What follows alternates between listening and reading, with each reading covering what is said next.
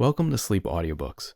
If you would like our Better Sleep Quick Guide filled with proven techniques to improve sleep, sign up to our mailing list at sleepaudiobooks.com and we'll send the PDF as a thank you. Subscribing and leaving a comment helps this channel more than you know, so please feel free to offer suggestions for future audiobooks or to just say hi. Thank you for listening. We hope you have an excellent night's sleep. This is Sleep Audiobooks. At the Villa Rose by A.E.W. Mason. Recording by Nicholas Clifford. Chapter 1. Summer Lightning. It was Mr. Ricardo's habit, as soon as the second week of August came round, to travel to Aix-les-Bains in Savoy, where for 5 or 6 weeks he lived pleasantly. He pretended to take the waters in the morning, he went for a ride in his motor car in the afternoon, he dined at the Cercle in the evening, and spent an hour or two afterwards in the baccarat rooms at the Villa des Fleurs. An enviable, smooth life without a doubt, and it is certain that his acquaintances envied him. At the same time, however, they laughed at him, and, alas, with some justice, for he was an exaggerated person. He was to be construed in the comparative. Everything in his life was a trifle overdone, from the fastidious arrangement of his neckties to the feminine nicety of his little dinner parties. In age, Mr. Ricardo was approaching the 50s. In condition, he was a widower, a state greatly to his liking, for he avoided at once the irksomeness of marriage and the reproaches justly levelled at the bachelor. Finally, he was rich, having amassed a fortune in Mincing Lane, which he had invested in profitable securities. 10 years of ease, however, had not altogether obliterated in him the business outlook. Though he lounged from January to December, he lounged with the air of a financier taking a holiday, and when he visited, as he frequently did, the studio of a painter, a stranger would have hesitated to decide whether he had been drawn thither by a love of art or by the possibility of an investment. His acquaintances have been mentioned, and the word is suitable. For while he mingled in many circles, he stood aloof from them all. He affected the company of artists by whom he was regarded as one ambitious to become a connoisseur, and amongst the younger business men who had never dealt with him, he earned the disrespect reserved for the dilettante. If he had a grief, it was that he had discovered no great man who in return for practical favours would engrave his memory in brass.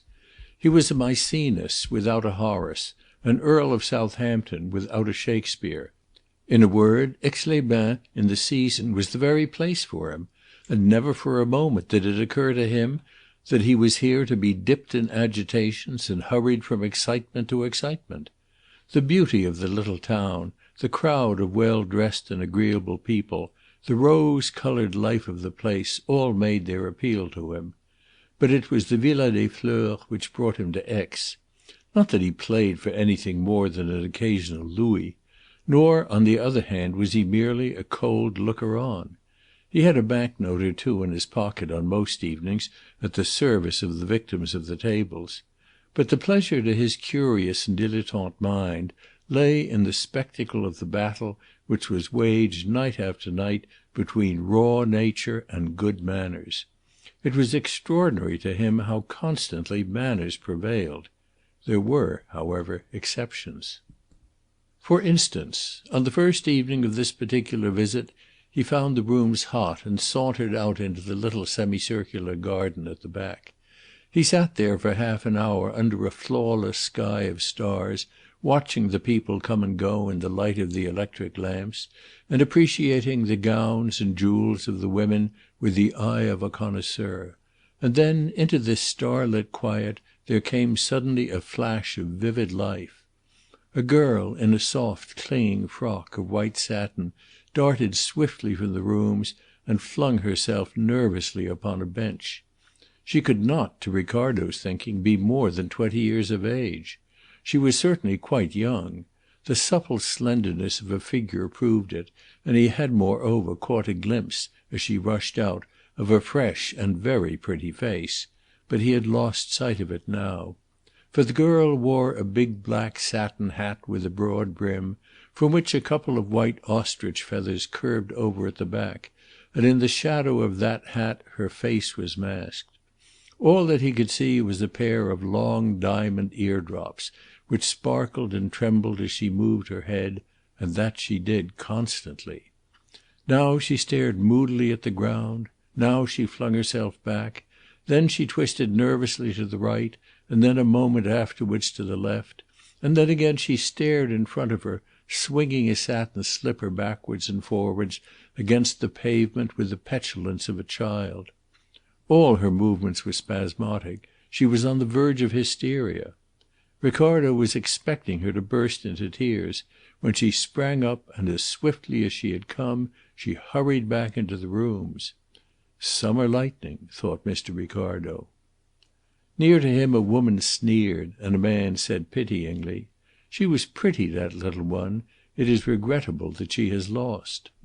A few minutes afterwards Ricardo finished his cigar and strolled back into the rooms, making his way to the big table just on the right hand of the entrance, where the play as a rule runs high. It was clearly running high tonight, for so deep a crowd thronged about the table that Ricardo could only by standing on tiptoe see the faces of the players. Of the banker he could not catch a glimpse.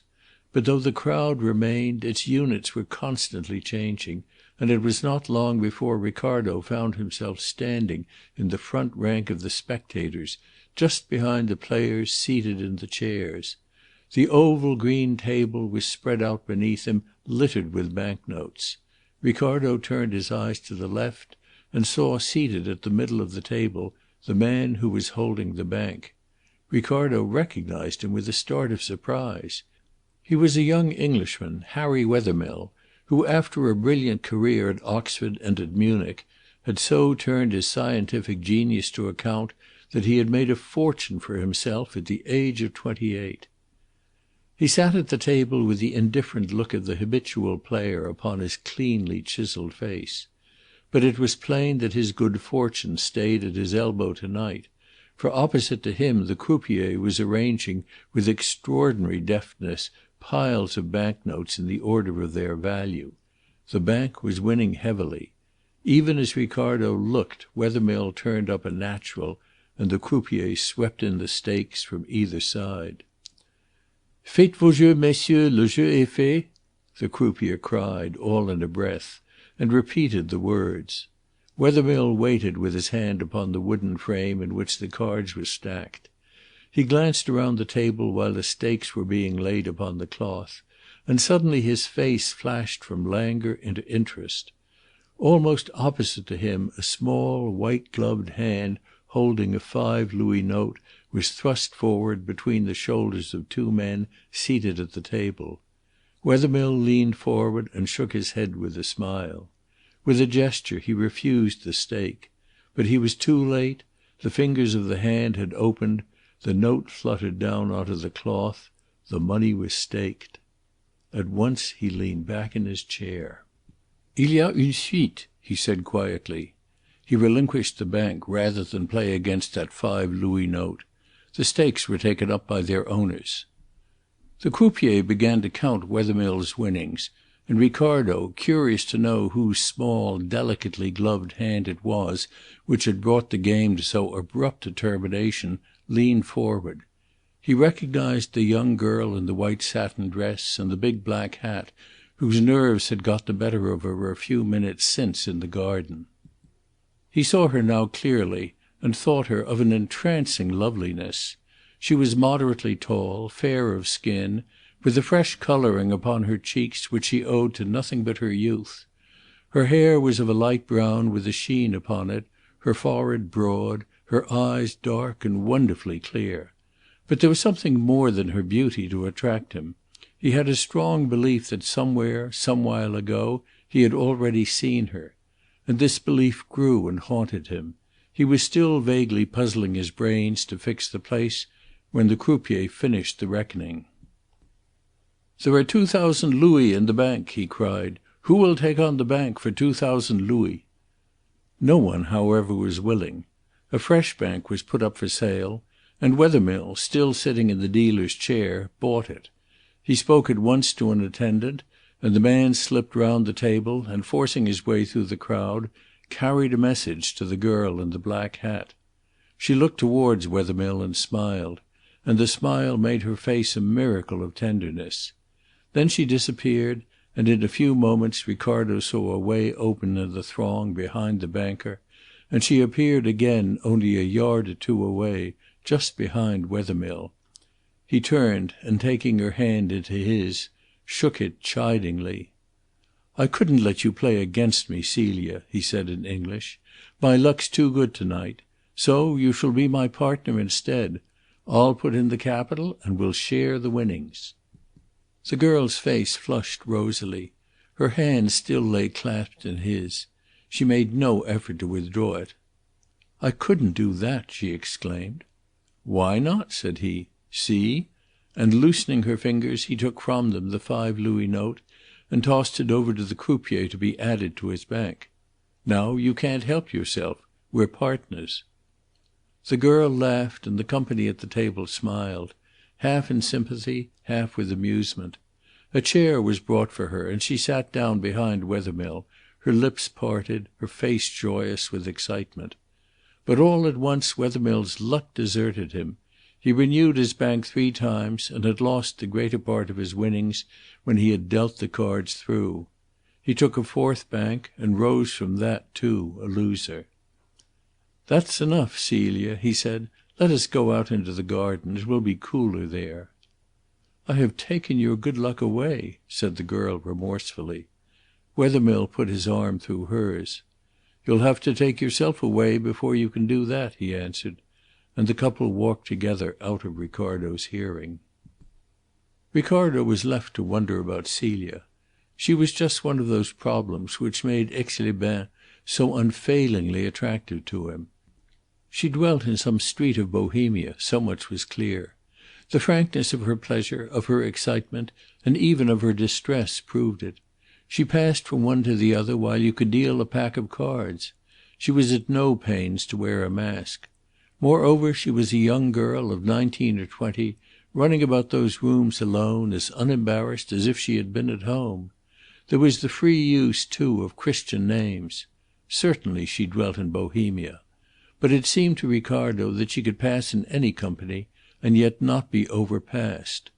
She would look a little more picturesque than most girls of her age, and she was certainly a good deal more soignée than many, and she had the Frenchwoman's knack of putting on her clothes. But those would be all the differences, leaving out the frankness. Ricardo wondered in what street of Bohemia she dwelt. He wondered still more when he saw her again half an hour afterwards at the entrance to the Villa des Fleurs. She came down the long hall with Harry Wethermill at her side. The couple were walking slowly and talking, as they walked with so complete an absorption in each other that they were unaware of their surroundings. At the bottom of the steps a stout woman of 55, over-jewelled and overdressed and raddled with paint, watched their approach with a smile of good-humoured amusement. When they came near enough to hear, she said in French, "Well, Celie, are you ready to go home?" The girl looked up with a start. "Of course, madame," she said with a certain submissiveness which surprised Ricardo. "I hope I have not kept you waiting?" She ran to the cloak-room and came back again with her cloak. "Good-bye, Harry," she said, dwelling upon his name and looking out upon him with soft and smiling eyes. "I shall see you to-morrow evening," he said, holding her hand. Again she let it stay within his keeping, but she frowned, and a sudden gravity settled like a cloud upon her face. She turned to the elder woman with a sort of appeal. "No, I do not think we shall be here to-morrow, shall we, madame?" she said reluctantly. "Of course not," said madame briskly. "You have not forgotten what we have planned? No, we shall not be here to-morrow, but the night after, yes." Celia turned back again to Wethermill. "Yes, we have plans for to-morrow," she said, with a very wistful note of regret in her voice, and seeing that madame was already at the door, she bent forward and said timidly, "But the night after I shall want you." "I shall thank you for wanting me," Wethermill rejoined, and the girl tore her hand away and ran up the steps. Harry Wethermill returned to the rooms. Mr. Ricardo did not follow him. He was too busy with the little problem which had been presented to him that night. What could that girl, he asked himself, have in common with the raddled woman she addressed so respectfully? Indeed, there had been a note of more than respect in her voice. There had been something of affection.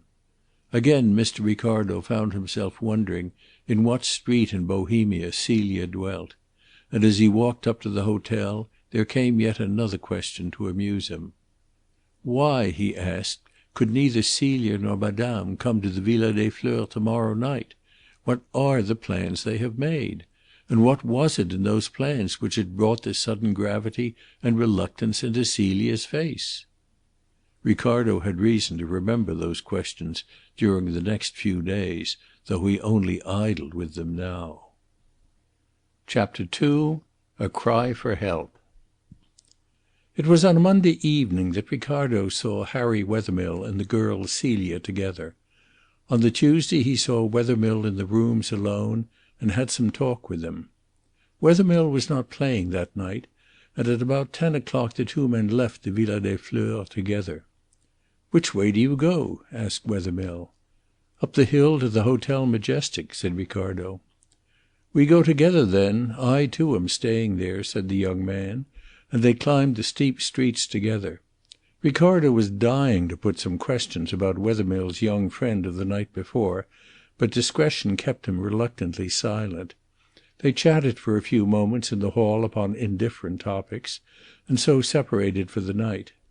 Mr. Ricardo, however, was to learn something more of Celia the next morning, for while he was fixing his tie before the mirror Wethermill burst into his dressing-room. Mr. Ricardo forgot his curiosity in the surge of his indignation. Such an invasion was an unprecedented outrage upon the gentle tenor of his life. The business of the morning toilette was sacred. To interrupt it carried a subtle suggestion of anarchy. Where was his valet? Where was Charles, who should have guarded the door like the custodian of a chapel? "I cannot speak to you for at least another half hour," said Mr. Ricardo sternly.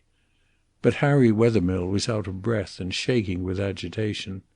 "I can't wait," he cried, with a passionate appeal. "I have got to see you. You must help me, Mr. Ricardo. You must indeed." Ricardo spun round upon his heel. At first he had thought that the help wanted was the help usually wanted at Aix-les-Bains. A glance at Wethermill's face, however, and the ringing note of anguish in his voice told him that the thought was wrong. Mr. Ricardo slipped out of his affectations as out of a loose coat. "What has happened?" he asked quietly. "Something terrible." With shaking fingers Wethermill held out a newspaper. "Read it," he said. It was a special edition of a local newspaper, Le Journal de Savoie, and it bore the date of that morning. "They are crying it in the streets," said Wethermill. "Read." A short paragraph was printed in large black letters on the first page and leaped to the eyes. "Late last night," it ran, "an appalling murder was committed at the Villa Rose, on the road to Lac Bourget.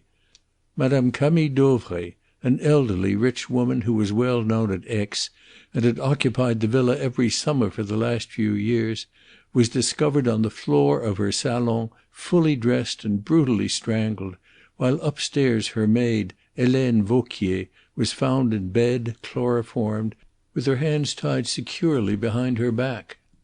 At the time of going to press she had not recovered consciousness, but the doctor, Émile Pétain, is in attendance upon her, and it is hoped that she will be able shortly to throw some light on this dastardly affair.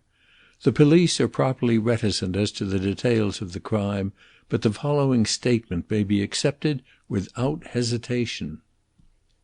The murder was discovered at 12 o'clock at night by the sergent de ville Perrichet, to whose intelligence more than a word of praise is due, and it is obvious from the absence of all marks upon the door and windows that the murderer was admitted from within the villa.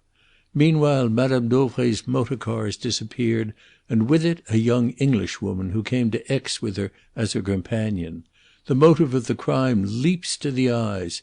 Madame Dauvray was famous in Aix for her jewels, which she wore with too little prudence. The condition of the house shows that a careful search was made for them, and they have disappeared. It is anticipated that a description of the young Englishwoman, with a reward for her apprehension, will be issued immediately, and it is not too much to hope that the citizens of Aix, and indeed of France, will be cleared of all participation in so cruel and sinister a crime." Ricardo read through the paragraph with a growing consternation, and laid the paper upon his dressing table. "It is infamous!" cried Wethermill passionately. "The young Englishwoman is, I suppose, your friend Miss Celia?" said Ricardo slowly. Wethermill started forward. "You know her then?" he cried in amazement. "No, but I saw her with you in the rooms. I heard you call her by that name." "You saw us together!" exclaimed Wethermill. "Then you can understand how infamous the suggestion is." But Ricardo had seen the girl half an hour before he had seen her with Harry Wethermill. He could not but vividly remember the picture of her as she flung herself onto the bench in the garden in a moment of hysteria and petulantly kicked a satin slipper backwards and forwards against the stones. She was young, she was pretty, she had a charm of freshness, but, strive against it as he would, this picture in the recollection began more and more to wear a sinister aspect. He remembered some words spoken by a stranger. "She is pretty, that little one. It is regrettable that she has lost." Mr. Ricardo arranged his tie with even a greater deliberation than he usually employed. "And Madame Dauvray?" he asked. "She was the stout woman with whom your young friend went away?" "Yes," said Wethermill. Ricardo turned round from the mirror. "What do you want me to do?" "Hanaud is at Aix. He is the cleverest of the French detectives. You know him. He dined with you once." It was Mr. Ricardo's practice to collect celebrities round his dinner table, and at one such gathering Hanaud and Wethermill had been present together. "You wish me to approach him?" "At once." "It is a delicate position," said Ricardo. "Here is a man in charge of a case of murder, and we are quietly to go to him—" To his relief Wethermill interrupted him. "No, no," he cried. "He is not in charge of the case. He is on his holiday. I read of his arrival 2 days ago in the newspaper. It was stated that he came for rest. What I want is that he should take charge of the case." The superb confidence of Wethermill shook Mr. Ricardo for a moment, but his recollections were too clear. "You are going out of your way to launch the acutest of French detectives in search of this girl? Are you wise, Wethermill?" Wethermill sprang up from his chair in desperation. "You, too, think her guilty. You have seen her. You think her guilty, like this detestable newspaper, like the police." "Like the police?" asked Ricardo sharply. "Yes," said Harry Wethermill sullenly. "As soon as I saw that rag I ran down to the villa. The police are in possession. They would not let me into the garden, but I talked with one of them. They, too, think that she let in the murderers." Ricardo took a turn across the room. Then he came to a stop in front of Wethermill. "Listen to me," he said solemnly. "I saw this girl half an hour before I saw you. She rushed out into the garden. She flung herself onto a bench. She could not sit still. She was hysterical. You know what that means. She had been losing. That's point number 1." Mr. Ricardo ticked it off upon his finger. "She ran back into the rooms. You asked her to share the winnings of your bank. She consented eagerly. And you lost. That's point number 2. A little later, as she was going away, you asked her whether she would be in the rooms the next night, yesterday night, the night when the murder was committed. Her face clouded over. She hesitated. She became more than grave. There was a distinct impression as though she shrank from the contemplation of what it was proposed she should do on the next night. And then she answered you, 'No, we have other plans.' That's number 3." And Mr. Ricardo ticked off his 3rd point. "Now," he asked, "do you still ask me to launch Hanaud upon the case?" "Yes, and at once," cried Wethermill. Ricardo called for his hat and his stick. "You know where Hanaud is staying?" he asked. "Yes," replied Wethermill, and he led Ricardo to an unpretentious little hotel in the centre of the town. Ricardo sent in his name, and the two visitors were immediately shown into a small sitting room where Monsieur Hanaud was enjoying his morning chocolate. He was stout and broad shouldered, with a full and almost heavy face. In his morning suit at his breakfast table he looked like a prosperous comedian. He came forward with a smile of welcome, extending both his hands to Mr. Ricardo. "Ah, my good friend," he said, "it is pleasant to see you. And Mr. Wethermill!" he exclaimed, holding out a hand to the young inventor. "You remember me, then?" said Wethermill gladly. "It is my profession to remember people," said Hanaud with a laugh. "You were at that amusing dinner party of Mr. Ricardo's in Grosvenor Square." "Monsieur," said Wethermill, "I have come to ask your help." The note of appeal in his voice was loud. Monsieur Hanaud drew up a chair by the window and motioned to Wethermill to take it. He pointed to another with a bow of invitation to Mr. Ricardo. "Let me hear," he said gravely. "It is the murder of Madame Dauvray," said Wethermill. Hanaud started. "And in what way, monsieur," he asked, "are you interested in the murder of Madame Dauvray?" "Her companion," said Wethermill. "The young English girl. She is a great friend of mine." Hanaud's face grew stern. Then came a sparkle of anger in his eyes. "And what do you wish me to do, monsieur?" he asked coldly. "You are upon your holiday, Monsieur Hanaud.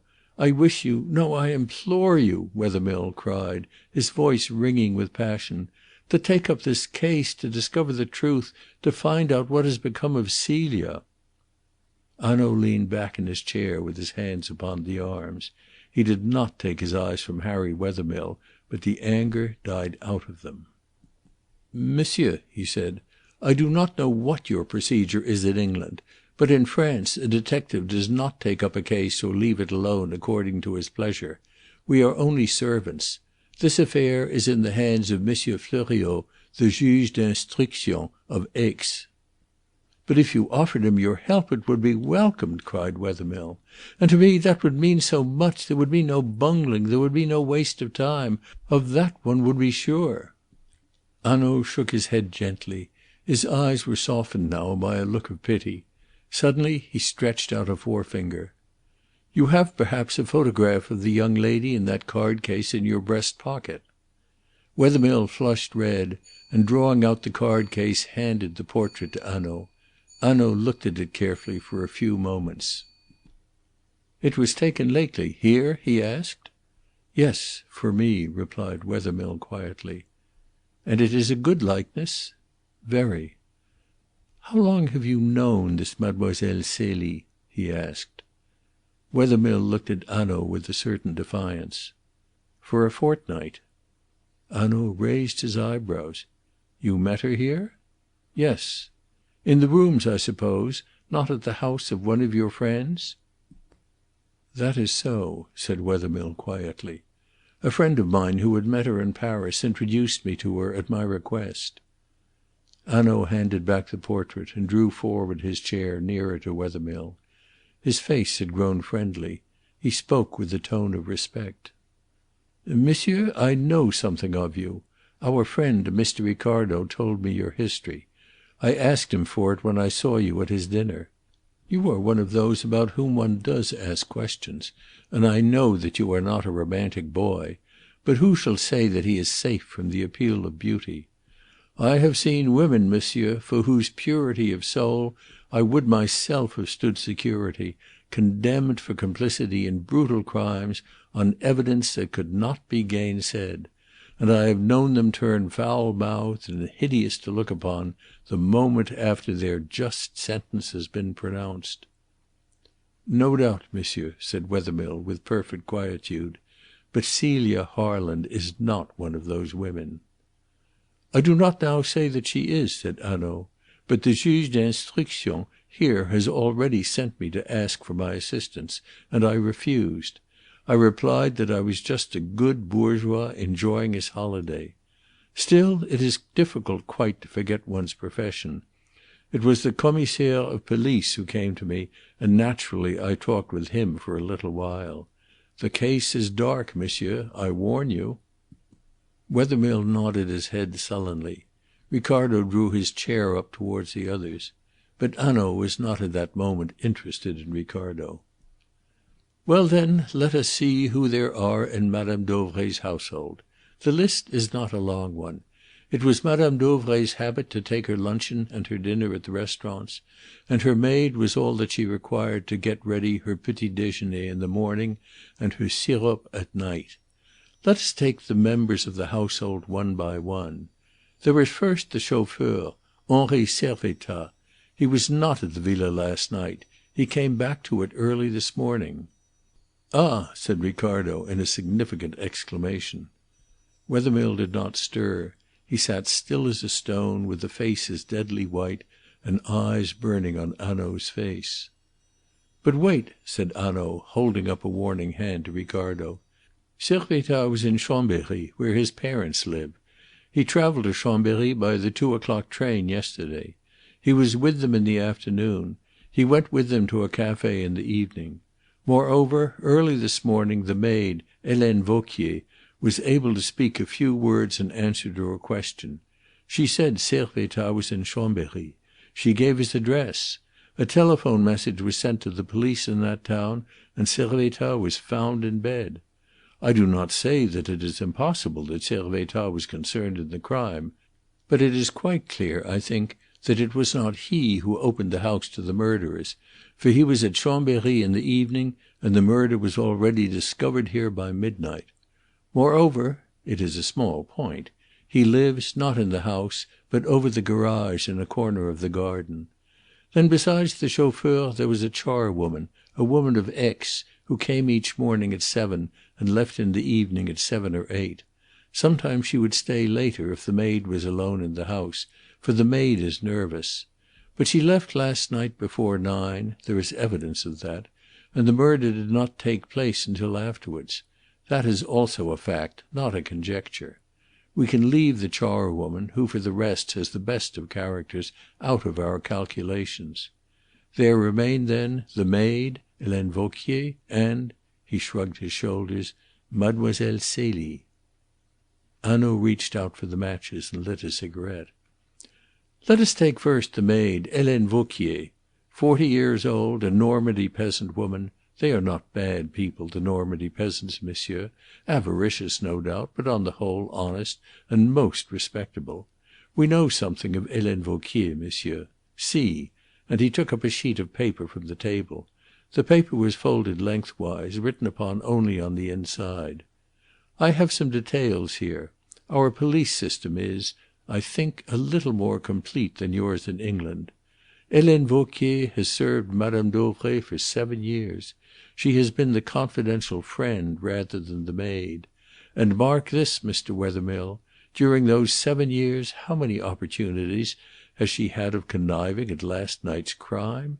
She was found chloroformed and bound. There is no doubt that she was chloroformed. Upon that point Dr. Pétain is quite certain. He saw her before she recovered consciousness.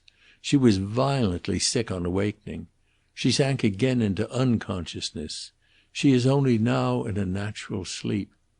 Besides those people, there is Mademoiselle Celie. Of her, monsieur, nothing is known. You yourself know nothing of her. She comes suddenly to Aix as the companion of Madame Dauvray, a young and pretty English girl.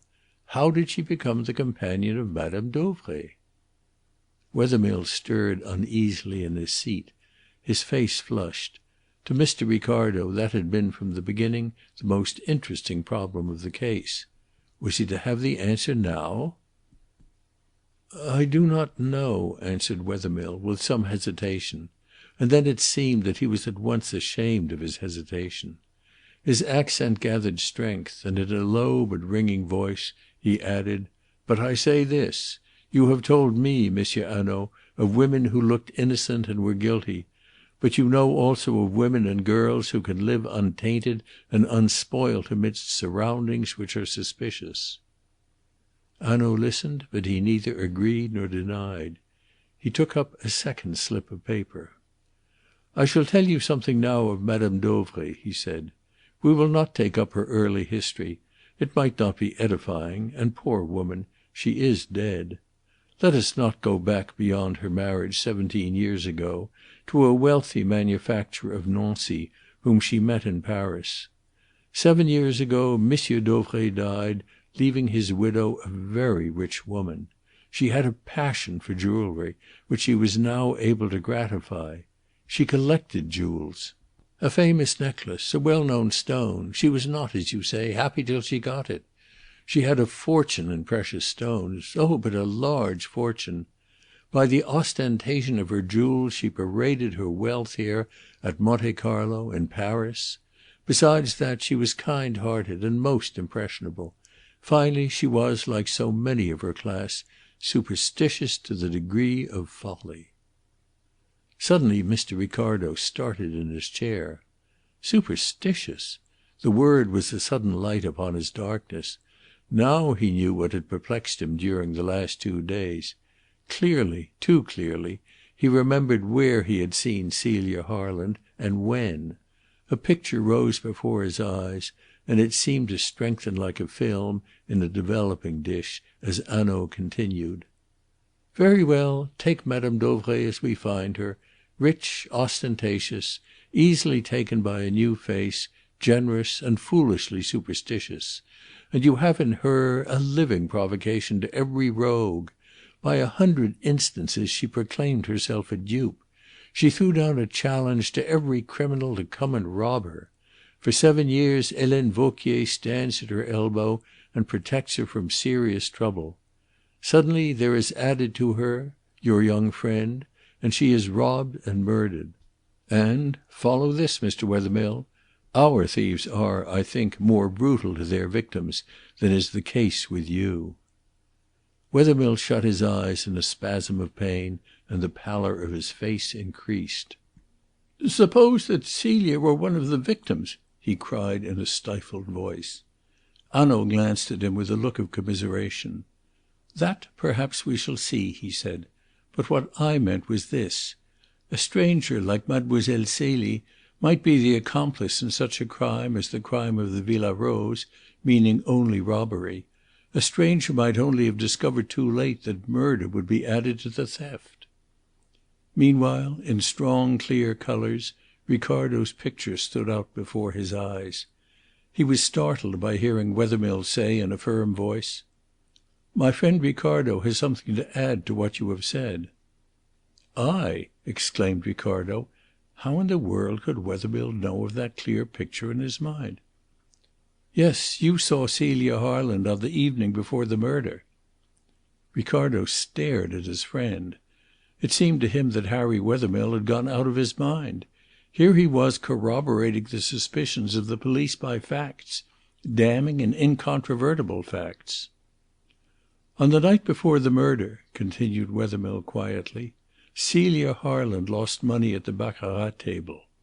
Ricardo saw her in the garden behind the rooms, and she was hysterical. Later on that same night he saw her again with me, and he heard what she said.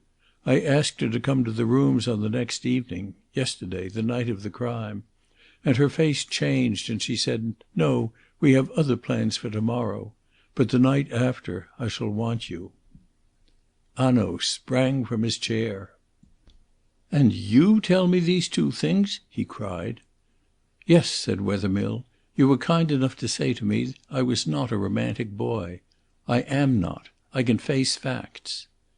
Hanaud stared at his companion for a few moments. Then, with a remarkable air of consideration, he bowed. "You have won, monsieur," he said. "I will take up this case. But," and his face grew stern, and he brought his fist down upon the table with a bang, "I shall follow it to the end now, be the consequences bitter as death to you." "That is what I wish, monsieur," said Wethermill. Hanaud locked up the slips of paper in his letter case. Then he went out of the room and returned in a few minutes. "We will begin at the beginning," he said briskly. "I have telephoned to the depot. Perrichet, the sergent de ville who discovered the crime, will be here at once. We will walk down to the villa with him, and on the way he shall tell us exactly what he discovered and how he discovered it. At the villa we shall find Monsieur Fleuriot, the juge d'instruction, who has already begun his examination, and the commissaire of police. In company with them we will inspect the villa. Except for the removal of Madame Dauvray's body from the salon to her bedroom and the opening of the windows, the house remains exactly as it was." "We may come with you?" cried Harry Wethermill eagerly. "Yes, on one condition, that you ask no questions and answer none unless I put them to you. Listen, watch, examine, but no interruptions." Hanaud's manner had altogether changed. It was now authoritative and alert. He turned to Ricardo. "You will swear to what you saw in the garden and to the words you heard?" he asked. "They are important." "Yes," said Ricardo. But he kept silence about that clear picture in his mind, which seemed to him no less important, no less suggestive. The Assembly Hall at Leamington, a crowded audience chiefly of ladies, a platform at one end on which a black cabinet stood. A man, erect and with something of the soldier in his bearing, led forward a girl, pretty and fair-haired, who wore a black velvet dress with a long sweeping train. She moved like one in a dream. Some half-dozen people from the audience climbed onto the platform, tied the girl's hands with tape behind her back, and sealed the tape. She was led to the cabinet and, in full view of the audience, fastened to a bench. Then the door of the cabinet was closed, the people upon the platform descended into the body of the hall, and the lights were turned very low. The audience sat in suspense, and then abruptly in the silence and the darkness there came the rattle of a tambourine from the empty platform. Rappings and knockings seemed to flicker round the panels of the hall, and in the place where the door of the cabinet should be, there appeared a splash of misty whiteness. The whiteness shaped itself dimly into the figure of a woman. A face, dark and Eastern, became visible, and a deep voice spoke in a chant of the Nile and Antony. Then the vision faded, the tambourines and the cymbals rattled again, the lights were turned up, the door of the cabinet thrown open, and the girl in the black velvet dress was seen fastened upon the bench within. It was a spiritualistic performance at which Julius Ricardo had been present 2 years ago. The young, fair-haired girl in black velvet, the medium, was Celia Harland. That was the picture which was in Ricardo's mind, and Hanaud's description of Madame Dauvray made a terrible commentary upon it.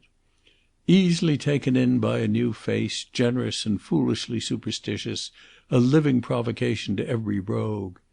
Those were the words, and here was a beautiful girl of 20, versed in those very tricks of imposture which would make Madame Dauvray her natural prey. Ricardo looked at Wethermill, doubtful whether he should tell what he knew of Celia Harland or not, but before he had decided, a knock came upon the door. "Here is Perrichet," said Hanaud, taking up his hat. "We will go down to the Villa Rose." Chapter 3. Perrichet's Story. Perrichet was a young, thick-set man with a red, fair face and a moustache and hair so pale in colour that they were almost silver. He came into the room with an air of importance. "Aha!" said Hanaud with a malicious smile. "You went to bed late last night, my friend, yet you were up early enough to read the newspaper. Well, I am to have the honour of being associated with you in this case." Perrichet twirled his cap awkwardly and blushed. "Monsieur is pleased to laugh at me," he said, "but it was not I who called myself intelligent, though indeed I would like to be so, for the good God knows I do not look it." Hanaud clapped him on the shoulder. "Then congratulate yourself. It is a great advantage to be intelligent and not to look it. We shall get on famously. Come." The four men descended the stairs, and as they walked towards the villa Perrichet related, concisely and clearly, his experience of the night. "I passed the gate of the villa about 9:30," he said. "The gate was closed. Above the wall and bushes of the garden I saw a bright light in the room upon the first floor which faces the road at the southwestern corner of the villa. The lower windows I could not see. More than an hour afterwards I came back, and as I passed the villa again I noticed that there was now no light in the room upon the first floor, but that the gate was open. I thereupon went into the garden and, pulling the gate, let it swing to and latch. But it occurred to me as I did so that there might be visitors at the villa who had not yet left and for whom the gate had been set open. I accordingly followed the drive which winds round to the front door. The front door is not on the side of the villa which faces the road, but at the back. When I came to the open space where the carriages turn, I saw that the house was in complete darkness. There were wooden latticed doors to the long windows on the ground floor, and these were closed. I tried one to make certain, and found the fastening secure. The other windows upon that floor were shuttered. No light gleamed anywhere. I then left the garden, closing the gate behind me. I heard a clock strike the hour a few minutes afterwards, so that I can be sure of the time. It was now 11 o'clock. I came round a third time an hour after, and to my astonishment I found the gate once more open. I had left it closed and the house shut up and dark. Now it stood open. I looked up to the windows, and I saw that in a room on the second floor, close beneath the roof, a light was burning brightly. That room had been dark an hour before. I stood and watched the light for a few minutes, thinking that I should see it go out. But it did not. It burned quite steadily. This light and the gate opened and reopened aroused my suspicions. I went again into the garden, but this time with greater caution. It was a clear night, and although there was no moon, I could see without the aid of my lantern. I stole quietly along the drive. When I came round to the front door, I noticed immediately that the shutters of one of the ground floor windows were swung back, and that the inside glass window which descended to the ground stood open. The sight gave me a shock. Within the house those shutters had been opened. I felt the blood turn to ice in my veins, and a chill crept along my spine. I thought of that solitary light burning steadily under the roof. I was convinced that something terrible had happened.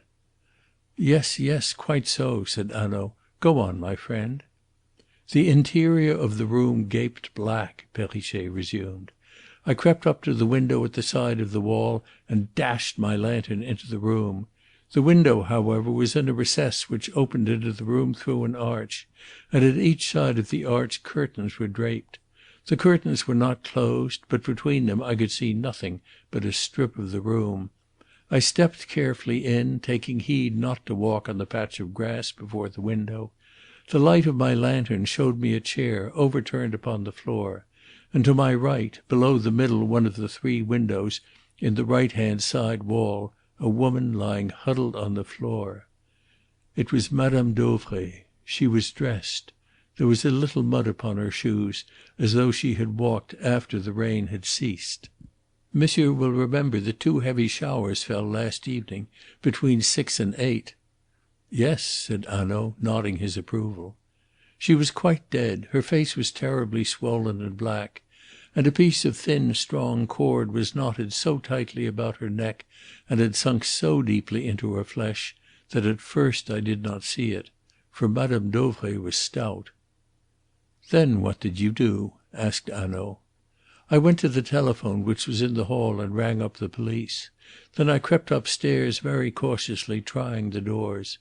I came upon no one until I reached the room under the roof where the light was burning. There I found Helene Vauquier, the maid, snoring in bed in a terrible fashion." The 4 men turned a bend in the road. A few paces away a knot of people stood before a gate which a sergent de ville guarded. "But here we are at the villa," said Hanaud. They all looked up, and from a window at the corner upon the first floor a man looked out and drew in his head. "That is Monsieur Besnard, the commissaire of our police in Aix," said Perrichet. "And the window from which he looked," said Hanaud, "must be the window of that room in which you saw the bright light at 9:30 on your first round?" "Yes, monsieur," said Perrichet. "That is the window." They stopped at the gate. Perrichet spoke to the sergent de ville, who at once held the gate open. The party passed into the garden of the villa. Chapter 4. At the Villa. The drive curved between trees and high bushes towards the back of the house, and as the party advanced along it a small, trim, soldier-like man with a pointed beard came to meet them. It was the man who had looked out from the window, Louis Besnard, the commissaire of police. "You are coming then to help us, Monsieur Hanaud," he cried, extending his hands. "You will find no jealousy here, no spirit amongst us of anything but good will, no desire except one to carry out your suggestions. All we wish is that the murderers should be discovered. Mon Dieu, what a crime! And so young a girl to be involved in it. But what will you?" "So you have already made up your mind on that point?" said Hanaud sharply. The commissaire shrugged his shoulders. "Examine the villa and then judge for yourself whether any other explanation is conceivable," he said, and turning he waved his hand towards the house. Then he cried "Ah!" and drew himself into an attitude of attention. A tall thin man of about 45 years, dressed in a frock coat and a high silk hat, had just come round an angle of the drive and was moving slowly towards them. He wore the soft, curling brown beard of one who has never used a razor on his chin, and had a narrow face with eyes of a very light grey and a round, bulging forehead. "This is the Juge d'instruction?" asked Hanaud. "Yes, Monsieur Fleuriot," replied Louis Besnard in a whisper. Monsieur Fleuriot was occupied with his own thoughts, and it was not until Besnard stepped forward noisily on the gravel that he became aware of the group in the garden. "This is Monsieur Hanaud of the Sûreté in Paris," said Louis Besnard. Monsieur Fleuriot bowed with cordiality. "You are very welcome, Monsieur Hanaud. You will find that nothing at the villa has been disturbed. The moment the message arrived over the telephone that you were willing to assist us, I gave instructions that all should be left as we found it. I trust that you, with your experience, will see a way where our eyes find none." Hanaud bowed in reply. "I shall do my best, Monsieur Fleuriot. I can say no more," he said. "But who are these gentlemen?" asked Fleuriot, waking, it seemed now for the first time, to the presence of Harry Wethermill and Mr. Ricardo. "They are both friends of mine," replied Hanaud. "If you do not object, I think their assistance may be useful. Mr. Wethermill, for instance, was acquainted with Celia Harland." "Ah!" cried the judge, and his face took on suddenly a keen and eager look. "You can tell me about her, perhaps?" "All that I know I will tell readily," said Harry Wethermill. Into the light eyes of Monsieur Fleuriot there came a cold, bright gleam. He took a step forward. His face seemed to narrow to a greater sharpness. In a moment, to Mr. Ricardo's thought, he ceased to be the judge. He dropped from his high office. He dwindled into a fanatic. "She is a Jewess, this Celia Harland," he cried. "No, Monsieur Fleuriot, she is not," replied Wethermill. "I do not speak in disparagement of that race, for I count many friends amongst its members. But Celia Harland is not one of them." "Ah!" said Fleuriot, and there was something of disappointment, something too of incredulity in his voice. "Well, you will come and report to me when you have made your investigation." And he passed on without another question or remark. The group of men watched him go, and it was not until he was out of earshot that Besnard turned with a deprecating gesture to Hanaud. "Yes, he is a good judge, Monsieur Hanaud, quick, discriminating, sympathetic, but he has that bee in his bonnet, like so many others. Everywhere he must see l'affaire Dreyfus. He cannot get it out of his head. No matter how insignificant a woman is murdered, she must have letters in her possession which would convict Dreyfus. But you know, there are thousands like that, good, kindly, just people, in the ordinary ways of life, but behind every crime they see the Jew." Hanaud nodded his head. "I know, and in a juge d'instruction it is very embarrassing. Let us walk on." Halfway between the gate and the villa a second carriage road struck off to the left, and at the entrance to it stood a young, stout man in black leggings. "The chauffeur?" asked Hanaud. "I will speak to him." The Commissaire called the chauffeur forward. "Servettaz," he said, "you will answer any questions which monsieur may put to you." "Certainly, Monsieur le Commissaire," said the chauffeur. His manner was serious, but he answered readily. There was no sign of fear upon his face. "How long have you been with Madame Dauvray?" Hanaud asked. 4 months, monsieur. I drove her to Aix from Paris." "And since your parents live at Chambéry, you wished to seize the opportunity of spending a day with them while you were so near?" "Yes, monsieur." "When did you ask for permission?" "On Saturday, monsieur." "Did you ask particularly that you should have yesterday, the Tuesday?" "No, monsieur. I asked only for a day, whenever it should be convenient to madame." "Quite so," said Hanaud. "Now, when did Madame Dauvray tell you that you might have Tuesday?" Servettaz hesitated. His face became troubled. When he spoke reluctantly. "It was not Madame Dauvray, monsieur, who told me that I might go on Tuesday," he said. "Not Madame Dauvray? Who was it, then?" Hanaud asked sharply. Servettaz glanced from one to another of the grave faces which confronted him. "It was Mademoiselle Celie," he said, "who told me." "Oh!" said Hanaud slowly. "It was Mademoiselle Celie. When did she tell you?" "On Monday morning, monsieur. I was cleaning the car. She came to the garage with some flowers in her hand which she had been cutting in the garden, and she said, 'I was right, Alphonse. Madame has a kind heart. You can go to morrow by the train which leaves Aix at 1:52 and arrives at Chambéry at 9 minutes after 2.'" Hanaud started. "I was right, Alphonse. Were those her words? And 'Madame has a kind heart'? Come, come, what is all this?" He lifted a warning finger and said gravely, "Be very careful, Servettaz." "Those were her words, monsieur." "I was right, Alphonse. Madame has a kind heart?" "Yes, monsieur."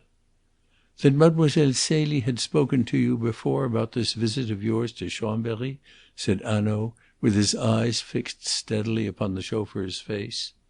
The distress upon Servettaz's face increased. Suddenly Hanaud's voice rang sharply. "You hesitate. Begin at the beginning. Speak the truth, Servettaz." "Monsieur, I am speaking the truth," said the chauffeur. "It is true I hesitate. I have heard this morning what people are saying. I do not know what to think. Mademoiselle Celie was always kind and thoughtful for me. But it is true," and with a kind of desperation he went on, "yes, it is true that it was Mademoiselle Celie who first suggested to me that I should ask for a day to go to Chambéry." "When did she suggest it?" "On the Saturday." To Mr. Ricardo the words were startling. He glanced with pity towards Wethermill. Wethermill, however, had made up his mind for good and all. He stood with a dogged look upon his face, his chin thrust forward, his eyes upon the chauffeur.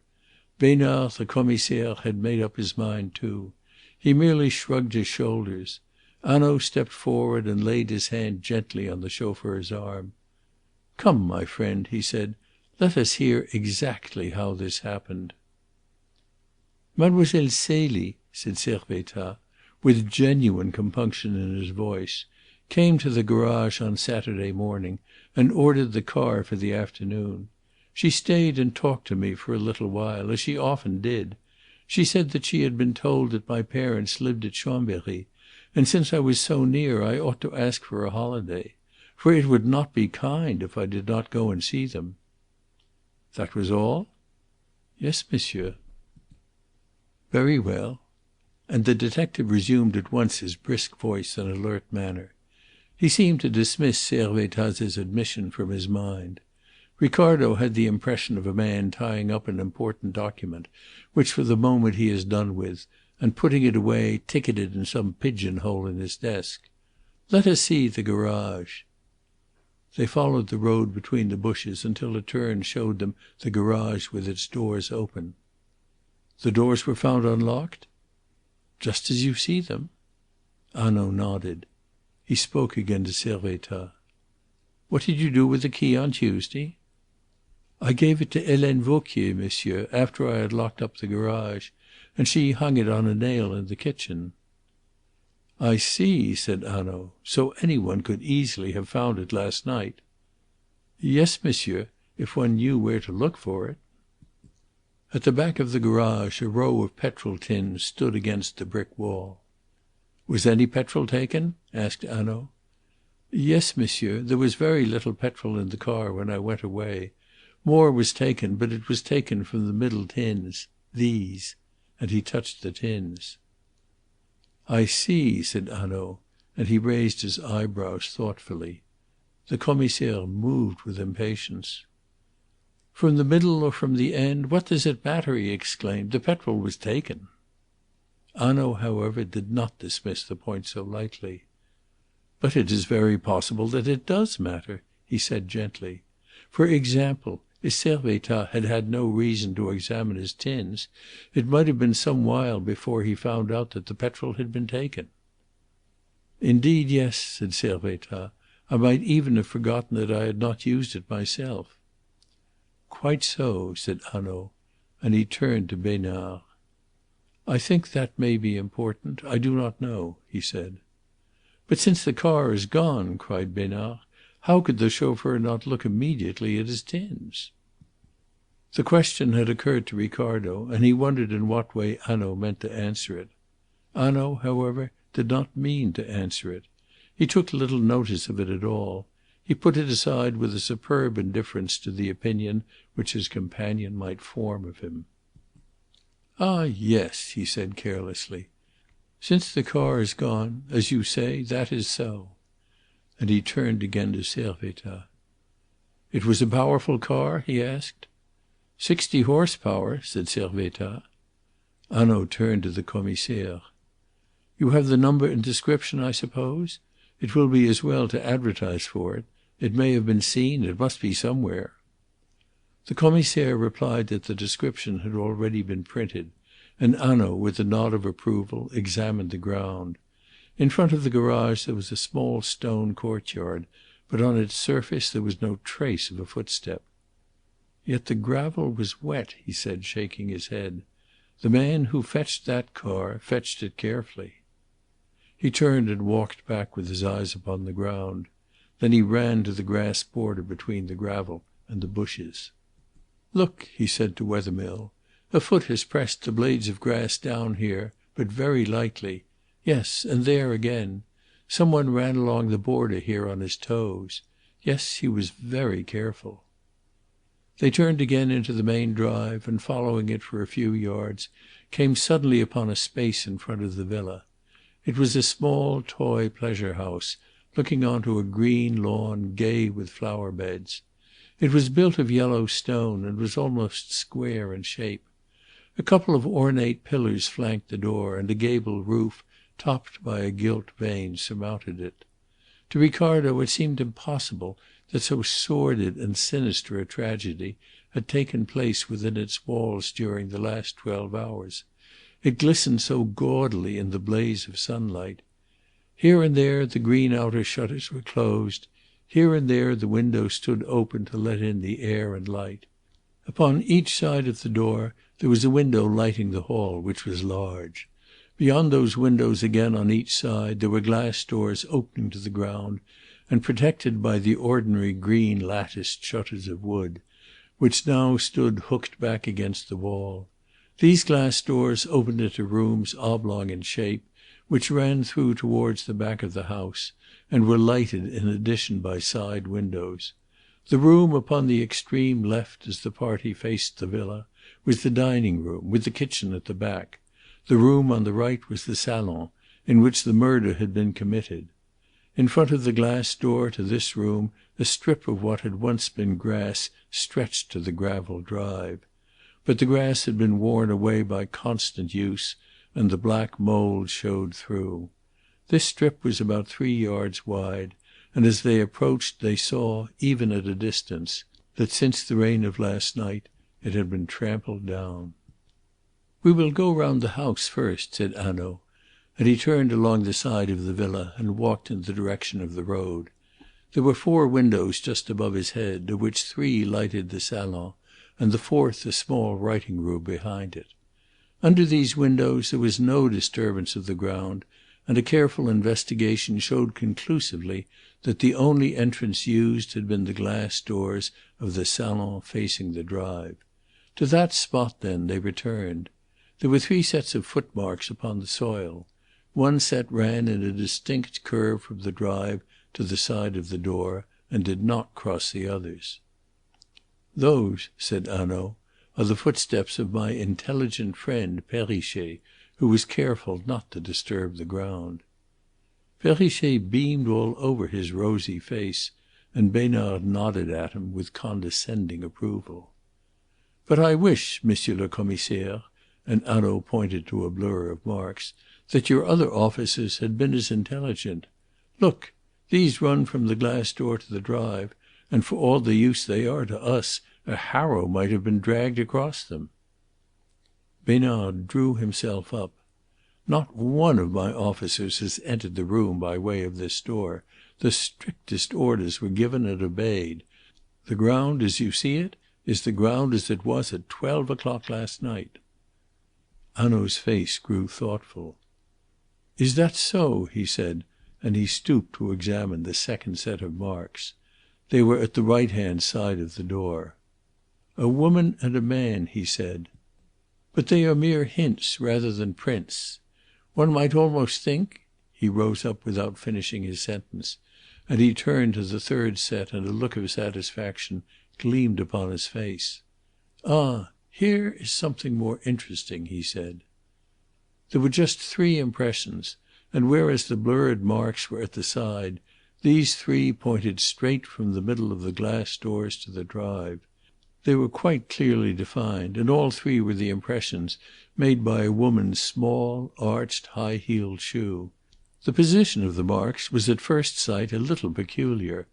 There was one a good yard from the window, the impression of the right foot, and the pressure of the sole of the shoe was more marked than that of the heel.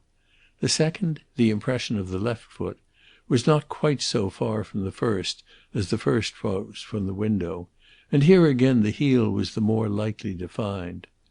But there was this difference: the mark of the toe, which was pointed in the first instance, was, in this, broader and a trifle blurred.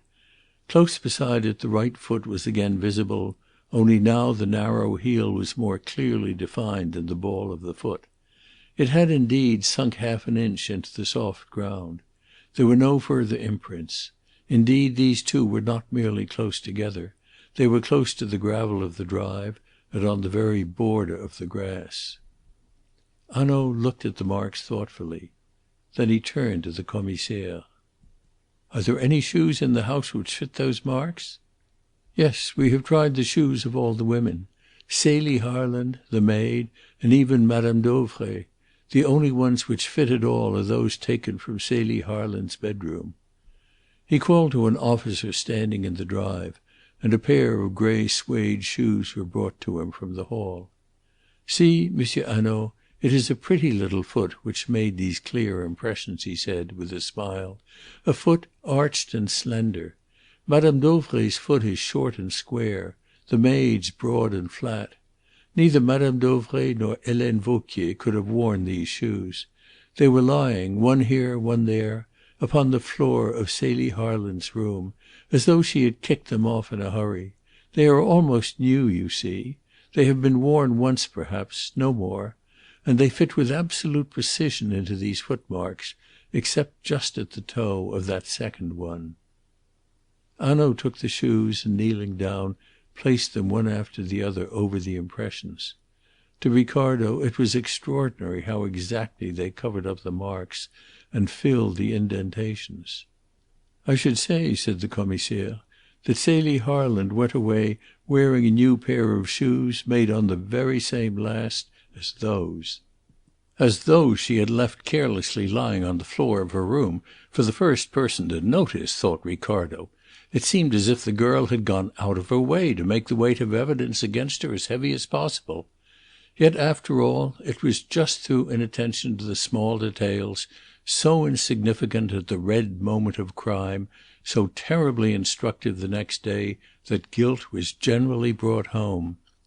Hanaud rose to his feet and handed the shoes back to the officer. "Yes," he said, "so it seems. The shoemaker can help us here. I see the shoes were made in Aix." Besnard looked at the name stamped in gold letters upon the lining of the shoes. "I will have inquiries made," he said. Hanaud nodded, took a measure from his pocket, and measured the ground between the window and the first footstep, and between the first footstep and the other two. "How tall is Mademoiselle Celie?" he asked, and he addressed the question to Wethermill. It struck Ricardo as one of the strangest details in all this strange affair that the detective should ask with confidence for information which might help to bring Celia Harland to the guillotine from the man who had staked his happiness upon her innocence. "About 5 feet 7", he answered. Hanaud replaced his measure in his pocket. He turned with a grave face to Wethermill. "I warned you fairly, didn't I?" he said. Wethermill's white face twitched. "Yes," he said, "I am not afraid." But there was more of anxiety in his voice than there had been before. Hanaud pointed solemnly to the ground. "Read the story those footprints write in the mould there. A young and active girl of about Mademoiselle Celie's height, and wearing a new pair of Mademoiselle Celie's shoes, springs from that room where the murder was committed, where the body of the murdered woman lies. She is running. She is wearing a long gown. At the second step the hem of the gown catches beneath the point of her shoe. She stumbles. To save herself from falling, she brings up the other foot sharply and stamps the heel down into the ground. She recovers her balance. She steps onto the drive. It is true the gravel here is hard and takes no mark, but you will see that some of the mould which has clung to her shoes has dropped off.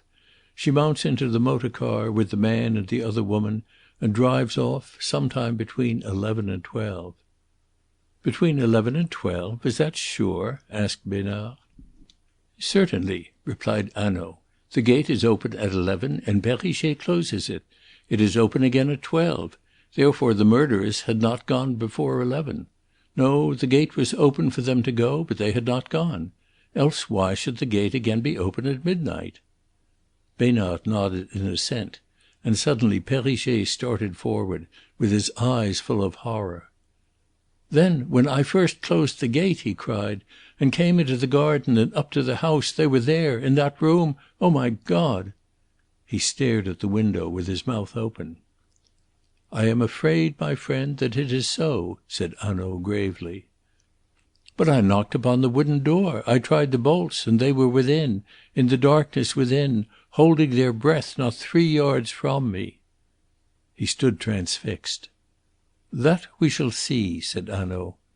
He stepped in Perrichet's footsteps to the sill of the room. He examined the green wooden doors which opened outwards, and the glass doors which opened inwards, taking a magnifying glass from his pocket. He called Besnard to his side. "See," he said, pointing to the woodwork. "Finger marks?" asked Besnard eagerly. "Yes, of hands in gloves," returned Hanaud. "We shall learn nothing from these marks except that the assassins knew their trade." Then he stooped down to the sill where some traces of steps were visible. He rose with a gesture of resignation. "Rubber shoes," he said, and so stepped into the room, followed by Wethermill and the others. They found themselves in a small recess which was panelled with wood painted white, and here and there delicately carved into festoons of flowers. The recess ended in an arch supported by 2 slender pillars, and on the inner side of the arch thick curtains of pink silk were hung. These were drawn back carelessly, and through the opening between them the party looked down the length of the room beyond. They passed within. Chapter 5. In the Salon. Julius Ricardo pushed aside the curtains with a thrill of excitement.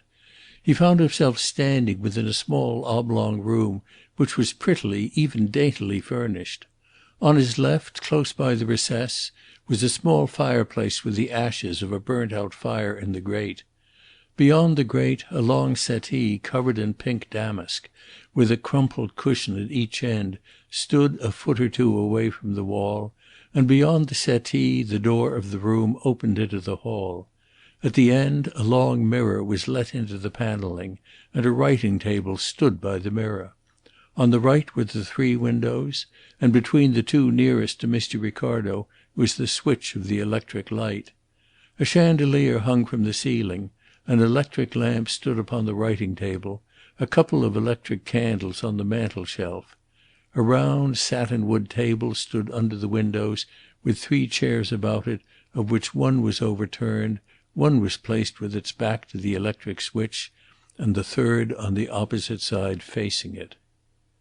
Ricardo could hardly believe that he stood actually upon the spot where, within 12 hours, a cruel and sinister tragedy had taken place. There was so little disorder. The three windows on his right showed him the blue sunlit sky and a glimpse of flowers and trees. Behind him the glass door stood open to the lawn, where birds piped cheerfully and the trees murmured of summer. But he saw Hanaud stepping quickly from place to place, with an extraordinary lightness of step for so big a man, obviously engrossed, obviously reading here and there some detail, some custom of the inhabitants of that room. Ricardo leaned with careful artistry against the wall. "Now, what has this room to say to me?" he asked importantly. Nobody paid the slightest attention to his question, and it was just as well, for the room had very little information to give him.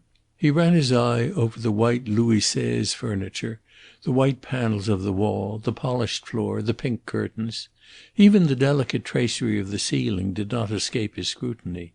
Yet he saw nothing likely to help him but an overturned chair and a couple of crushed cushions on a settee. It was very annoying, all the more annoying because Monsieur Hanaud was so uncommonly busy. Hanaud looked carefully at the long settee and the crumpled cushions, and he took out his measure and measured the distance between the cushion at one end and the cushion at the other. He examined the table, he measured the distance between the chairs, he came to the fireplace and raked in the ashes of the burnt-out fire. But Ricardo noticed a singular thing. In the midst of his search Hanaud's eyes were always straying back to the settee, and always with a look of extreme perplexity, as if he read there something, definitely something, but something which he could not explain. Finally he went back to it. He drew it farther away from the wall, and suddenly with a little cry he stooped and went down on his knees. When he rose he was holding some torn fragments of paper in his hand. He went over to the writing table and opened the blotting book. Where it fell open there were some sheets of notepaper, and one particular sheet of which half had been torn off. He compared the pieces which he held with that torn sheet, and seemed satisfied. There was a rack for notepaper upon the table, and from it he took a stiff card. "Get me some gum or paste, and quickly," he said. His voice had become brusque, the politeness had gone from his address. He carried the card and the fragments of paper to the round table. There he sat down and with infinite patience gummed the fragments onto the card, fitting them together like the pieces of a Chinese puzzle. The others over his shoulders could see spaced words, written in pencil, taking shape as a sentence upon the card. Hanaud turned abruptly in his seat toward Wethermill. "You have, no doubt, a letter written by Mademoiselle Celie?" Wethermill took his letter case from his pocket and a letter out of the case. He hesitated for a moment as he glanced over what was written. The 4 sheets were covered. He folded back the letter so that only the 2 inner sheets were visible, and handed it to Hanaud. Hanaud compared it with the handwriting upon the card. "Look," he said at length, and the 3 men gathered behind him. On the card the gummed fragments of paper revealed a sentence. "Je ne sais pas." "I do not know," said Ricardo. "Now this is very important." Beside the card Celia's letter to Wethermill was laid. "What do you think?" asked Hanaud. Besnard, the Commissaire of Police, bent over Hanaud's shoulder. "There are strong resemblances," he said guardedly. Ricardo was on the lookout for deep mysteries. Resemblances were not enough for him. They were inadequate to the artistic needs of the situation. "Both were written by the same hand," he said definitely, "only in the sentence written upon the card the handwriting is carefully disguised." "Ah," said the Commissaire, bending forward again, "here is an idea. Yes, yes, there are strong differences." Ricardo looked triumphant. "Yes, there are differences," said Hanaud. "Look how long the upstroke of the P is, how it wavers. See how suddenly this S straggles off, as though some emotion made the hand shake. Yet this," and touching Wethermill's letter he smiled ruefully, "this is where the emotion should have affected the pen." He looked up at Wethermill's face, and then said quietly, "You have given us no opinion, monsieur. Yet your opinion should be the most valuable of all. Were these two papers written by the same hand?" "I do not know," answered Wethermill. "And I too," cried Hanaud in a sudden exasperation. "Je ne sais pas. I do not know. It may be her hand carelessly counterfeited. It may be her hand disguised. It may be simply that she wrote in a hurry with her gloves on." "It may have been written some time ago," said Mr. Ricardo, encouraged by his success to another suggestion. "No, that is the one thing it could not have been," said Hanaud. "Look round the room. Was there ever a room better tended? Find me a little pile of dust in any one corner if you can. It is all as clean as a plate. Every morning, except this one morning, this room has been swept and polished. The paper was written and torn up yesterday." He enclosed the card in an envelope as he spoke, and placed it in his pocket. Then he rose and crossed again to the settee. He stood at the side of it, with his hands clutching the lapels of his coat, and his face gravely troubled. After a few moments of silence for himself, of suspense for all the others who watched him, he stopped suddenly. Slowly and with extraordinary care he pushed his hands under the head cushion and lifted it up gently so that the indentation of its surface might not be disarranged. He carried it over to the light of the open window. The cushion was covered with silk, and as he held it to the sunlight, all could see a small brown stain. Hanaud took his magnifying glass from his pocket and bent his head over the cushion. But at that moment, careful though he had been, the down swelled up within the cushion, the folds and indentations disappeared, the silk covering was stretched smooth. "Oh!" cried Besnard tragically, "what have you done?" Hanaud's face flushed. He had been guilty of a clumsiness, even he. Mr. Ricardo took up the tale. "Yes," he exclaimed, "what have you done?" Hanaud looked at Ricardo in amazement at his audacity. "Well, what have I done?" he asked. "Come, tell me." "You have destroyed a clue," replied Ricardo impressively. The deepest dejection at once overspread Hanaud's burly face. "Don't say that, Monsieur Ricardo. I beseech you," he implored. "A clue! And I have destroyed it! But what kind of a clue? And how have I destroyed it? And to what mystery would it be a clue if I hadn't destroyed it? And what will become of me when I go back to Paris and say in the Rue de Jérusalem, 'Let me sweep the cellars, my good friends, for Monsieur Ricardo knows that I destroyed a clue. Faithfully he promised me that he would not open his mouth, but I destroyed a clue, and his perspicacity forced him into speech.'" It was the turn of Monsieur Ricardo to grow red. Hanaud turned with a smile to Besnard. "It does not really matter whether the creases in this cushion remain," he said. "We have all seen them," and he replaced the glass in his pocket. He carried that cushion back and replaced it. Then he took the other, which lay at the foot of the settee, and carried it in its turn to the window. This was indented too, and ridged up, and just at the marks the nap of the silk was worn, and there was a slit where it had been cut.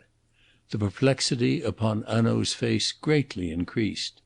He stood with the cushion in his hands, no longer looking at it, but looking out through the doors at the footsteps so clearly defined, the footsteps of a girl who had run from this room and sprung into a motor car and driven away. He shook his head, and carrying back the cushion, laid it carefully down.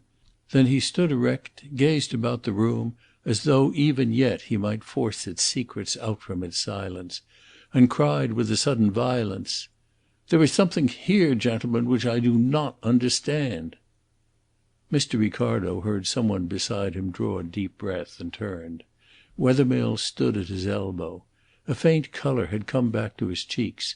His eyes were fixed intently upon Hanaud's face. "What do you think?" he asked. And Hanaud replied brusquely, "It's not my business to hold opinions, monsieur. My business is to make sure." There was one point, and only one, of which he had made every one in that room sure. He had started confident. Here was a sordid crime, easily understood. But in that room he had read something which had troubled him, which had raised the sordid crime on to some higher and perplexing level. "Then Monsieur Fleuriot, after all, might be right?" asked the Commissaire timidly. Hanaud stared at him for a second, then smiled. "L'affaire Dreyfus?" he cried. "Oh, la la la! No, but there is something else." What was that something? Ricardo asked himself. He looked once more about the room. He did not find his answer, but he caught sight of an ornament upon the wall which drove the question from his mind. The ornament, if so it could be called, was a painted tambourine, with a bunch of bright ribbons tied to its rim, and it was hung upon the wall between the settee and the fireplace at about the height of a man's head. Of course it might be no more than it seemed to be, a rather gaudy and vulgar toy, such as a woman like Madame Dauvray would be very likely to choose in order to dress her walls. But it swept Ricardo's thoughts back of a sudden to the concert hall at Leamington and the apparatus of a spiritualistic show. After all, he reflected triumphantly, Hanaud had not noticed everything, and as he made the reflection Hanaud's voice broke in to corroborate him.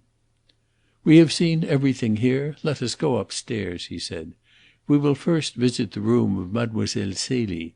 Then we will question the maid, Helene Vauquier." The four men, followed by Perrichet, passed out by the door into the hall and mounted the stairs.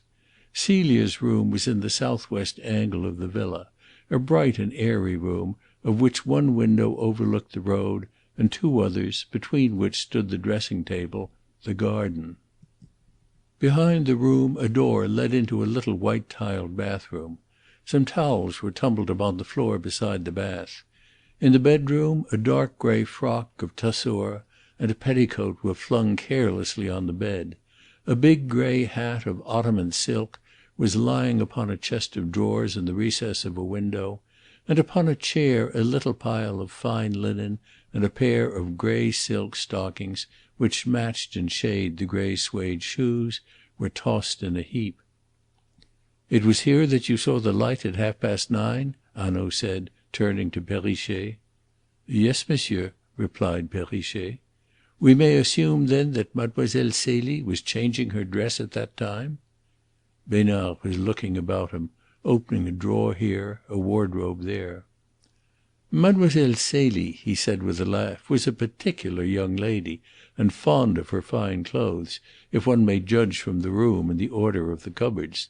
She must have changed her dress last night in an unusual hurry." There was about the whole room a certain daintiness, almost, it seemed to Mr. Ricardo, a fragrance, as though the girl had impressed something of her own delicate self upon it. Wethermill stood upon the threshold watching with a sullen face the violation of this chamber by the officers of the police. No such feelings, however, troubled Hanaud. He went over to the dressing room and opened a few small leather cases which held Celia's ornaments. In one or two of them a trinket was visible. Others were empty. One of these latter Hanaud held open in his hand, and for so long that Besnard moved impatiently. "You see it is empty, monsieur," he said, and suddenly Wethermill moved forward into the room. "Yes, I see that," said Hanaud dryly. It was a case made to hold a couple of long eardrops, those diamond eardrops, doubtless, which Mr. Ricardo had seen twinkling in the garden. "Will monsieur let me see?" asked Wethermill, And he took the case in his hands. "Yes," he said, "Mademoiselle Celie's eardrops," and he handed the case back with a thoughtful air. It was the first time he had taken a definite part in the investigation. To Ricardo the reason was clear. Harry Wethermill had himself given those eardrops to Celia. Hanaud replaced the case and turned round. "There is nothing more for us to see here," he said. "I suppose that no one has been allowed to enter the room?" And he opened the door. "No one except Helene Vauquier," replied the Commissaire.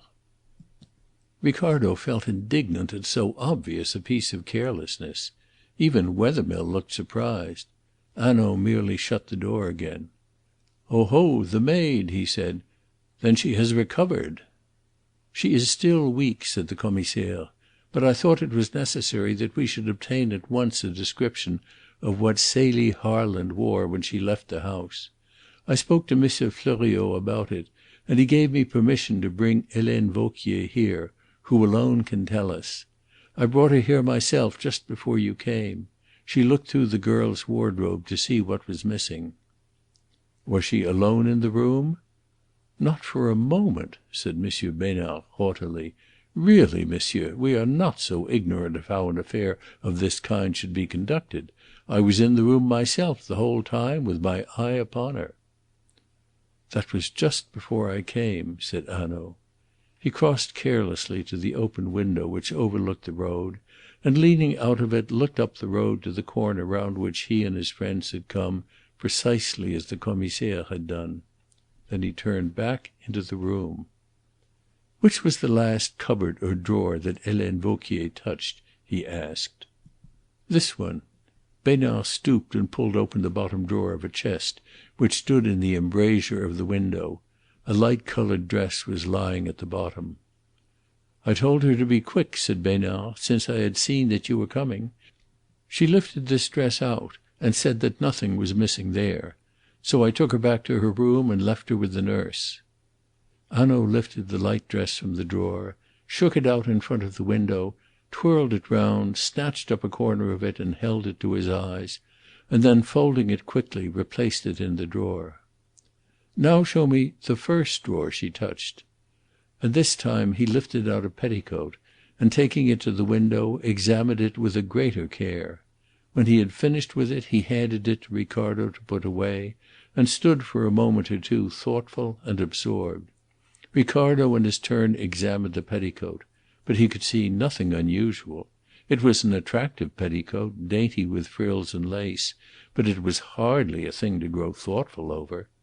He looked up in perplexity and saw that Hanaud was watching his investigations with a smile of amusement. "When Monsieur Ricardo has put that away," he said, "we will hear what Helene Vauquier has to tell us." He passed out of the door at last, and locking it, placed the key in his pocket. "Helene Vauquier's room is, I think, upstairs," he said, and he moved towards the staircase. But as he did so a man in plain clothes who had been waiting upon the landing stepped forward. He carried in his hand a piece of thin, strong whipcord. "Ah, Durette!" cried Besnard. "Monsieur Hanaud, I sent Durette this morning round the shops of Aix with the cord which was found knotted round Madame Dauvray's neck." Hanaud advanced quickly to the man. "Well, did you discover anything?" "Yes, monsieur," said Durette. "At the shop of Monsieur Corval in the Rue du Casino, a young lady in a dark grey frock and hat bought some cord of this kind at a few minutes after 9 last night. It was just as the shop was being closed. I showed Corval the photograph of Celie Harland, which Monsieur le Commissaire gave me out of Madame Dauvray's room, and he identified it as the portrait of the girl who had bought the cord." Complete silence followed upon Durette's words. The whole party stood like men stupefied. No one looked towards Wethermill. Even Hanaud averted his eyes. "Yes, that is very important," he said awkwardly. He turned away and, followed by the others, went up the stairs to the bedroom of Helene Vauquier. Chapter 6. Helene Vauquier's Evidence. A nurse opened the door. Within the room Helene Vauquier was leaning back in a chair. She looked ill, and her face was very white. On the appearance of Hanaud, the Commissaire, and the others, however, she rose to her feet. Ricardo recognized the justice of Hanaud's description. She stood before them, a hard-featured, tall woman of 35 or 40, in a neat black stuff dress, strong with the strength of a peasant, respectable, reliable. She looked what she had been, the confidential maid of an elderly woman. On her face there was now an aspect of eager appeal. "Oh, monsieur," she began, "let me go from here, anywhere, into prison if you like. But to stay here, where in years past we were so happy, and with madame lying in the room below, no, it is insupportable." She sank into a chair, and Hanaud came over to her side. "Yes, yes," he said in a soothing voice. "I can understand your feelings, my poor woman. We will not keep you here. You have perhaps friends in Aix with whom you could stay?" "Oh, yes, monsieur," Helene cried gratefully. "Oh, but I thank you. That I should have to sleep here to night! Oh, how the fear of that has frightened me!" "You need have had no such fear. After all, we are not the visitors of last night," said Hanaud, drawing a chair close to her and patting her hand sympathetically. "Now, I want you to tell these gentlemen and myself all that you know of this dreadful business. Take your time, mademoiselle. We are human." "But, monsieur, I know nothing," she cried. "I was told that I might go to bed as soon as I had dressed Mademoiselle Celie for the séance." "Séance!" cried Ricardo, startled into speech. The picture of the Assembly Hall at Leamington was again before his mind. But Hanaud turned towards him, and though Hanaud's face retained its benevolent expression, there was a glitter in his eyes which sent the blood into Ricardo's face. "Did you speak again, Monsieur Ricardo?" the detective asked. "No, I thought it was not possible." He turned back to Helene Vauquier. "So Mademoiselle Celie practised séances. That is very strange. We will hear about them. Who knows what thread may lead us to the truth?" Helene Vauquier shook her head. "Monsieur, it is not right that you should seek the truth from me. For, consider this, I cannot speak with justice of Mademoiselle Celie. No, I cannot. I did not like her. I was jealous, yes, jealous. Monsieur, you want the truth. I hated her." And the woman's face flushed, and she clenched her hand upon the arm of her chair. "Yes, I hated her. How could I help it?" she asked. "Why?" asked Hanaud gently. "Why could you not help it?"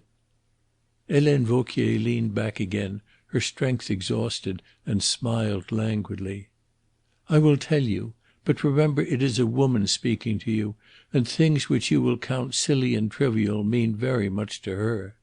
There was one night last June, only last June. To think of it! So little while ago there was no Mademoiselle Celie." And as Hanaud raised his hand, she said hurriedly, "Yes, yes, I will control myself. But to think of Madame Dauvray now!" And thereupon she blurted out her story, and explained to Mr. Ricardo the question which had so perplexed him: how a girl of so much distinction as Celia Harland came to be living with a woman of so common a type as Madame Dauvray. "Well, one night in June," said Helene Vauquier, "Madame went with a party to supper at the Abbaye Restaurant in Montmartre. And she brought home for the first time Mademoiselle Celie. But you should have seen her. She had on a little plaid skirt and a coat which was falling to pieces, and she was starving, yes, starving. Madame told me the story that night as I undressed her. Mademoiselle Celie was there dancing amidst the tables for a supper with any one who would be kind enough to dance with her." The scorn of her voice rang through the room. She was the rigid, respectable peasant woman speaking out her contempt. And Wethermill must needs listen to it. Ricardo dared not glance at him. "But hardly any one would dance with her in her rags, and no one would give her supper except Madame. Madame did. Madame listened to her story of hunger and distress. Madame believed it and brought her home. Madame was so kind, so careless in her kindness. And now she lies murdered for a reward." A hysterical sob checked the woman's utterances. Her face began to work, her hands to twitch. "Come, come," said Hanaud gently. Calm yourself, mademoiselle." Helene Vauquier paused for a moment or two to recover her composure. "I beg your pardon, monsieur, but I have been so long with madame. Oh, the poor woman! Yes, yes, I will calm myself. Well, madame brought her home, and in a week there was nothing too good for Mademoiselle Celie. Madame was like a child. Always she was being deceived and imposed upon. Never she learnt prudence. But no one so quickly made her way to madame's heart as Mademoiselle Celie. Mademoiselle must live with her. Mademoiselle must be dressed by the first modiste. Mademoiselle must have lace petticoats and the softest linen, long white gloves and pretty ribbons for her hair, and hats from Caroline Reboux at 1,200 francs. And madame's maid must attend upon her and deck her out in all these dainty things. Bah!" Vauquier was sitting erect in her chair, violent, almost rancorous with anger. She looked around upon the company and shrugged her shoulders. "I told you not to come to me," she said. "I cannot speak impartially or even gently of mademoiselle. Consider, for years I had been more than madame's maid. Her friend, yes, so she was kind enough to call me. She talked to me about everything, consulted me about everything, took me with her everywhere. Then she brings home at 2 o'clock in the morning a young girl with a fresh pretty face from a Montmartre restaurant, and in a week I am nothing at all. Oh, but nothing, and mademoiselle is queen." "Yes, it is quite natural," said Hanaud sympathetically. "You would not have been human, mademoiselle, if you had not felt some anger. But tell us frankly about these séances. How did they begin?" "Oh, monsieur," Vauquier answered, "it was not difficult to begin them. Madame Dauvray had a passion for fortune tellers and rogues of that kind. Any one with a pack of cards and some nonsense about a dangerous woman with black hair, or a man with a limp, monsieur knows the stories they string together in dimly lighted rooms to deceive the credulous. Any one could make a harvest out of madame's superstitions. But monsieur knows the type." "Indeed I do," said Hanaud with a laugh. "Well, after mademoiselle had been with us 3 weeks, she said to me one morning when I was dressing her hair that it was a pity madame was always running round the fortune tellers, that she herself could do something much more striking and impressive, and that if only I would help her we could rescue madame from their clutches. Sir, I did not think what power I was putting into Mademoiselle Celie's hands, or assuredly I would have refused. And I did not wish to quarrel with Mademoiselle Celie, so for once I consented, and having once consented, I could never afterwards refuse, for if I had, mademoiselle would have made some fine excuse about the psychic influence not being en rapport, and meanwhile we would have had me sent away. While if I had confessed the truth to madame, she would have been so angry that I had been a party to tricking her that again I would have lost my place. And so the séances went on." "Yes," said Hanaud, "I understand that your position was very difficult. We shall not, I think," and he turned to the Commissaire confidently for corroboration of his words, "be disposed to blame you." "Certainly not," said the Commissaire. "After all, life is not so easy." "Thus, then, the séances began," said Hanaud, leaning forward with a keen interest. "This is a strange and curious story you are telling me, Mademoiselle Vauquier. Now, how were they conducted? How did you assist? What did Mademoiselle Celie do? Rap on the tables in the dark and rattle tambourines like that one with the knot of ribbons which hangs upon the wall of the salon?" There was a gentle and inviting irony in Hanaud's tone. Monsieur Ricardo was disappointed. Hanaud had, after all, not overlooked the tambourine. Without Ricardo's reason to notice it, he had none the less observed it and borne it in his memory. "Well?" he asked. "Oh, monsieur, the tambourines and the rapping on the table!" cried Helene. "That was nothing, oh, but nothing at all. Mademoiselle Celie would make spirits appear and speak." "Really? And she was never caught out. But Mademoiselle Celie must have been a remarkably clever girl." "Oh, she was of an address which was surprising. Sometimes Madame and I were alone. Sometimes there were others whom Madame in her pride had invited, for she was very proud, monsieur, that her companion could introduce her to the spirits of dead people. But never was Mademoiselle Celie caught out. She told me that for many years, even when quite a child, she had travelled through England giving these exhibitions." "Oh ho!" said Hanaud, and he turned to Wethermill. "Did you know that?" he asked in English. "I did not," he said. "I do not now." Hanaud shook his head. "To me this story does not seem invented," he replied. And then he spoke again in French to Helene Vauquier. "Well, continue, mademoiselle. Assume that the company is assembled for our seance." "Then Mademoiselle Celie, dressed in a long gown of black velvet, which set off her white arms and shoulders well. Oh, mademoiselle did not forget these little trifles." Helene Vauquier interrupted her story with a return of her bitterness to interpolate. "Mademoiselle would sail into the room with her velvet train flowing behind her, and perhaps for a little while she would say there was a force working against her, and she would sit silent in a chair while madame gaped at her with open eyes. At last mademoiselle would say that the powers were favourable, and the spirits would manifest themselves to night. Then she would be placed in a cabinet, perhaps with a string tied across the door outside. You will understand it was my business to see after the string. And the lights would be turned down, or perhaps out altogether.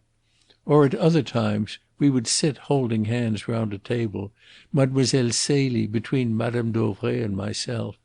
But in that case the lights would be turned out first, and it would be really my hand which held Madame Dauvray's.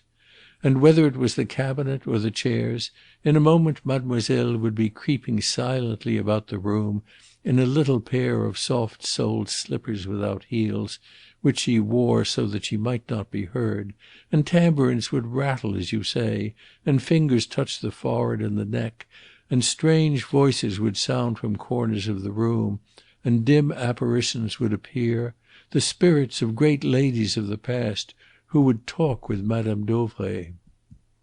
Such ladies as Madame de Castiglione, Marie Antoinette, Madame de Medici, I do not remember all the names, and very likely I do not pronounce them properly. Then the voices would cease and the lights be turned up, and Mademoiselle Celie would be found in a trance just in the same place and attitude as she had been when the lights were turned out. Imagine, messieurs, the effect of such seances upon a woman like Madame Dauvray. She was made for them. She believed in them implicitly. The words of the great ladies from the past. She would remember and repeat them, and be very proud that such great ladies had come back to the world merely to tell her, Madame Dauvray, about their lives. She would have had seances all day, but Mademoiselle Celie pleaded that she was left exhausted at the end of them. But Mademoiselle Celie was of an address. For instance, it will seem very absurd and ridiculous to you, gentlemen, but you must remember what Madame Dauvray was. For instance, Madame was particularly anxious to speak with the spirit of Madame de Montespan. Yes, yes, she had read all the memoirs about that lady. Very likely Mademoiselle Celie had put the notion into Madame Dauvray's head, for Madame was not a scholar. But she was dying to hear that famous woman's voice and to catch a dim glimpse of her face. Well, she was never gratified. Always she hoped. Always Mademoiselle Celie tantalized her with the hope. But she would not gratify it.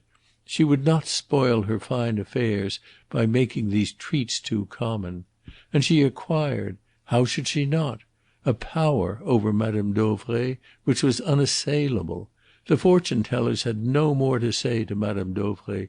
She did nothing but felicitate herself upon the happy chance which had sent her Mademoiselle Celie. And now she lies in her room murdered." Once more Helene's voice broke upon the words, but Hanaud poured her out a glass of water and held it to her lips. Helene drank it eagerly. "There, that is better, is it not?" he said. "Yes, monsieur," said Helene Vauquier, recovering herself. "Sometimes, too," she resumed, "messages from the spirits would flutter down in writing on the table." "In writing?" exclaimed Hanaud quickly. "Yes, answers to questions. Mademoiselle Celie had them ready. Oh, but she was of an address altogether surprising." "I see," said Hanaud slowly; and he added: "But sometimes I suppose the questions were questions which Mademoiselle Celie could not answer?" "Sometimes," Helene Vauquier admitted, "when visitors were present. When Madame Dauvray was alone well, she was an ignorant woman, and any answer would serve. But it was not so when there were visitors whom Mademoiselle Celie did not know, or only knew slightly. These visitors might be putting questions to test her of which they knew the answers, while Mademoiselle Celie did not." "Exactly," said Hanaud. "What happened then?" All who were listening understood to what point he was leading Helene Vauquier. All waited intently for her answer. She smiled. "It was all one to Mademoiselle Celie." "She was prepared with an escape from the difficulty?" "Perfectly prepared." Hanaud looked puzzled. "I can think of no way out of it except the one," and he looked round to the Commissaire and to Ricardo, as though he would inquire of them how many ways they had discovered. "I can think of no escape except that a message in writing should flutter down from the spirit appealed to, saying frankly," and Hanaud shrugged his shoulders, "I do not know." "Oh, no, no, monsieur," replied Helene Vauquier, in pity for Hanaud's misconception. "I see that you are not in the habit of attending seances. It would never do for a spirit to admit that it did not know. At once its authority would be gone, and with it Mademoiselle Celie's as well. But on the other hand, for inscrutable reasons, the spirit might not be allowed to answer." "I understand," said Hanaud, meekly accepting the correction. "The spirit might reply that it was forbidden to answer, but never that it did not know." "No, never that," agreed Helene. So it seemed that Hanaud must look elsewhere for the explanation of that sentence. "I do not know." Helene continued: "Oh, Mademoiselle Celie, it was not easy to baffle her, I can tell you. She carried a lace scarf which she could drape about her head, and in a moment she would be, in the dim light, an old, old woman, with a voice so altered that no one could know it. Indeed, you said rightly, monsieur, she was clever." To all who listened, Helene Vauquier's story carried its conviction. Madame Dauvray rose vividly before their minds as a living woman. Celie's trickeries were so glibly described that they could hardly have been invented, and certainly not by this poor peasant woman whose lips so bravely struggled with Medici and Montespan and the names of the other great ladies. How indeed should she know of them at all? She could never have had the inspiration to concoct the most convincing item of her story, the queer craze of Madame Dauvray for an interview with Madame de Montespan. These details were assuredly the truth. Ricardo, indeed, knew them to be true. Had he not himself seen the girl in her black velvet dress, shut up in a cabinet, and a great lady of the past dimly appearing in the darkness? Moreover, Helene Vauquier's jealousy was so natural and inevitable a thing. Her confession of it corroborated all her story. "Well, then," said Hanaud, "we come to last night. There was a séance held in the salon last night." "No, monsieur," said Vauquier, shaking her head. "There was no séance last night." "But already you have said," interrupted the Commissaire, and Hanaud held up his hand. "Let her speak, my friend." "Yes, monsieur shall hear," said Vauquier. It appeared that at 5 o'clock in the afternoon Madame Dauvray and Mademoiselle Celie prepared to leave the house on foot. It was their custom to walk down at this hour to the Villa des Fleurs, pass an hour or so there, dine in a restaurant, and return to the rooms to spend the evening. On this occasion, however, Madame Dauvray informed Helene that they should be back early and bring with them a friend who was interested in, but entirely sceptical of, spiritualistic manifestations. "But we shall convince her to night, Celie," she said confidently, and the two women then went out. Shortly before 8 Helene closed the shutters both of the upstair and the downstair windows, and of the glass doors in the garden, and returned to the kitchen, which was at the back of the house, that is, on the side facing the road. There had been a fall of rain at 7 which had lasted for the greater part of the hour, and soon after she had shut the windows the rain fell again in a heavy shower, and Helene, knowing that Madame felt the chill, lighted a small fire in the salon. The shower lasted until nearly 9, when it ceased altogether, and the night cleared up. It was close upon 9:30 when the bell rang from the salon.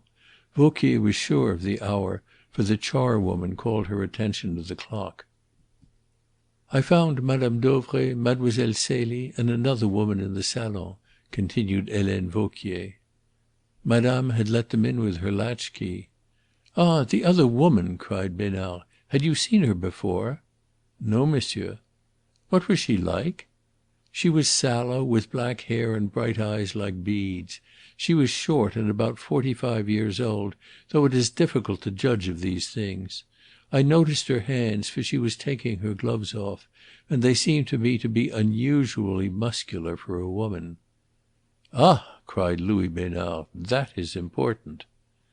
Madame Dauvray was, as she always was before a séance, in a feverish flutter. "You will help Mademoiselle Celie to dress, Helene, and be very quick," she said; and with an extraordinary longing she added, "Perhaps we shall see her to night." Her, you understand, was Madame de Montespan. And she turned to the stranger and said, "You will believe Adèle after to night." "Adèle," said the Commissaire wisely. "Then Adèle was the strange woman's name?" "Perhaps," said Hanaud dryly. Helene Vauquier reflected. "I think Adèle was the name," she said in a more doubtful tone. "It sounded like Adèle." The irrepressible Mr. Ricardo was impelled to intervene. "What Monsieur Hanaud means," he explained, with the pleasant air of a man happy to illuminate the dark intelligence of a child, "is that Adèle was probably a pseudonym." Hanaud turned to him with a savage grin. "Now that is sure to help her," he cried. "A pseudonym! Helene Vauquier is sure to understand that simple and elementary word. How bright this Monsieur Ricardo is! Where shall we find a new pin more bright? I ask you," and he spread out his hands in a despairing admiration. Mr. Ricardo flushed red, but he answered never a word. He must endure gibes and humiliations like a schoolboy in a class. His one constant fear was lest he should be turned out of the room. The Commissaire diverted wrath from him, however. "What he means by pseudonym," he said to Helene Vauquier, explaining Mr. Ricardo to her as Mr. Ricardo had presumed to explain Hanaud, "is a false name. Adèle may have been, nay, probably was, a false name adopted by this strange woman." "Adèle, I think, was the name used," replied Helene, the doubt in her voice diminishing as she searched her memory. "I am almost sure." "Well, we will call her Adèle," said Hanaud impatiently. "What does it matter? Go on, Mademoiselle Vauquier." The lady sat upright and squarely upon the edge of a chair with a sort of defiance, as though she was determined nothing should convince her, and she laughed incredulously. Here again all who heard were able vividly to conjure up the scene: the defiant sceptic sitting squarely on the edge of her chair, removing her gloves from her muscular hands; the excited Madame Dauvray so absorbed in the determination to convince; and Mademoiselle Celie running from the room to put on the black gown which would not be visible in the dim light. "Whilst I took off mademoiselle's dress," Vauquier continued, "she said, 'When I have gone down to the salon you can go to bed, Helene. Madame Adèle, yes, it was Adèle, will be fetched by a friend in a motor car, and I can let her out and fasten the door again. So if you hear the car you will know that it has come for her.'" "Oh, she said that?" said Hanaud quickly. "Yes, monsieur." Hanaud looked gloomily towards Wethermill. Then he exchanged a sharp glance with the Commissaire, and moved his shoulders in an almost imperceptible shrug. But Mr. Ricardo saw it and construed it into one word. He imagined a jury uttering the word "guilty." Helene Vauquier saw the movement too. "Do not condemn her too quickly, monsieur," she said, with an impulse of remorse, "and not upon my words, for, as I say, I hated her." Hanaud nodded reassuringly, and she resumed. "I was surprised, and I asked mademoiselle what she would do without her confederate. But she laughed and said there would be no difficulty. That is partly why I think there was no séance held last night. Monsieur, there was a note in her voice that evening which I did not as yet understand. Mademoiselle then took her bath, while I laid out her black dress and the slippers with the soft, noiseless soles. And now I tell you why I am sure there was no séance last night, why Mademoiselle Celie never meant there should be one." "Yes, let us hear that," said Hanaud curiously, and leaning forward with his hands upon his knees. "You have here, monsieur, a description of how mademoiselle was dressed when she went away." Helene Vauquier picked up a sheet of paper from the table at her side. "I wrote it out at the request of Monsieur le Commissaire." She handed the paper to Hanaud, who glanced through it as she continued. "Well, except for the white lace coat, monsieur, I dressed Mademoiselle Celie just in that way. She would have none of her plain black robe. No, Mademoiselle Celie must wear her fine new evening frock of pale reseda green chiffon over a soft clinging satin, which set off her fair beauty so prettily. It left her white arms and shoulders bare, and it had a long train and it rustled as she moved. And with that she must have put on her pale green silk stockings, her new little satin slippers to match with the large paste buckles, and a sash of green satin looped through another glittering buckle at the side of the waist, with long ends loosely knotted together at the knee. I must tie her fair hair with a silver ribbon, and pin upon her curls a large hat of reseda green, with a golden brown ostrich feather drooping behind. I warned mademoiselle that there was a tiny fire burning in the salon. Even with the fire screen in front of it there would still be a little light upon the floor, and the glittering buckles on her feet would betray her, even if the rustle of her dress did not. But she said she would kick her slippers off. Ah, gentlemen, it is, after all, not so that one dresses for a séance," she cried, shaking her head, "but it is just so, is it not? That one dresses to go to meet a lover." The suggestion startled every one who heard it. It fairly took Mr. Ricardo's breath away. Wethermill stepped forward with a cry of revolt. The Commissaire exclaimed admiringly, "But here is an idea!" Even Hanaud sat back in his chair, though his expression lost nothing of its impassivity, and his eyes never moved from Helene Vauquier's face. "Listen," she continued, "I will tell you what I think. It was my habit to put out some sirop and lemonade and some little cakes in the dining room, which, as you know, is at the other side of the house, across the hall. I think it possible, messieurs, that while Mademoiselle Celie was changing her dress, Madame Dauvray and the stranger Adèle went into the dining room. I know that Mademoiselle Celie, as soon as she was dressed, ran downstairs to the salon. Well then, suppose Mademoiselle Celie had a lover waiting with whom she meant to run away. She hurries through the empty salon, opens the glass doors, and is gone, leaving the doors open. And the thief, an accomplice of Adèle, finds the doors open and hides himself in the salon until Madame Dauvray returns from the dining room. You see, that leaves Mademoiselle Celie innocent." Vauquier leaned forward eagerly, her white face flushing. There was a moment's silence, and then Hanaud said: "That is all very well, Mademoiselle Vauquier. But it does not account for the lace coat in which the girl went away.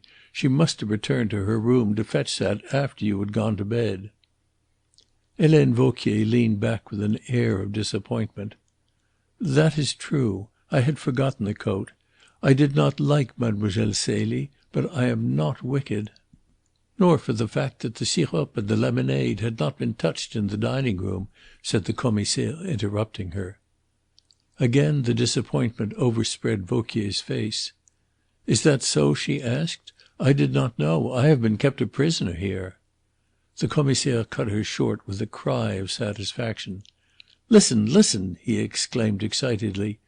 "Here is a theory which accounts for all, which combines Vauquier's idea with ours, and Vauquier's idea is, I think, very just, up to a point. Suppose, Monsieur Hanaud, that the girl was going to meet her lover, but the lover is the murderer. Then all becomes clear. She does not run away to him. She opens the door for him and lets him in." Both Hanaud and Ricardo stole a glance at Wethermill. How did he take the theory? Wethermill was leaning against the wall, his eyes closed, his face white and contorted with a spasm of pain. But he had the air of a man silently enduring an outrage rather than struck down by the conviction that the woman he loved was worthless. "It is not for me to say, monsieur," Helene Vauquier continued. "I only tell you what I know. I am a woman, and it would be very difficult for a girl who was eagerly expecting her lover so to act that another woman would not know it. However uncultivated and ignorant the other woman was, that at all events she would know. The knowledge would spread to her of itself, without a word. Consider, gentlemen." And suddenly Helene Vauquier smiled. "A young girl, tingling with excitement from head to foot, eager that her beauty just at this moment should be more fresh, more sweet than ever it was, careful that her dress should set it exquisitely off. Imagine it! Her lips ready for the kiss!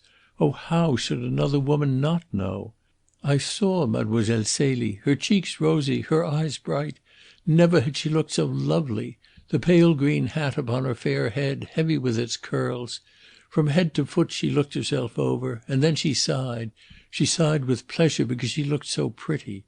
That was Mademoiselle Celie last night, monsieur. She gathered up her train, took her long white gloves in the other hand, and ran down the stairs, her heels clicking on the wood, her buckles glittering. At the bottom she turned and said to me, 'Remember, Helene, you can go to bed.' That was it, monsieur." And now violently the rancour of Helene Vauquier's feelings burst out once more. "For her the fine clothes, the pleasure and the happiness. For me, I could go to bed." Hanaud looked again at the description which Helene Vauquier had written out, and read it through carefully. Then he asked a question of which Ricardo did not quite see the drift. "So," he said, "when this morning you suggested to Monsieur the Commissaire that it would be advisable for you to go through Mademoiselle Celie's wardrobe, you found that nothing more had been taken away except the white lace coat?" "That is so." "Very well. Now, after Mademoiselle Celie had gone down the stairs?" "I put the lights out in her room, and as she had ordered me to do, I went to bed. The next thing that I remember but no! It terrifies me too much to think of it." Helene shuddered and covered her face spasmodically with her hands. Hanaud drew her hands gently down. "Courage! You are safe now, mademoiselle. Calm yourself." She lay back with her eyes closed. "Yes, yes, it is true I am safe now. But oh, I feel I shall never dare to sleep again." And the tears swam in her eyes. "I woke up with the feeling of being suffocated. Mon Dieu! There was the light burning in the room, and a woman, the strange woman with the strong hands, was holding me down by the shoulders, while a man with his cap drawn over his eyes and a little black moustache pressed over my lips a pad from which a horribly sweet and sickly taste filled my mouth. The man, with the arm which was free, held me close to him, and she bound my hands with a cord behind me. Look!" She held out her wrists. They were terribly bruised. Red and angry lines showed where the cord had cut deeply into her flesh. "Then they flung me down again upon my back, and the next thing I remember is the doctor standing over me, and this kind nurse supporting me." She sank back exhausted in her chair and wiped her forehead with her handkerchief. The sweat stood upon it in beads. "Thank you, mademoiselle," said Hanaud gravely. "This has been a trying ordeal for you. I understand that. But we are coming to the end. I want you to read this description of Mademoiselle Celie through again, to make sure that nothing is omitted." He gave the paper into the maid's hands. "It will be advertised, so it is important that it should be complete. See that you have left out nothing." Helene Vauquier bent her head over the paper. "No," said Helene at last, "I do not think I have omitted anything." And she handed the paper back. "I asked you," Hanaud continued suavely, because I understand that Mademoiselle Celie usually wore a pair of diamond eardrops, and they are not mentioned here." A faint colour came into the maid's face. "That is true, monsieur. I had forgotten. It is quite true." "Any one might forget," said Hanaud, with a reassuring smile. "But you will remember now. Think, think! Did Mademoiselle Celie wear them last night?" He leaned forward, waiting for her reply. Wethermill, too, made a movement. Both men evidently thought the point of great importance. The maid looked at Hanaud for a few moments without speaking. "It is not from me, mademoiselle, that you will get the answer," said Hanaud quietly. "No, monsieur, I was thinking," said the maid, her face flushing at the rebuke. "Did she wear them when she went down the stairs last night?"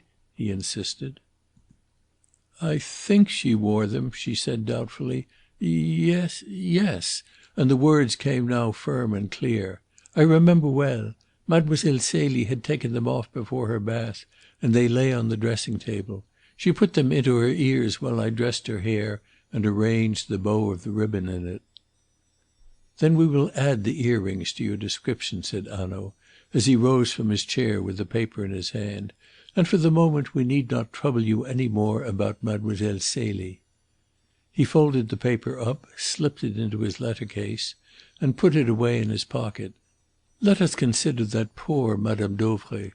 Did she keep much money in the house?" "No, monsieur, very little. She was well known in Aix, and her cheques were everywhere accepted without question. It was a high pleasure to serve madame, her credit was so good," said Helene Vauquier, raising her head as though she herself had a share in the pride of that good credit. "No doubt," Hanaud agreed. "There are many fine households where the banking account is overdrawn, and it cannot be pleasant for the servants." "They are put to so many shifts to hide it from the servants of their neighbours," said Helene. "Besides," and she made a little grimace of contempt, "a fine household and an overdrawn banking account. It is like a ragged petticoat under a satin dress. That was never the case with Madame Dauvray." "So that she was under no necessity to have ready money always in her pocket," said Hanaud.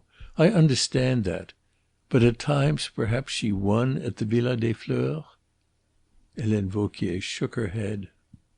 "She loved the Villa des Fleurs, but she never played for high sums, and often never played at all. If she won a few louis, she was as delighted with her gains, and as afraid to lose them again at the tables, as if she were of the poorest, and she stopped at once. No, monsieur, 20 or 30 louis, there was never more than that in the house." "Then it was certainly for her famous collection of jewellery that Madame Dauvray was murdered?" "Certainly, monsieur."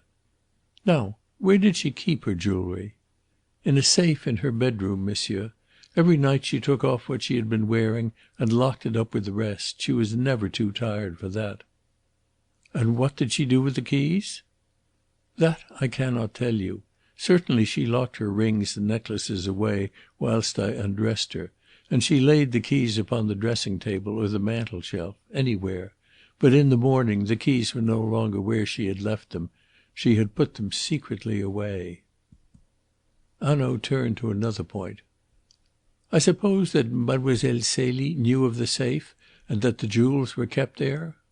"Oh yes. Mademoiselle indeed was often in Madame Dauvray's room when she was dressing or undressing. She must often have seen madame take them out and lock them up again. But then, monsieur, so did I." Hanaud nodded to her with a friendly smile. "Thank you once more, mademoiselle," he said. "The torture is over. But of course Monsieur Fleuriot will require your presence." Helene Vauquier looked anxiously towards him. "But meanwhile I can go from this villa, monsieur?" she pleaded, with a trembling voice. "Certainly. You shall go to your friends at once." "Oh, monsieur, thank you!" she cried, and suddenly she gave way. The tears began to flow from her eyes. She buried her face in her hands and sobbed. "It is foolish of me, but what would you?" She jerked out the words between her sobs. "It has been too terrible." "Yes, yes," said Hanaud soothingly. "The nurse will put a few things together for you in a bag. You will not leave Aix, of course, and I will send some one with you to your friends." The maid started violently. "Oh, not a sergent de ville, monsieur. I beg of you. I should be disgraced." "No, it shall be a man in plain clothes, to see that you are not hindered by reporters on the way." Hanaud turned towards the door. On the dressing table a cord was lying. He took it up and spoke to the nurse. "Was this the cord with which Helene Vauquier's hands were tied?" "Yes, monsieur," she replied. Hanaud handed it to the Commissaire. "It will be necessary to keep that," he said. It was a thin piece of strong whipcord. It was the same kind of cord as that which had been found tied around Mme. Dauvray's throat. Hanaud opened the door and turned back to the nurse. "We will send a cab for Mademoiselle Vauquier. You will drive with her to her door.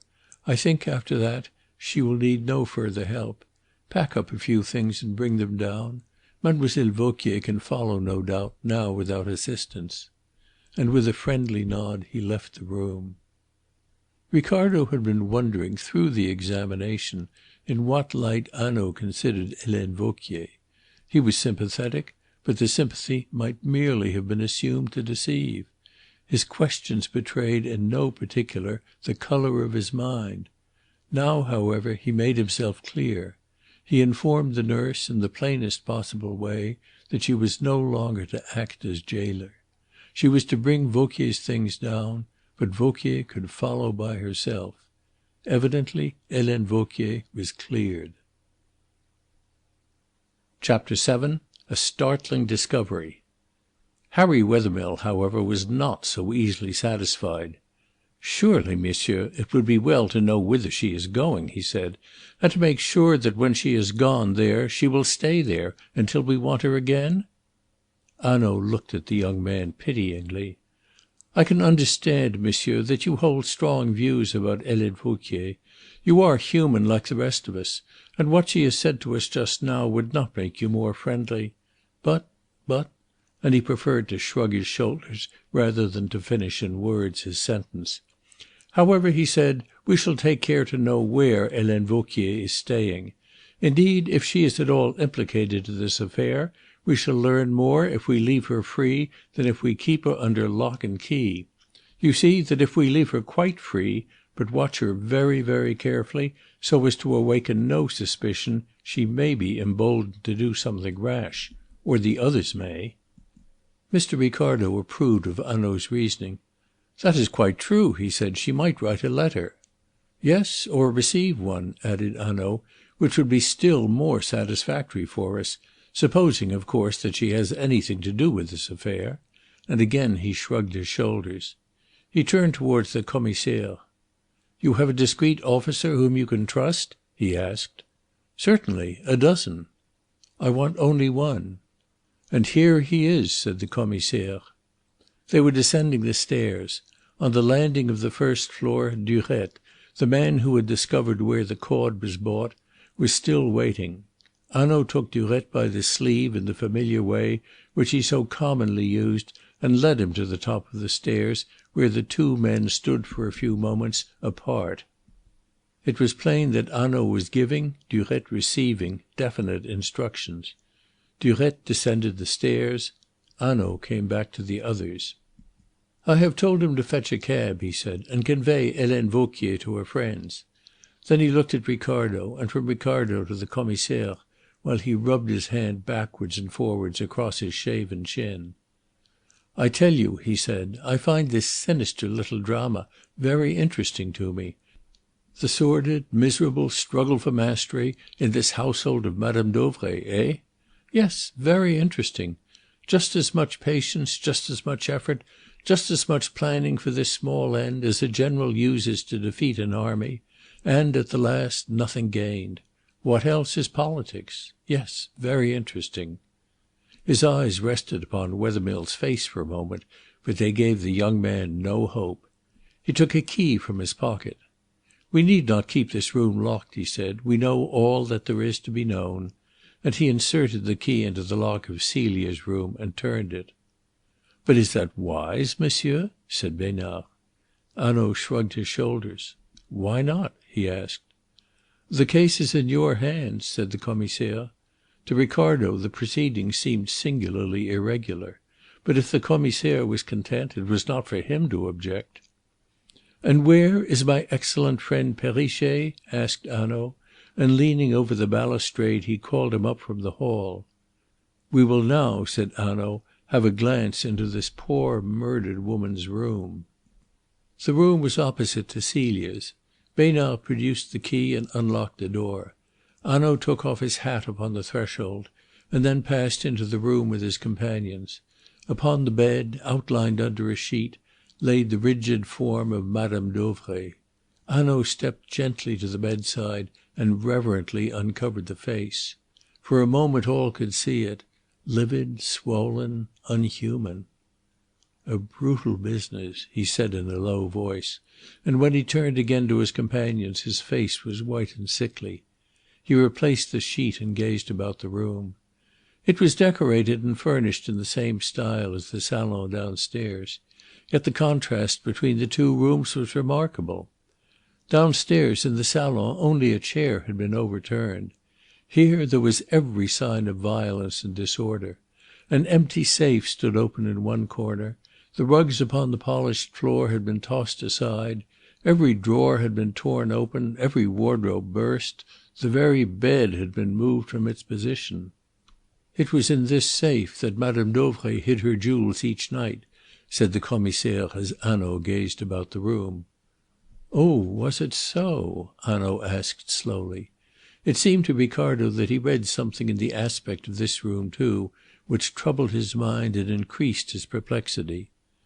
"Yes," said Besnard confidently. "Every night Madame Dauvray locked her jewels away in this safe. Vauquier told us so this morning. Every night she was never too tired for that. Besides, here," and putting his hand into the safe he drew out a paper, "here is the list of Madame Dauvray's jewellery." Plainly, however, Hanaud was not satisfied. He took the list and glanced through the items, but his thoughts were not concerned with it. "If that is so," he said slowly, "Madame Dauvray kept her jewels in this safe. Why has every drawer been ransacked? Why was the bed moved? Perrichet, lock the door quietly from the inside. That is right. Now lean your back against it." Hanaud waited until he saw Perrichet's broad back against the door. Then he went down upon his knees, and tossing the rugs here and there, examined with minutest care the inlaid floor. By the side of the bed a Persian mat of blue silk was spread. This in its turn he moved quickly aside. He bent his eyes to the ground, lay prone, moved this way and that to catch the light upon the floor. Then with a spring he rose to his knees. He lifted his finger to his lips. In a dead silence he drew a penknife quickly from his pocket and opened it. He bent down again and inserted the blade between the cracks of the blocks. The three men in the room watched him with an intense excitement. A block of wood rose from the floor. He pulled it out, laid it noiselessly down, and inserted his hand into the opening. Wethermill, at Ricardo's elbow, uttered a stifled cry. "Hush!" whispered Hanaud angrily. He drew out his hand again. It was holding a green leather jewel case. He opened it, and a diamond necklace flashed its thousand colours in their faces. He thrust in his hand again and again and again, and each time that he withdrew it, it held a jewel case. Before the astonished eyes of his companions he opened them. Ropes of pearls, collars of diamonds, necklaces of emeralds, rings of pigeon blood rubies, bracelets of gold studded with opals. Madame Dauvray's various jewellery was disclosed. "But that is astounding," said Besnard in an awestruck voice. "Then she was never robbed at all!" cried Ricardo. Hanaud rose to his feet. "What a piece of irony!" he whispered. "The poor woman is murdered for her jewels, the rooms turned upside down, and nothing is found. For all the while they lay safe in this cache. Nothing is taken except what she wore. Let us see what she wore." "Only a few rings," Helene Vauquier thought, said Besnard, but she was not sure. "Ah," said Hanaud. "Well, let us make sure." And taking the list from the safe he compared it with the jewellery and the cases on the floor. ticking off the items one by one. When he had finished he knelt down again, and thrusting his hand into the hole, felt carefully about. "There is a pearl necklace missing," he said, "a valuable necklace from the description in the list and some rings. She must have been wearing them." And he sat back upon his heels. "We will send the intelligent Perrichet for a bag," he said, "and we will counsel the intelligent Perrichet not to breathe a word to any living soul of what he has seen in the room. Then we will seal up in the bag the jewels, and we will hand it over to Monsieur le Commissaire, who will convey it with the greatest secrecy out of this villa. For the list, I will keep it." And he placed it carefully in his pocket book. He unlocked the door and went out himself onto the landing. He looked down the stairs and up the stairs, and then he beckoned Perrichet to him. "Go," he whispered. "Be quick, and when you come back hide the bag carefully under your coat." Perrichet went down the stairs with pride written upon his face. Was he not assisting the great Monsieur Hanaud from the Sûreté in Paris? Hanaud returned to Madame Dauvray's room and closed the door. He looked into the eyes of his companions. "Can't you see the scene?" he asked, with a queer smile of excitement. He had forgotten Wethermill. He had forgotten even the dead woman shrouded beneath the sheet. He was absorbed. His eyes were bright, his whole face vivid with life. Ricardo saw the real man at this moment, and feared for the happiness of Harry Wethermill. For nothing would Hanaud now turn aside until he had reached the truth and set his hands upon the quarry. Of that Ricardo felt sure. He was trying now to make his companions visualize just what he saw and understood. "Can't you see it? The old woman locking up her jewels in this safe every night before the eyes of her maid or her companion, and then, as soon as she was alone, taking them stealthily out of the safe and hiding them in this secret place? But I tell you, this is human. Yes, it is interesting just because it is so human. Then picture to yourselves last night the murderers opening this safe and finding nothing, oh, but nothing, and ransacking the room in deadly haste, kicking up the rugs, forcing open the drawers, and always finding nothing, nothing, nothing. Think of their rage, their stupefaction, and finally their fear. They must go, and with one pearl necklace, when they had hoped to reap a great fortune. Oh, but this is interesting. Yes, I tell you, I who have seen many strange things, this is interesting." Perrichet returned with the canvas bag into which Hanaud placed the jewel cases. He sealed the bag in the presence of the four men and handed it to Besnard. He replaced the block of wood in the floor, covered it over again with the rug, and rose to his feet. "Listen," he said in a low voice, and with a gravity which impressed them all. "There is something in this house which I do not understand. I have told you so. I tell you something more now. I am afraid, I am afraid." And the word startled his hearers like a thunderclap, though it was breathed no louder than a whisper. "Yes, my friends," he repeated, nodding his head, "terribly afraid." And upon the others fell a discomfort, an awe, as though something sinister and dangerous were present in the room and close to them. So vivid was the feeling, instinctively they drew nearer together. "Now I warn you solemnly. There must be no whisper that these jewels have been discovered. No newspaper must publish a hint of it. No one must suspect that here in this room we have found them. Is that understood?" "Certainly," said the Commissaire. "Yes," said Mr. Ricardo. "To be sure, monsieur," said Perrichet. As for Harry Wethermill, he made no reply. His burning eyes were fixed upon Hanaud's face, and that was all. Hanaud, for his part, asked for no reply from him. Indeed, he did not look towards Harry Wethermill's face at all. Ricardo understood. Hanaud did not mean to be deterred by the suffering written there. He went down again into the little gay salon lit with flowers and August sunlight, and stood beside the couch gazing at it with troubled eyes. And as he gazed he closed his eyes and shivered. He shivered like a man who has taken a sudden chill. Nothing in all this morning's investigations, Not even the rigid body beneath the sheet, nor the strange discovery of the jewels had so impressed Ricardo. For there he had been confronted with facts, definite and complete.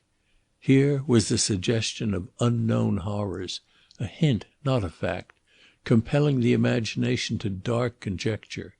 Hanaud shivered. That he had no idea why Hanaud shivered made the action still more significant, still more alarming. And it was not Ricardo alone who was moved by it. A voice of despair rang through the room. The voice was Harry Wethermill's, and his face was ashy white. "Monsieur," he cried, "I do not know what makes you shudder, but I am remembering a few words you used this morning." Hanaud turned upon his heel. His face was drawn and grey, and his eyes blazed. "My friend, I also am remembering those words," he said. Thus the two men stood confronting one another, eye to eye, with awe and fear in both their faces. Ricardo was wondering to what words they both referred, when the sound of wheels broke in upon the silence. The effect upon Hanaud was magical. He thrust his hands into his pockets.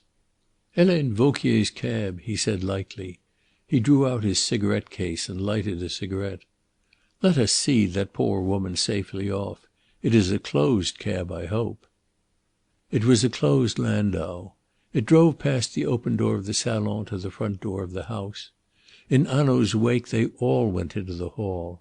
The nurse came down alone, carrying Helene Vauquier's bag. She placed it in the cab and waited in the doorway.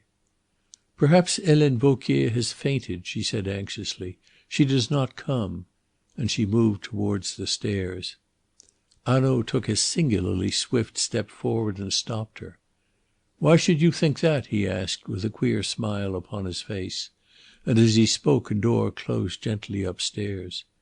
"See," he continued, "you are wrong. She is coming." Ricardo was puzzled. It had seemed to him that the door which had closed so gently was nearer than Helene Vauquier's door. It seemed to him that the door was upon the first, not the second landing. But Hanaud had noticed nothing strange, so it could not be. He greeted Helene Vauquier with a smile as she came down the stairs. "You are better, mademoiselle," he said politely. "One can see that. There is more colour in your cheeks. A day or two and you will be yourself again." He held the door open while she got into the cab. The nurse took her seat beside her. Durette mounted on the box. The cab turned and went down the drive. "Good bye, mademoiselle," cried Hanaud, and he watched until the high shrubs hid the cab from his eyes. Then he behaved in an extraordinary way. He turned and sprang like lightning up the stairs. His agility amazed Ricardo. The others followed upon his heels. He flung himself at Celia's door and opened it. He burst into the room, stood for a second, then ran to the window. He hid behind the curtain, looking out. With his hand he waved to his companions to keep back. The sound of wheels creaking and rasping rose to their ears. The cab had just come out into the road. Durette upon the box turned and looked towards the house. Just for a moment Hanaud leaned from the window, as Besnard the Commissaire had done, and like Besnard again he waved his hand. Then he came back into the room and saw, standing in front of him, with his mouth open and his eyes starting out of his head, Perrichet, the intelligent Perrichet. "Monsieur," cried Perrichet, "something has been taken from this room." Hanaud looked round the room and shook his head. "No," he said. "But yes, monsieur," Perrichet insisted. "Oh, but yes. See, upon this dressing table there was a small pot of cold cream. It stood here, where my finger is, when we were in this room an hour ago. Now it is gone." Hanaud burst into a laugh. "My friend Perrichet," he said ironically, "I will tell you the newspaper did not do you justice. You are more intelligent. The truth, my excellent friend, lies at the bottom of a well, but you would find it at the bottom of a pot of cold cream. Now let us go, for in this house, gentlemen, we have nothing more to do." He passed out of the room. Perrichet stood aside, his face crimson, his attitude one of shame. He had been rebuked by the great Monsieur Hanaud, and justly rebuked. He knew it now. He had wished to display his intelligence. Yes, at all costs he must show how intelligent he was. And he had shown himself a fool.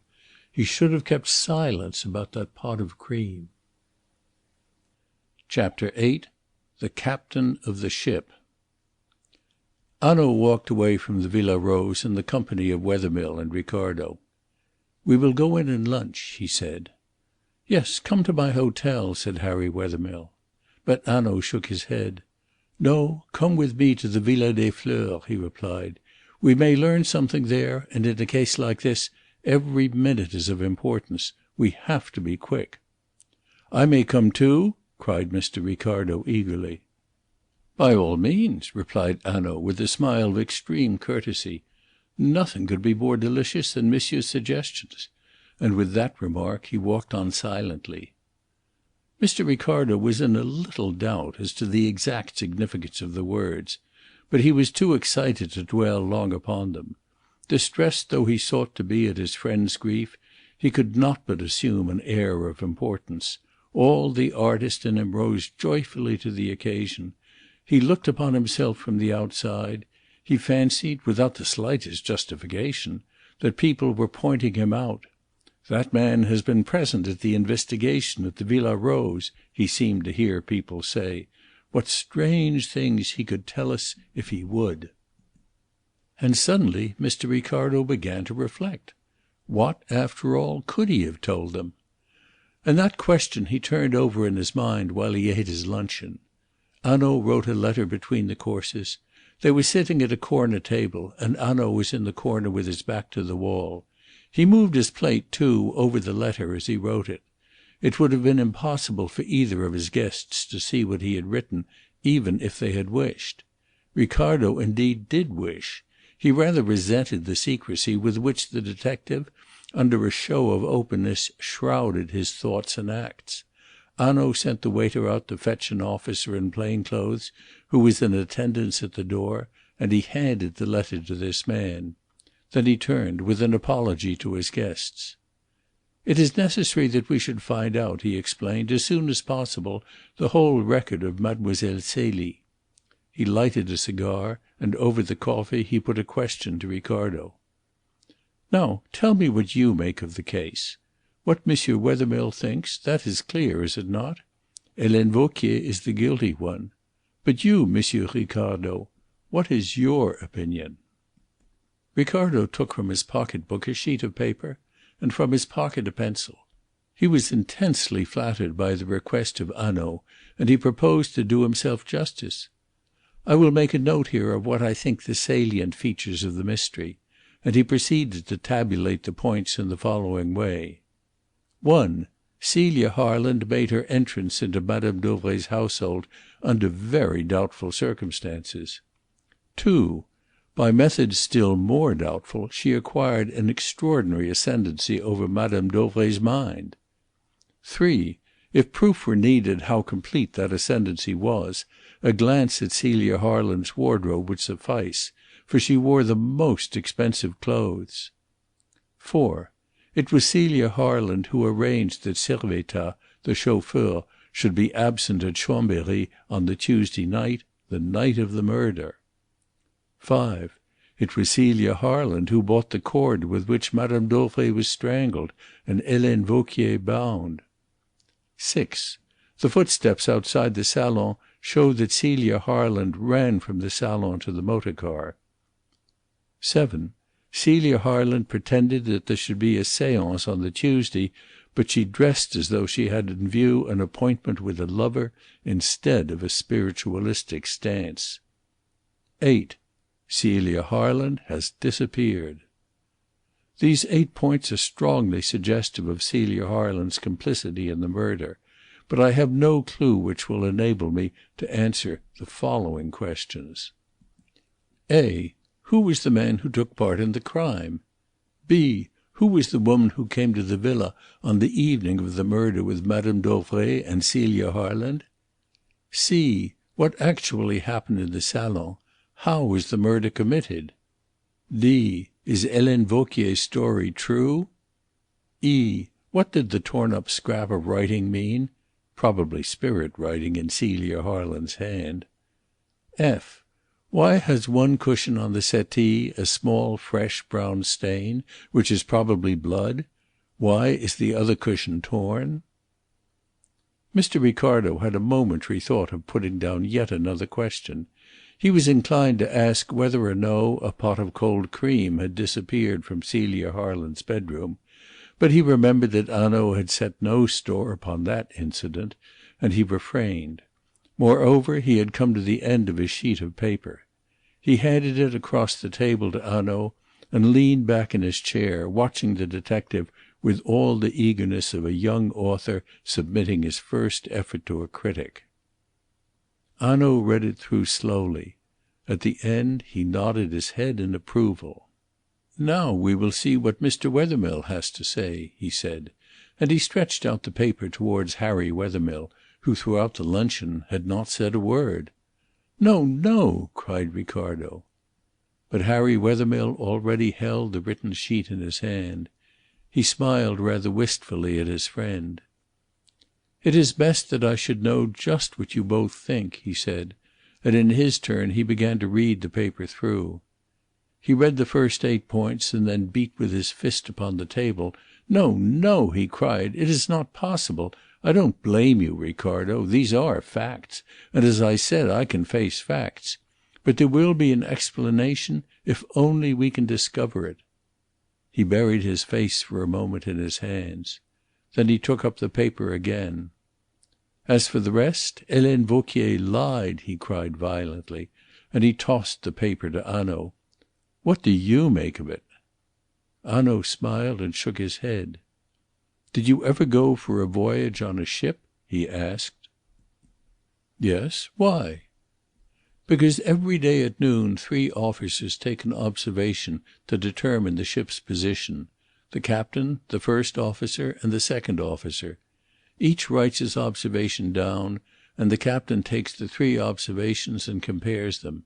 If the first or second officer is out on his reckoning, the captain tells him so, but he does not show his own. For at times, no doubt, he is wrong too. So, gentlemen, I criticize your observations, but I do not show you mine." He took up Ricardo's paper and read it through again. "Yes," he said pleasantly, "but the 2 questions which are most important, which alone can lead us to the truth, how do they come to be omitted from your list, Mr. Ricardo?" Hanaud put the question with his most serious air, but Ricardo was none the less sensible of the raillery behind the solemn manner. He flushed and made no answer. "Still," continued Hanaud, "here are undoubtedly some questions. Let us consider them. Who was the man who took a part in the crime? Ah, if we only knew that, what a lot of trouble we should save ourselves. Who was the woman? What a good thing it would be to know that too. How clearly, after all, Mr. Ricardo puts his finger on the important points. What did actually happen in the salon?" And as he quoted that question the raillery died out of his voice. He leaned his elbows on the table and bent forward. "What did actually happen in that little pretty room just 12 hours ago?" he repeated. "When no sunlight blazed upon the lawn, and all the birds were still, and all the windows shuttered, and the world dark? What happened? What dreadful things happened? We have not much to go upon. Let us formulate what we know. We start with this. The murder was not the work of a moment. It was planned with great care and cunning, and carried out to the letter of the plan. There must be no noise, no violence.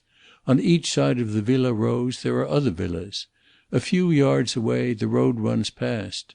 A scream, a cry, the noise of a struggle, these sounds, or any one of them, might be fatal to success. Thus the crime was planned, and there was no scream, there was no struggle. Not a chair was broken, and only a chair upset. Yes, there were brains behind that murder, we know that. But what do we know of the plan? How far can we build it up? Let us see. First, there was an accomplice in the house, perhaps 2. "No!" cried Harry Wethermill. Hanaud took no notice of the interruption. Secondly, the woman came to the house with Madame Dauvray and Mademoiselle Celie between 9 and 9:30. Thirdly, the man came afterwards, but before 11, set open the gate and was admitted into the salon unperceived by Madame Dauvray. That also we can safely assume. But what happened in the salon? Ah, there is the question." Then he shrugged his shoulders and said with a note of raillery once more in his voice, "But why should we trouble our heads to puzzle out this mystery, since Monsieur Ricardo knows?" "I?" cried Ricardo in amazement. "To be sure," replied Hanaud calmly. "For I look at another of your questions. What did the torn up scrap of writing mean? And you add, probably spirit writing. Then there was a séance held last night in the little salon. Is that so?" Harry Wethermill started. Mr. Ricardo was at a loss. "I had not followed my suggestion to its conclusion," he admitted humbly. "No," said Hanaud.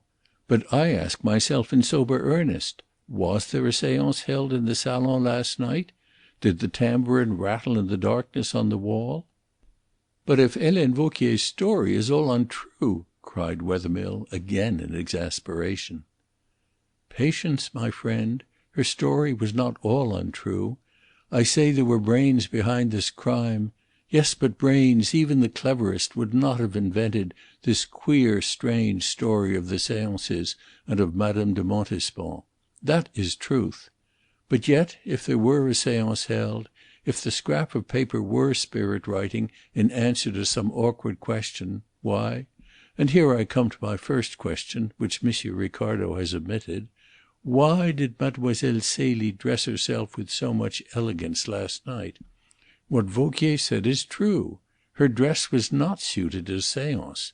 A light-coloured, rustling frock, which would be visible in a dim light or even in the dark, which would certainly be heard at every movement she made, however lightly she stepped, and a big hat. No, no.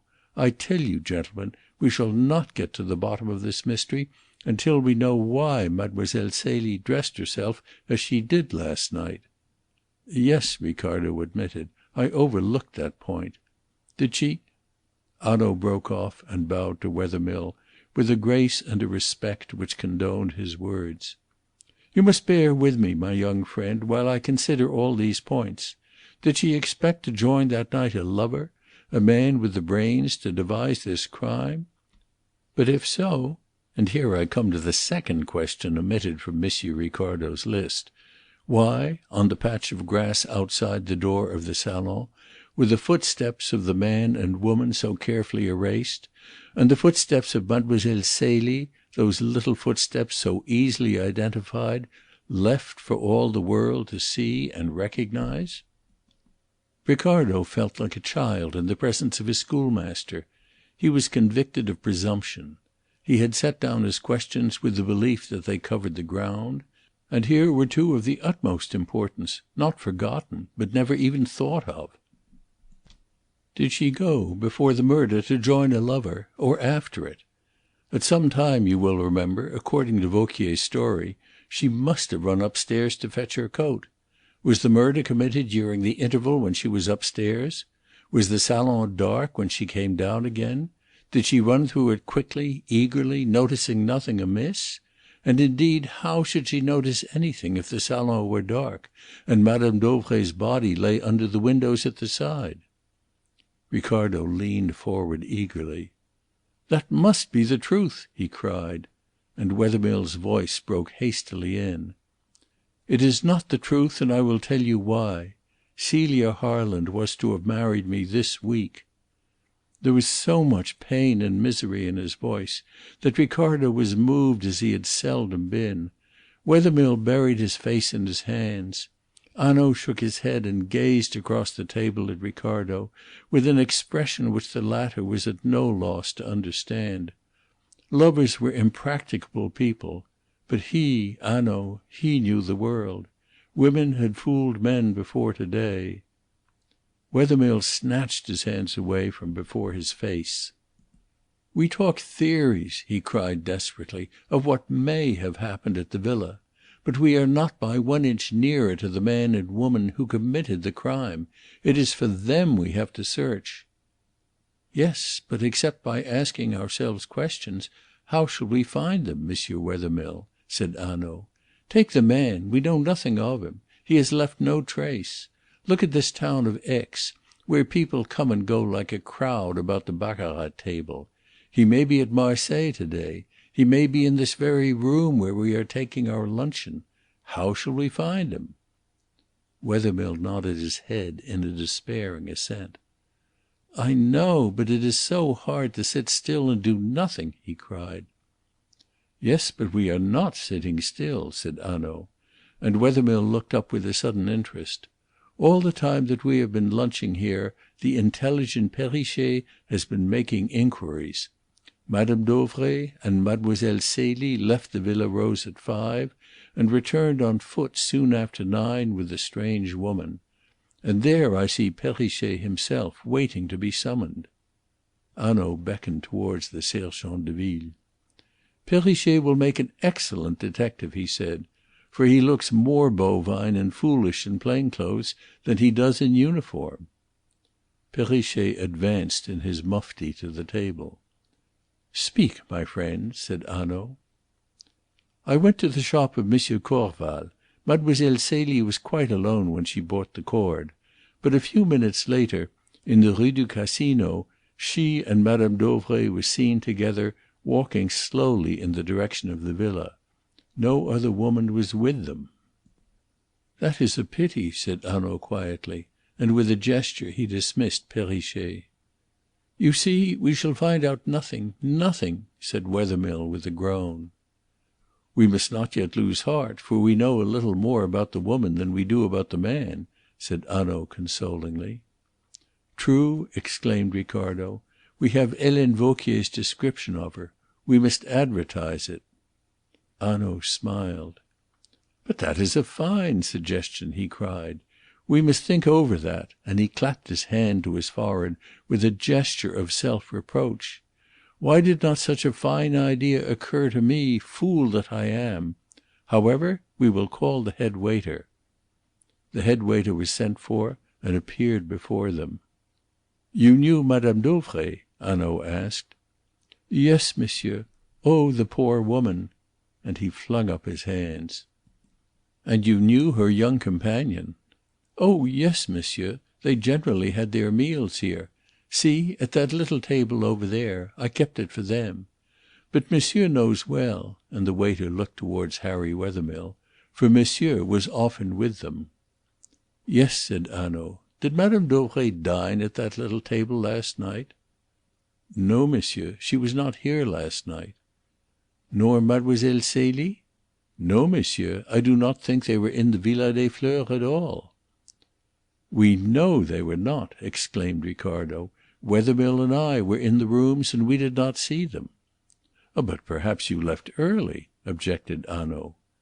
"No," said Ricardo. "It was just 10 o'clock when we reached the Majestic." "You reached your hotel at 10," Hanaud repeated. "Did you walk straight from here?" "Yes." "Then you left here about 9:15, and we know that Madame Dauvray was back at the villa soon after 9. Yes, they could not have been here last night," Hanaud agreed, and sat for a moment silent. Then he turned to the head waiter. "Have you noticed any woman with Madame Dauvray and her companion lately?" "No, monsieur, I do not think so." "Think. A woman, for instance, with red hair." Harry Wethermill started forward. Mr. Ricardo stared at Hanaud in amazement. The waiter reflected. "No, monsieur, I have seen no woman with red hair." "Thank you," said Hanaud, and the waiter moved away. "A woman with red hair!" cried Wethermill. "But Helene Vauquier described her. She was sallow, her eyes, her hair were dark." Hanaud turned with a smile to Harry Wethermill. "Did Helene Vauquier, then, speak the truth?" he asked. "No, the woman who was in the salon last night, who returned home with Madame Dauvray and Mademoiselle Celie, was not a woman with black hair and bright black eyes. Look!" And fetching his pocket book from his pocket, he unfolded a sheet of paper and showed them, lying upon its white surface, a long red hair. I picked that up on the table, the round satinwood table in the salon. It was not easy to see it, but I did see it. Now, that is not Mademoiselle Celie's hair, which is fair, nor Madame Dauvray's, which is dyed brown, nor Helene Vauquier's, which is black, nor the charwoman's, which, as I have taken the trouble to find out, is grey. It is therefore from the head of our unknown woman. And I will tell you more. This woman with the red hair, she is in Geneva." A startled exclamation burst from Ricardo. Harry Wethermill sat slowly down. For the first time that day there had come some colour into his cheeks, a sparkle into his eye.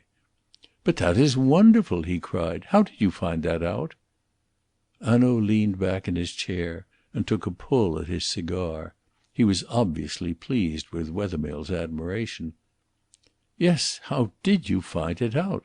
Ricardo repeated. Hanaud smiled.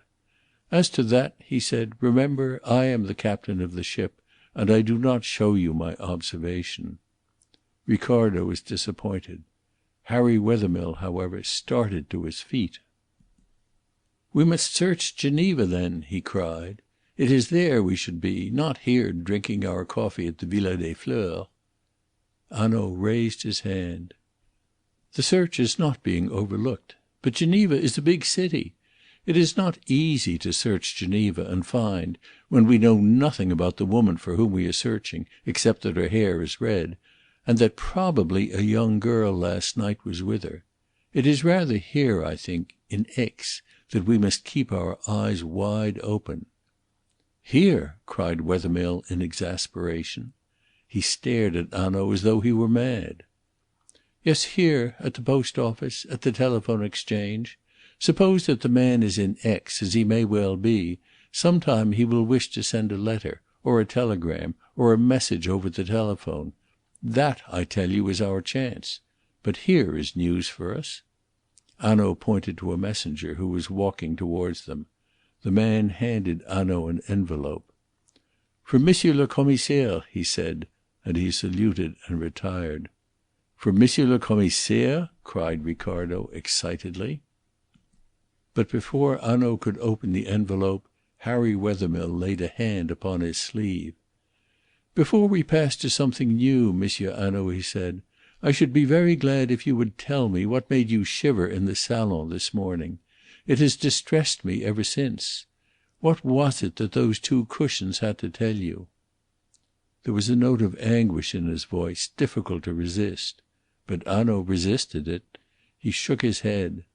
"Again," he said gravely, "I am to remind you that I am the captain of the ship, and do not show my observation."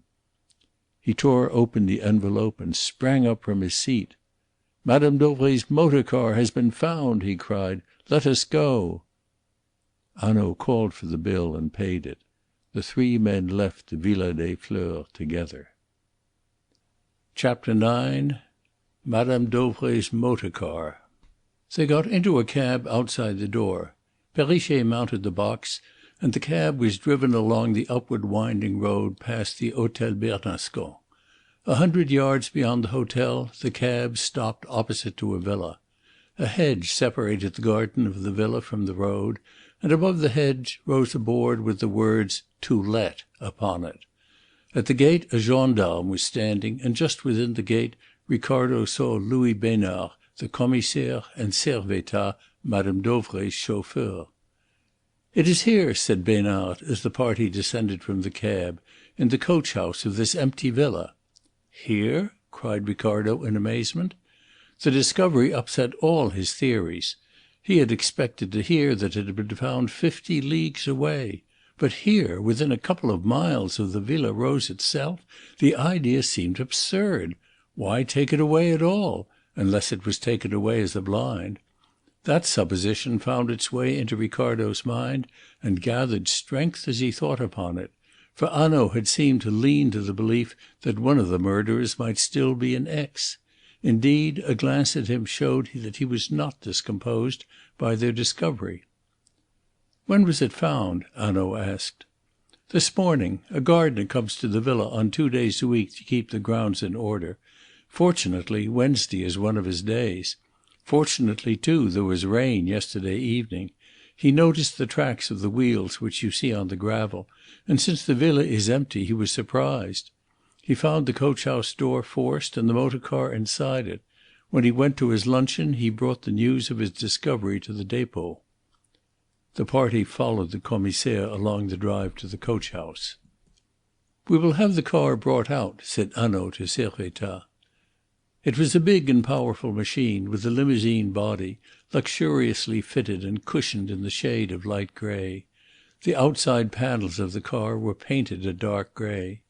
The car had hardly been brought out into the sunlight before a cry of stupefaction burst from the lips of Perrichet. "Oh!" he cried, in utter abasement, "I shall never forgive myself, never, never!" "Why?" Hanaud asked, turning sharply as he spoke. Perrichet was standing with his round eyes staring and his mouth agape. "Because, monsieur, I saw that car, at 4 o'clock this morning, at the corner of the road, not 50 yards from the Villa Rose." "What!" cried Ricardo. "You saw it!" exclaimed Wethermill. Upon their faces was reflected now the stupefaction of Perrichet. "But you must have made a mistake," said the Commissaire. "No, no, monsieur," Perrichet insisted. "It was that car. It was that number. It was just after daylight. I was standing outside the gate of the villa on duty where Monsieur le Commissaire had placed me. The car appeared at the corner and slackened speed. It seemed to me that it was going to turn into the road and come down past me. But instead the driver, as if he were now sure of his way, put the car at its top speed and went into X." "Was any one inside the car?" asked Hanaud. "No, monsieur, it was empty." "But you saw the driver!" exclaimed Wethermill. "Yes, what was he like?" cried the Commissaire. Perrichet shook his head mournfully. "He wore a talc mask over the upper part of his face, and had a little black moustache, and was dressed in a heavy great coat of blue with a white collar." "That is my coat, monsieur," said Servettaz, and as he spoke he lifted it up from the chauffeur's seat. "It is Madame Dauvray's livery." Harry Wethermill groaned aloud. "We have lost him. He was within our grasp, he the murderer, and he was allowed to go." Perrichet's grief was pitiable. "Monsieur," he pleaded, "a car slackens its speed and goes on again. It is not so unusual a thing. I do not know the number of Madame Dauvray's car. I did not even know that it had disappeared." And suddenly tears of mortification filled his eyes. "But why do I make these excuses?" he cried. "It is better, Monsieur Hanaud, that I go back to my uniform and stand at the street corner. I am as foolish as I look." "Nonsense, my friend," said Hanaud, clapping the disconsolate man upon the shoulder. "You remembered the car and its number. That is something, and perhaps a great deal," he added gravely. "As for the talc mask and the black moustache, that is not much to help us, it is true." He looked at Ricardo's crestfallen face and smiled. "We might arrest our good friend Monsieur Ricardo upon that evidence, but no one else that I know." Hanaud laughed immoderately at his joke. He alone seemed to feel no disappointment at Perrichet's oversight. Ricardo was a little touchy on the subject of his personal appearance, and bridled visibly. Hanaud turned towards Servettaz. "Now," he said, "you know how much petrol was taken from the garage?" "Yes, monsieur." "Can you tell me, by the amount which has been used, how far that car was driven last night?" Hanaud asked. Servettaz examined the tank. "A long way, monsieur. From 130 to 150 kilometres, I should say." "Yes, just about that distance, I should say," cried Hanaud. His eyes brightened, and a smile, a rather fierce smile, came to his lips. He opened the door and examined with a minute scrutiny the floor of the carriage, and as he looked the smile faded from his face. Perplexity returned to it. He took the cushions, looked them over and shook them out. "I see no sign," he began, and then he uttered a little shrill cry of satisfaction. From the crack of the door by the hinge he picked off a tiny piece of pale green stuff which he spread out upon the back of his hand. "Tell me, what is this?" he said to Ricardo. "It is a green fabric," said Ricardo very wisely. "It is green chiffon," said Hanaud, "and the frock in which Mademoiselle Celie went away was of green chiffon over satin. Yes, Mademoiselle Celie travelled in this car." He hurried to the driver's seat. Upon the floor there was some dark mould. Hanaud cleaned it off with his knife and held some of it in the palm of his hand. He turned to Servettaz. "You drove the car on Tuesday morning before you went to Chambery?" "Yes, monsieur." "Where did you take up Mme. Dauvray and Mademoiselle Celie?" "At the front door of the Villa Rose." "Did you get down from the seat at all?" "No, monsieur, not after I left the garage." Hanaud returned to his companions. "See," and he opened his hand. "This is black soil, moist from last night's rain. Soil like the soil in front of Mme. Dauvray's salon. Look, here is even a blade or two of the grass." And he turned the mould over in the palm of his hand. Then he took an empty envelope from his pocket and poured the soil into it and gummed the flap down. He stood and frowned at the motor car. "Listen," he said, "how I am puzzled. There was a man last night at the Villa Rose. There were a man's blurred footmarks in the mould before the glass door.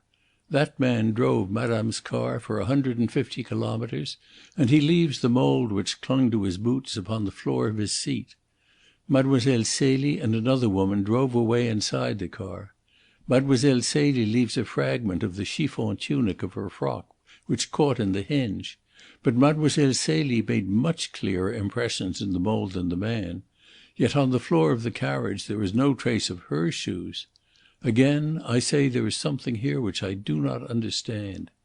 And he spread out his hands with an impulsive gesture of despair.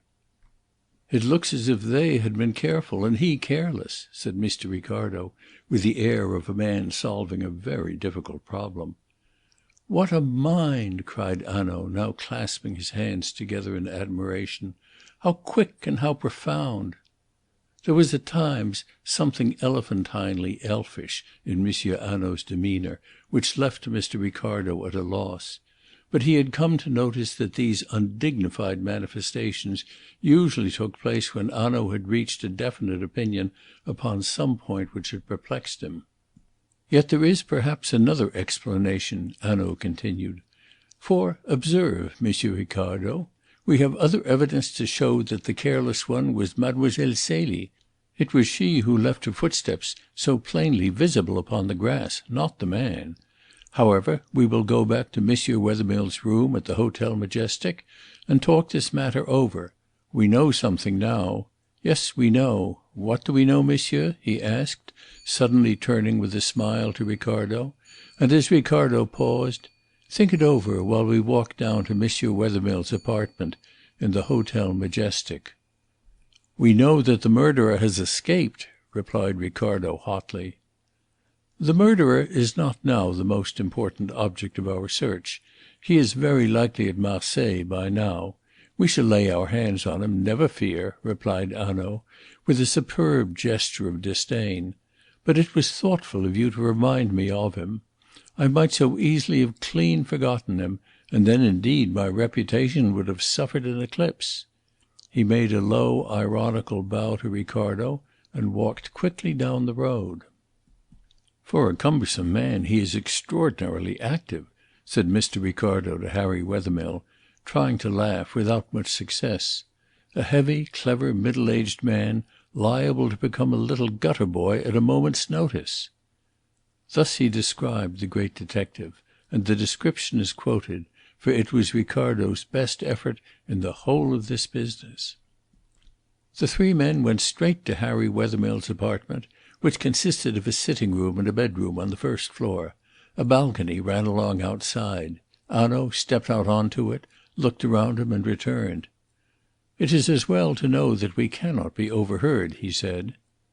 Harry Wethermill meanwhile had thrown himself into a chair. The mask he had worn had slipped from its fastenings for a moment. There was a look of infinite suffering upon his face. It was the face of a man tortured by misery to the snapping point. Hanaud, on the other hand, was particularly alert. The discovery of the motor car had raised his spirits. He sat at the table.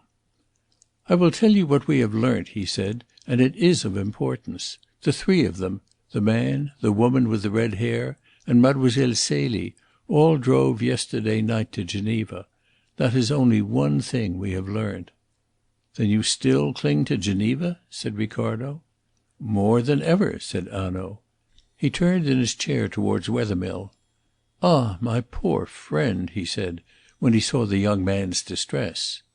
Harry Wethermill sprang up with a gesture as though to sweep the need of sympathy away. "What can I do for you?" he asked.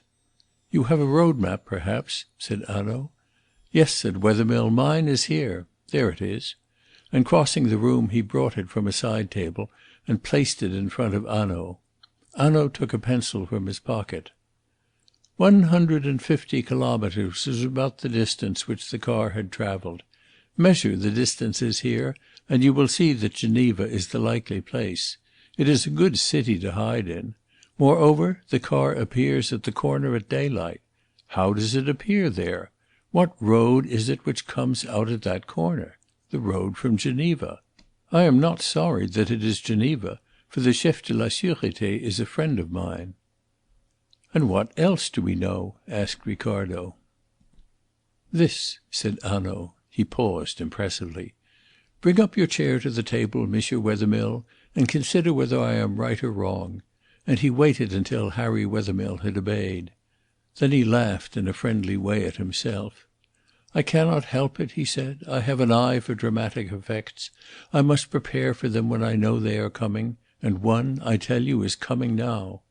He shook his finger at his companions.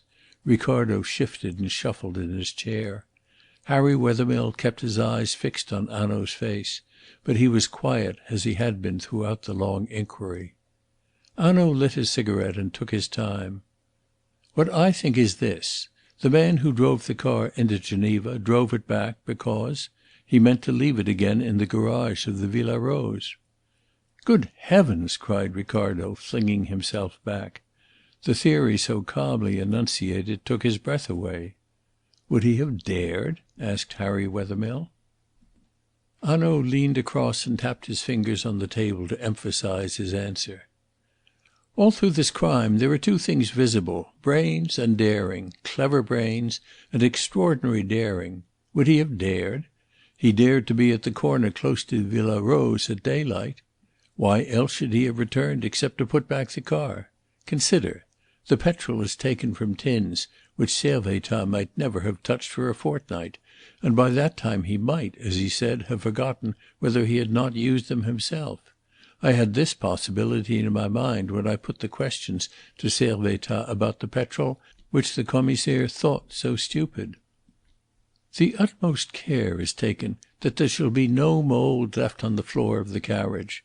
The scrap of chiffon was torn off, no doubt, when the women finally left the car, and therefore not noticed, or that too would have been removed. That the exterior of the car was dirty betrayed nothing, for Servettaz had left it uncleaned. Hanaud leaned back and step by step related the journey of the car. The man leaves the gate open. He drives into Geneva the two women, who are careful that their shoes shall leave no marks upon the floor. At Geneva they get out. The man returns. If he can only leave the car in the garage, he covers all traces of the course he and his friends have taken. No one would suspect that the car had ever left the garage. At the corner of the road, just as he is turning down the villa, he sees a sergent de ville at the gate. He knows that the murder is discovered. He puts on full speed and goes straight out of the town. What is he to do? He is driving a car for which the police, in an hour or two, if not now already, will surely be watching. He is driving in broad daylight. He must get rid of it, and at once, before people are about to see it, and to see him in it. Imagine his feelings. It is almost enough to make one pity him. Here he is in a car which convicts him as a murderer, and he has nowhere to leave it. He drives through Aix. Then on the outskirts of the town he finds an empty villa. He drives in at the gate, forces the door of the coach house, and leaves his car there. Now observe. It is no longer any use for him to pretend that he and his friends did not disappear in that car. The murder is already discovered, and with the murder the disappearance of the car. So he no longer troubles his head about it. He does not remove the traces of mould from the place where his feet rested, which otherwise no doubt he would have done. It no longer matters. He has to run to earth now before he is seen. That is all his business. And so the state of the car is explained. It was a bold step to bring that car back. Yes, a bold and desperate step, but a clever one. For if it had succeeded, we should have known nothing of their movements. Oh, but nothing, nothing. Ah, I tell you, this is no ordinary blundering affair. They are clever people who devised this crime, clever and of an audacity which is surprising. Then Hanaud lit another cigarette. Mr. Ricardo, on the other hand, could hardly continue to smoke for excitement. "I cannot understand your calmness," he exclaimed. "No?" said Hanaud. "Yet it is so obvious. You are the amateur. I am the professional. That is all." He looked at his watch and rose to his feet. "I must go," he said, and as he turned towards the door a cry sprang from Mr. Ricardo's lips. "It is true. I am the amateur. Yet I have knowledge, Monsieur Hanaud, which the professional would do well to obtain." Hanaud turned a guarded face towards Ricardo. There was no longer any raillery in his manner. He spoke slowly, coldly. "Let me have it, then." "I have driven in my motor car from Geneva to Aix," Ricardo cried excitedly. "A bridge crosses a ravine high up amongst the mountains. At the bridge there is a custom house. There, at the Pont de la Caille, your car is stopped. It is searched. You must sign your name in a book. And there is no way round. You would find sure and certain proof whether or no Madame Dauvray's car travelled last night to Geneva. Not so many travellers pass along that road at night.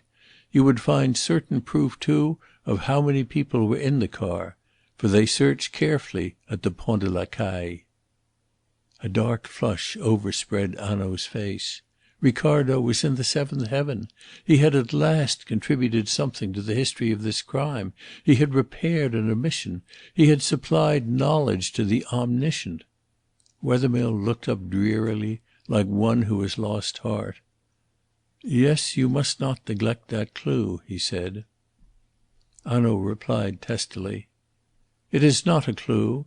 Monsieur Ricardo tells that he travelled from Geneva into France and that his car was searched." "Well, we know already that the officers are particular at the customs houses of France. But travelling from France into Switzerland is a very different affair. In Switzerland, hardly a glance, hardly a word." That was true. Monsieur Ricardo, crestfallen, recognized the truth. But his spirits rose again at once. "But the car came back from Geneva into France!" he cried. "Yes, but when the car came back the man was alone in it," Hanaud answered. "I have more important things to attend to. For instance, I must know whether by any chance they have caught our man at Marseilles." He laid his hand on Wethermill's shoulder. "And you, my friend, I should counsel you to get some sleep. We may need all our strength to morrow. I hope so." He was speaking very bravely. "Yes, I hope so." Wethermill nodded. "I shall try," he said. "That's better," said Hanaud cheerfully. "You will both stay here this evening, for if I have news I can then ring you up." Both men agreed, and Hanaud went away. He left Mr. Ricardo profoundly disturbed. "That man will take advice from no one," he declared. "His vanity is colossal. It is true they are not particular at the Swiss frontier. Still, the car would have to stop there. At the custom house they would know something. Hanaud ought to make inquiries." But neither Ricardo nor Harry Wethermill heard a word more from Hanaud that night. Chapter 10. News from Geneva. The next morning, however, before Mr. Ricardo was out of his bed, Monsieur Hanaud was announced. He came stepping gaily into the room, more elephantinely elfish than ever. "Send your valet away," he said, and as soon as they were alone he produced a newspaper, which he flourished in Mr. Ricardo's face and then dropped into his hands. Ricardo saw staring him in the face a full description of Celia Harland, of her appearance and her dress, of everything except her name, coupled with an intimation that a reward of 4,000 francs would be paid to any one who could give information leading to the discovery of her whereabouts to Mr. Ricardo, the Hotel Majestic, Aix-les-Bains. Mr. Ricardo sat up in his bed with a sense of outrage. "You have done this?" he asked. "Yes." "Why have you done it?" Mr. Ricardo cried. Hanaud advanced to the bed mysteriously, on the tips of his toes. "I will tell you," he said in his most confidential tones, "only it must remain a secret between you and me. I did it because I have a sense of humour." "I hate publicity," said Mr. Ricardo acidly. "On the other hand, you have 4,000 francs," protested the detective. "Besides, what else should I do? If I name myself, the very people we are seeking to catch, who, you may be sure, will be the first to read this advertisement, will know that I, the great, the incomparable Hanaud, am after them, and I do not want them to know that. Besides," and he spoke now in a gentle and most serious voice, "why should we make life more difficult for Mademoiselle Celie by telling the world that the police want her? It will be time enough for that when she appears before the juge d'instruction." Mr. Ricardo grumbled inarticulately and read through the advertisement again. "Besides, your description is incomplete," he said. "There is no mention of the diamond earrings which Celia Harland was wearing when she ran away." "Ah, so you noticed that!" exclaimed Hanaud. "A little more experience and I should be looking very closely to my laurels. But as for the earrings, I will tell you, Mademoiselle Celie was not wearing them when she went away from the Villa Rose." But," stammered Ricardo, "the case upon the dressing-room table was empty." "Still, she was not wearing them. I know," said Hanaud decisively. "How do you know?" cried Ricardo, gazing at Hanaud with awe in his eyes. "How could you know?" "Because," and Hanaud struck a majestic attitude, like a king in a play, "because I am the captain of the ship." Upon that Mr. Ricardo suffered a return of his ill humour. "I do not like to be trifled with," he remarked, with as much dignity as his ruffled hair and the bedclothes allowed him. He looked sternly at the newspaper, turning it over, and then he uttered a cry of surprise. "But this is yesterday's paper," he said. "Yesterday evening's paper," Hanaud corrected. "Printed at Geneva." "Printed and published and sold at Geneva," said Hanaud.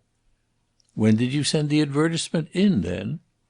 "I wrote a letter while we were taking our luncheon," Hanaud explained. "The letter was to Besnard, asking him to telegraph the advertisement at once." "But you never said a word about it to us," Ricardo grumbled. "No. And was I not wise?" said Hanaud with complacency. "For you would have forbidden me to use your name." "Oh, I don't go so far as that," said Ricardo reluctantly. His indignation was rapidly evaporating, for there was growing up in his mind a pleasant perception that the advertisement placed him in the limelight. He rose from his bed. "You will make yourself comfortable in the sitting room while I have my bath." "I will indeed," replied Hanaud cheerily. "I have already ordered my morning chocolate. I have hopes that you may have a telegram very soon. This paper was cried last night through the streets of Geneva." Ricardo dressed for once in a way with some approach to ordinary celerity, and joined Hanaud. "Has nothing come?" he asked. "No. This chocolate is very good. It is better than that which I get in my hotel." "Good heavens!" cried Ricardo, who was fairly twittering with excitement. "You sit there talking about chocolate while my cup shakes in my fingers." "Again I must remind you that you are the amateur, I the professional, my friend." As the morning drew on, however, Hanaud's professional quietude deserted him. He began to start at the sound of footsteps in the corridor, to glance every other moment from the window, to eat his cigarettes rather than to smoke them. At 11 o'clock Ricardo's valet brought a telegram into the room. Ricardo seized it. "Calmly, my friend," said Hanaud. With trembling fingers Ricardo tore it open. He jumped in his chair. Speechless, he handed the telegram to Hanaud. It had been sent from Geneva, and it ran thus: "Expect me soon after 3. Marthe Gobin." Hanaud nodded his head. "I told you I had hopes." All his levity had gone in an instant from his manner. He spoke very quietly. "I had better send for Wethermill?" asked Ricardo. Hanaud shrugged his shoulders. "As you like. But why raise hopes in that poor man's breast which an hour or two may dash for ever to the ground? Consider! Marthe Gobin has something to tell us. Think over those 8 points of evidence which you drew up yesterday in the Villa des Fleurs, and say whether what she has to tell us is more likely to prove Mademoiselle Celie's innocence than her guilt. Think well, for I will be guided by you, Monsieur Ricardo," said Hanaud solemnly. "If you think it better that your friend should live in torture until Marthe Gobin comes, and then perhaps suffer worse torture from the news she brings, be it so. You shall decide. If, on the other hand, you decide it will be best to leave Monsieur Wethermill in peace until we know her story, be it so. You shall decide." Ricardo moved uneasily. The solemnity of Hanaud's manner impressed him. He had no wish to take the responsibility of the decision upon himself. But Hanaud sat with his eyes strangely fixed upon Ricardo, waiting for his answer. "Well," said Ricardo at length, "good news will be none the worse for waiting a few hours. Bad news will be a little the better." "Yes," said Hanaud, "so I thought you would decide." He took up a Continental Bradshaw from a bookshelf in the room. "From Geneva she will come through Culoz. Let us see." He turned over the pages. "There is a train from Culoz which reaches Aix at 7 minutes past 3. It is by that train she will come. You have a motor car?" "Yes." "Very well. Will you pick me up in it at 3 at my hotel? We will drive down to the station and see the arrivals by that train. It may help us to get some idea of the person with whom we have to deal. That is always an advantage. Now I will leave you, for I have much to do, but I will look in upon Monsieur Wethermill as I go down and tell him that there is as yet no news." He took up his hat and stick and stood for a moment staring out the window. Then he roused himself from his reverie with a start. "You look out upon Mont Revard, I see. I think Monsieur Wethermill's view over the garden and the town is the better one," he said, and went out of his room. At 3 o'clock Ricardo called in his car, which was an open car of high power, at Hanaud's hotel, and the two men went to the station. They waited outside the exit while the passengers gave up their tickets. Amongst them a middle-aged, short woman of a plethoric tendency attracted their notice. She was neatly but shabbily dressed in black, her gloves were darned, and she was obviously in a hurry. As she came out she asked a commissionaire, "How far is it to the Hotel Majestic?" The man told her the hotel was at the very top of the town, and the way was steep. "But madame can go up in the omnibus of the hotel," he suggested. Madame, however, was in too much of a hurry. The omnibus would have to wait for luggage. She hailed a closed cab and drove off inside it. "Now, if we go back in the car we shall be all ready for her when she arrives," said Hanaud. They passed the cab indeed a few yards up the steep hill which leads from the station. The cab was moving at a walk. "She looks honest," said Hanaud with a sigh of relief. "She is some good bourgeoise anxious to earn 4,000 francs." They reached the hotel in a few minutes. "We may need your car again the moment Marthe Gobin has gone," said Hanaud. "It shall wait here," said Ricardo. "No," said Hanaud, "let it wait in the little street at the back of my hotel. It will not be so noticeable there. You have petrol for a long journey?" Ricardo gave the order quietly to his chauffeur, and followed Hanaud into the hotel. Through a glass window they could see Wethermill smoking a cigar over his coffee. "He looks as if he had not slept," said Ricardo. Hanaud nodded sympathetically and beckoned Ricardo past the window. "But we are nearing the end.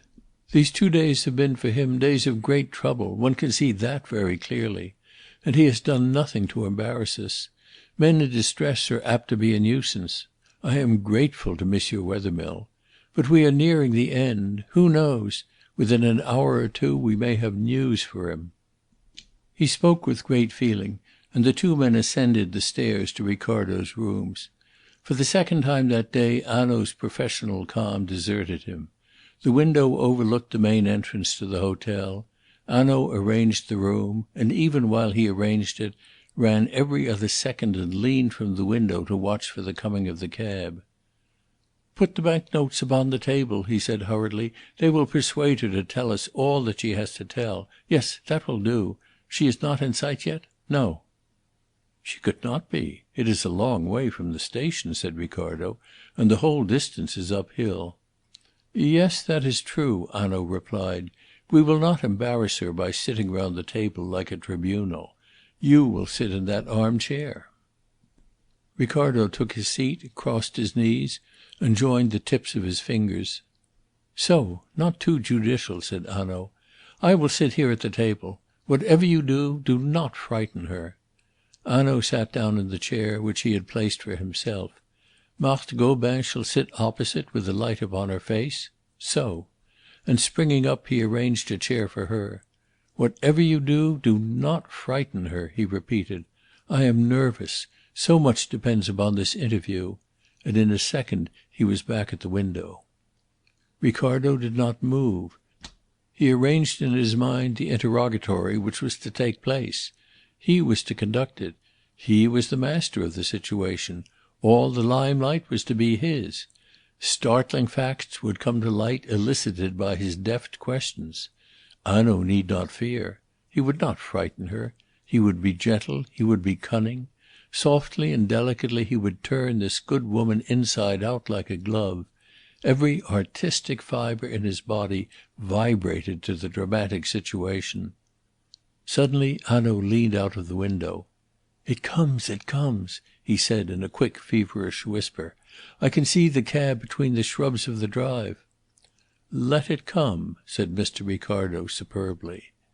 Even as he sat he could hear the grating of the wheels upon the drive. He saw Hanaud lean farther from the window and stamp impatiently upon the floor. "There it is at the door," he cried, and for a few seconds he spoke no more.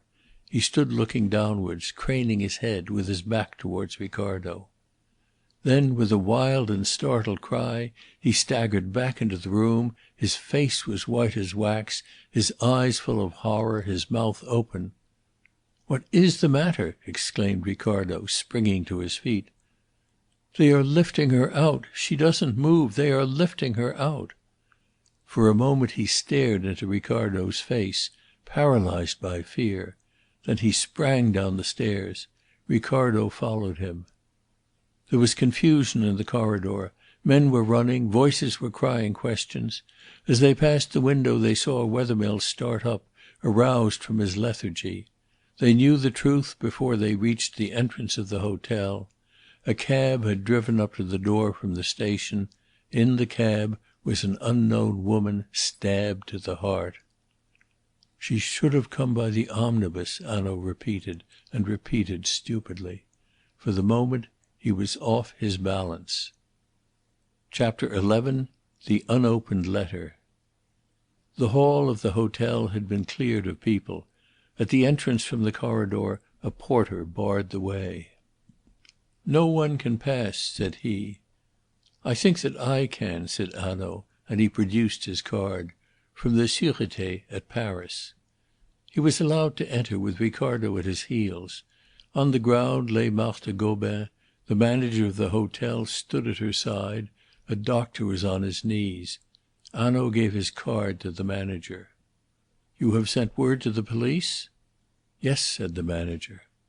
"And the wound?" asked Hanaud, kneeling on the ground beside the doctor. It was a very small wound, round and neat and clean, and there was very little blood. "It was made by a bullet," said Hanaud. "Some tiny bullet from an air pistol." "No," answered the doctor. "No knife made it," Hanaud asserted. "That is true," said the doctor. "Look!" And he took up from the floor by his knee the weapon which had caused Marthe Gobin's death. It was nothing but an ordinary skewer with a ring at one end and a sharp point at the other, and a piece of common white firewood for a handle. The wood had been split, the ring inserted and spliced in position with strong twine. It was a rough enough weapon, but an effective one. The proof of its effectiveness lay stretched upon the floor beside them. Hanaud gave it to the manager of the hotel. "You must be very careful of this, and give it as it is to the police." Then he bent once more over Marthe Gobin. "Did she suffer?" he asked in a low voice. "No, death must have been instantaneous," said the doctor. "I am glad of that," said Hanaud, as he rose again to his feet.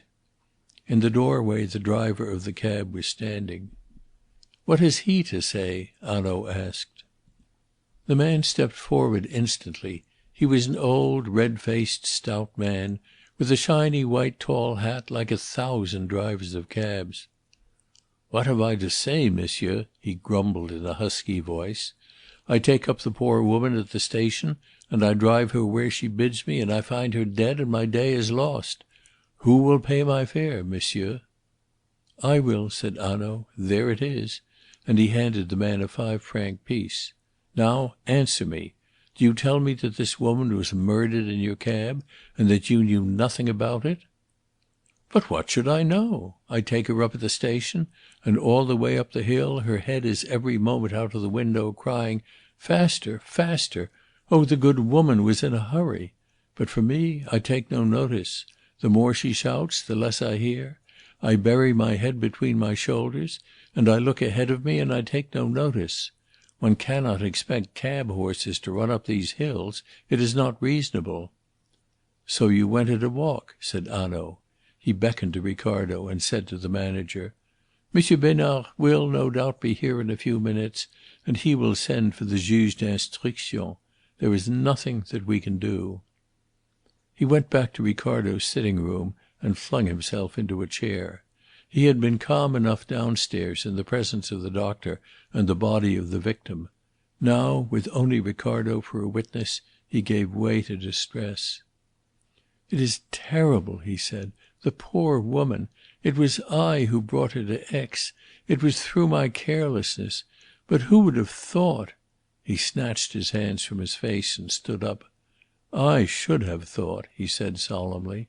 "Extraordinary daring, that was one of the qualities of my criminal. I knew it and I disregarded it. Now we have a second crime." "The skewer may lead you to the criminal," said Mr. Ricardo.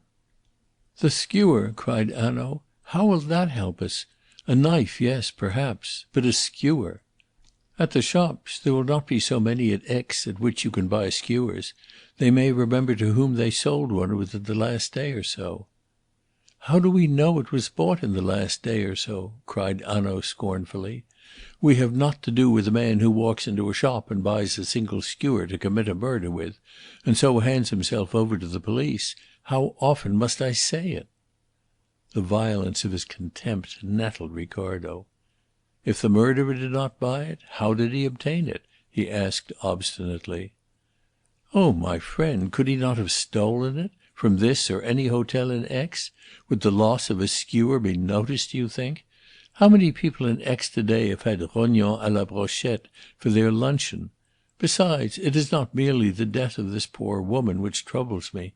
We have lost the evidence which she was going to bring to us. She had something to tell us about Celie Harland, which now we shall never hear. We have to begin all over again, and I tell you we have not the time to begin all over again. No, we have not the time. Time will be lost, and we have no time to lose." He buried his face again in his hands and groaned aloud. His grief was so violent and so sincere that Ricardo, shocked as he was by the murder of Marthe Gobin, set himself to console him. "But you could not have foreseen that at 3 o'clock in the afternoon at Aix—" Hanaud brushed the excuse aside. "It is no extenuation. I ought to have foreseen. Oh, but I will have no pity now," he cried, and as he ended the words abruptly his face changed. He lifted a trembling forefinger and pointed. There came a sudden look of life into his dull and despairing eyes. He was pointing to a side table on which were piled Mr. Ricardo's letters. "You have not opened them this morning?" he asked. "No, you came while I was still in bed. I have not thought of them till now." Hanaud crossed the table and, looking down at the letters, uttered a cry. "There's one, the big envelope," he said, his voice shaking like his hand. "It has a Swiss stamp." He swallowed to moisten his throat. Ricardo sprang across the room and tore open the envelope. There was a long letter enclosed in a handwriting unknown to him. He read aloud the first lines of the letter. "I write what I saw and post it tonight, so that no one may be before me with the news. I will come over to morrow for the money." A low exclamation from Hanaud interrupted the words. "The signature! Quick!" Ricardo turned to the end of the letter. "Marthe Gobin." "She speaks, then! After all, she speaks!" Hanaud whispered in a voice of awe. He ran to the door of the room, opened it suddenly, and shutting it again locked it. "Quick! We cannot bring that poor woman back to life, but we may still—" He did not finish his sentence. He took the letter unceremoniously from Ricardo's hand and seated himself at the table. Over his shoulder Mr. Ricardo, too, read Marthe Gobin's letter. It was just the sort of letter which, in Ricardo's view, Marthe Gobin would have written, a long straggling letter which never kept to the point, which exasperated them one moment by its folly and fired them to excitement the next. It was dated from a small suburb of Geneva on the western side of the lake, and it ran as follows: "The suburb is but a street close to the lakeside, and a tram runs into the city.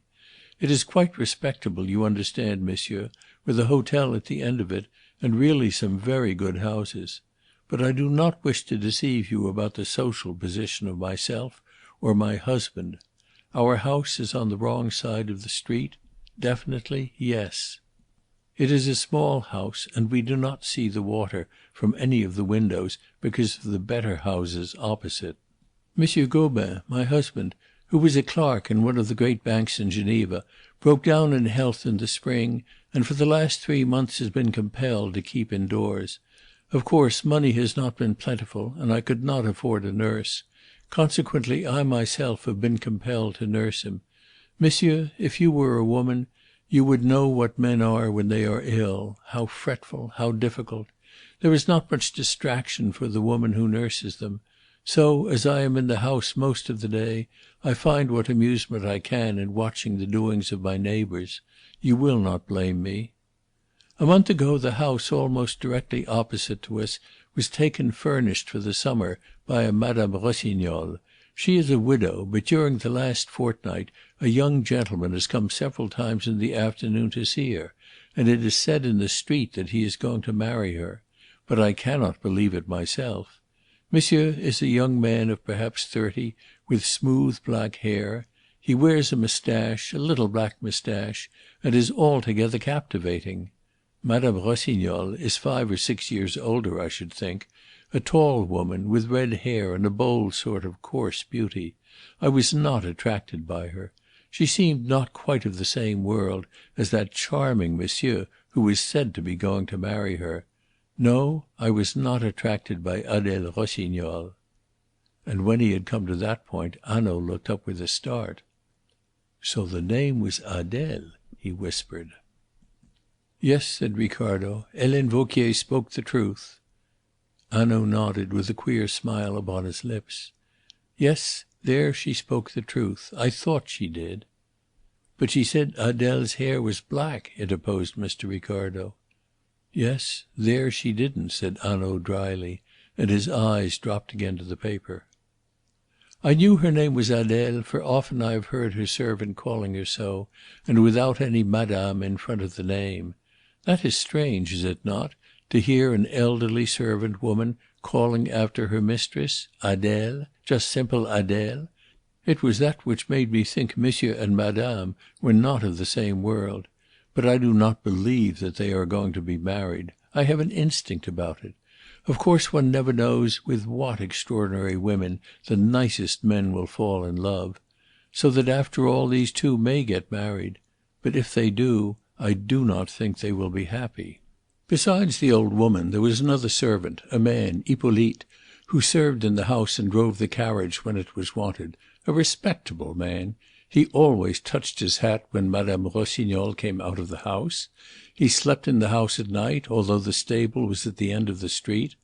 I thought he was probably the son of Jeanne, the servant woman. He was young, and his hair was plastered down upon his forehead, and he was altogether satisfied with himself and a great favorite amongst the servants of the street. The carriage and the horse were hired from Geneva. That is the household of Madame Rossignol." So far Mr. Ricardo read in silence. Then he broke out again.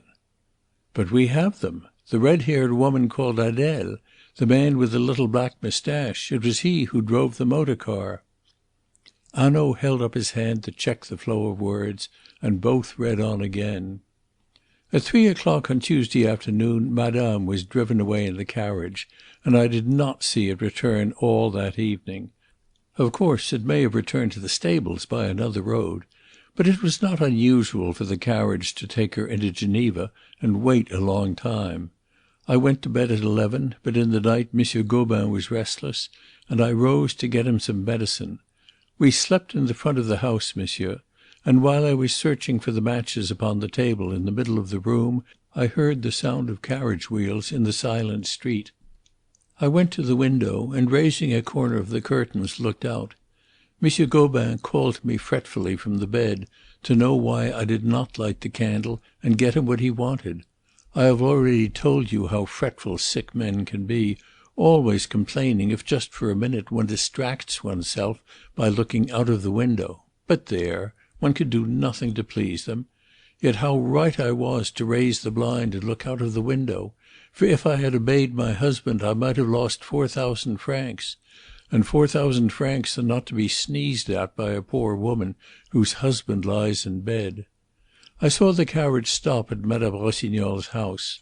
Almost at once the house door was opened by the old servant, although the hall of the house and all the windows in the front were dark. That was the first thing that surprised me. For when Madame came home late and the house was dark, she used to let herself in with a latch-key. Now, in the dark house in the early morning, a servant was watching for them. It was strange. As soon as the door of the house was opened, the door of the carriage opened too, and a young lady stepped quickly out onto the pavement. The train of her dress caught in the door, and she turned round, stooped, freed it with her hand, and held it up off the ground. The night was clear, and there was a lamp in the street close by the door of Madame Rossignol's house. As she turned, I saw her face under the big green hat. It was very pretty and young, and the hair was fair. She wore a white coat, but it was open in front and showed her evening frock of pale green. When she lifted her skirt, I saw the buckles sparkling on her satin shoes. It was the young lady for whom you are advertising, I am sure. She remained standing just for a moment without moving while Madame Rossignol got out. I was surprised to see a young lady of such distinction in Madame Rossignol's company. Then, still holding her skirt up, she ran very lightly and quickly across the pavement into the dark house. I thought, monsieur, that she was very anxious not to be seen. So when I saw your advertisement, I was certain that this was the young lady for whom you are searching. I waited for a few moments and saw the carriage drive off towards the stable at the end of the street. But no light went up in any of the rooms in front of the house. And Monsieur Gobin was so fretful that I dropped the corner of the blind, lit the candle, and gave him his cooling drink. His watch was on the table at the bedside, and I saw that it was 5 minutes to 3. I will send you a telegram tomorrow, as soon as I am sure at what hour I can leave my husband. Accept, monsieur, I beg you, my most distinguished salutations. Marthe Gobin. Hanaud leant back with an extraordinary look of perplexity upon his face. But to Ricardo the whole story was now clear. Here was an independent witness, without the jealousy or rancours of Helene Vauquier. Nothing could be more damning than her statement. It corroborated those footmarks upon the soil in front of the glass door of the salon. There was nothing to be done except to set about arresting Mademoiselle Celie at once. "The facts work with your theory, Monsieur Hanaud. The young man with the black moustache did not return to the house at Geneva, for somewhere upon the road close to Geneva he met the carriage. He was driving back the car to Aix." And then another thought struck him. "But no," he cried, "we are altogether wrong. See! They did not reach home until 5 minutes to 3." 5 minutes to 3! But this demolished the whole of Hanaud's theory about the motor car. The murderers had left the villa between 11 and 12, probably before 11:30. The car was a machine of 60 horsepower, and the roads were certain to be clear. Yet the travellers only reached their home at 3. Moreover, the car was back in Aix at 4. It was evident they did not travel by the car. "Geneva time is an hour later than French time," said Hanaud shortly. It seemed as if the corroboration of this letter disappointed him. 2:45 in Madame Gobin's house would be 2:45 by our watches here. Hanaud folded up the letter and rose to his feet. "We will go now, and we will take this letter with us." Hanaud looked about the room and picked up a glove lying upon a table. "I left this behind me," he said, putting it into his pocket. "By the way, where is the telegram from Marthe Gobin?" "You put it in your letter case." "Oh, did I?" Hanaud took out his letter case and found the telegram within it. His face lightened. "Good," he said emphatically. "For since we have this telegram, there must have been another message sent from Adèle Rossignol to Aix, saying that Marthe Gobin, that busybody, that inquisitive neighbour, who had no doubt seen Monsieur Ricardo's advertisement, was on her way hither. Oh, it will not be put as crudely as that, but that is what the message will mean. We shall have him."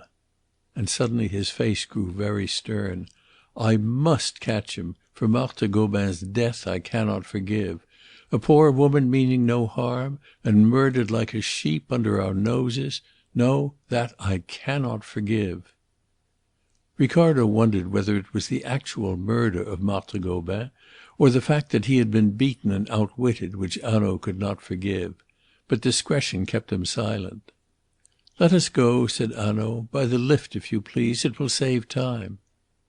They descended into the hall close by the main door. The body of Marthe Gobin had been removed to the mortuary of the town. The life of the hotel had resumed its course. "Monsieur Besnard has gone, I suppose?" Hanaud asked of the porter; and receiving an assent, he walked quickly out of the front door. "But there is a shorter way," said Ricardo, running after him, "across the garden at the back and down the steps." "It will make no difference now," said Hanaud. They hurried along the drive and down the road which circled round the hotel and dipped to the town. Behind Hanaud's hotel Ricardo's car was waiting. "We must go first to Besnard's office. The poor man will be at his wits' end to know who was Madame Gobin and what brought her to Aix. Besides, I wish to send a message over the telephone." Hanaud descended and spent a quarter of an hour with the Commissaire. As he came out he looked at his watch. "We shall be in time, I think," he said. He climbed into the car. "The murder of Marthe Gobin on her way from the station will put our friends at their ease. It will be published, no doubt, in the evening papers, and those good people over there in Geneva will read it with amusement. They do not know that Marthe Gobin wrote a letter yesterday night. Come, let us go." "Where to?" asked Ricardo. "Where to?" exclaimed Hanaud. "Why, of course to Geneva." Chapter 12. The Aluminium Flask. "I have telephoned to le maire, the chef de la sûreté at Geneva," said Hanaud, as the car sped out of Aix along the road to Annecy. "He will have the house watched. We shall be in time. They will do nothing until dark." But though he spoke confidently, there was a note of anxiety in his voice, and he sat forward in the car as though he were already straining his eyes to see Geneva. Ricardo was a trifle disappointed. They were on the great journey to Geneva. They were going to arrest Mademoiselle Celie and her accomplices. And Hanaud had not come disguised. Hanaud, in Ricardo's eyes, was hardly living up to the dramatic expedition on which they had set out. It seemed to him that there was something incorrect in the great detective coming out on the chase without a false beard. "But, my dear friend, why shouldn't I?" pleaded Hanaud. "We are going to dine together at the Restaurant du Nord over the lake until it grows dark. It is not pleasant to eat one's soup in a false beard. Have you tried it? Besides, everybody stares so, seeing perfectly well that it is false. Now, I do not want tonight that people should know me for a detective, so I do not go disguised." "Humorist!" said Mr. Ricardo. "There, you have found me out," cried Hanaud in mock alarm. "Besides, I told you this morning that that is precisely what I am." Beyond Annecy they came to the bridge over the ravine. At the far end of it the car stopped. A question, a hurried glance into the body of the car, and the officers of the customs stood aside. "You see how perfunctory it is," said Hanaud, and with a jerk the car moved on. The jerk threw Hanaud against Mr. Ricardo. Something hard in the detective's pocket knocked against his companion. "You have got them?" he whispered. "What?" "The handcuffs." Another disappointment awaited Ricardo. A detective without a false beard was bad enough, but that was nothing to a detective without handcuffs. The paraphernalia of justice were sadly lacking. However, Hanaud consoled Mr. Ricardo by showing him the hard thing. It was almost as thrilling as the handcuffs, for it was a loaded revolver. "There will be danger, then," said Ricardo with a tremor of excitement. "I should have brought mine." "There would have been danger, my friend," Hanaud objected gravely, "if you had brought yours." They reached Geneva as the dusk was falling, and drove straight to the restaurant by the side of the lake and mounted to the balcony on the first floor. A small stout man sat at a table alone in a corner of the balcony. He rose and held out his hands. "My friend, Monsieur le Maire, the Chef de la Sûreté of Geneva," said Hanaud, presenting the little man to his companion. There were as yet only two couples dining in the restaurant, and Hanaud spoke so that neither could overhear him. He sat down at the table.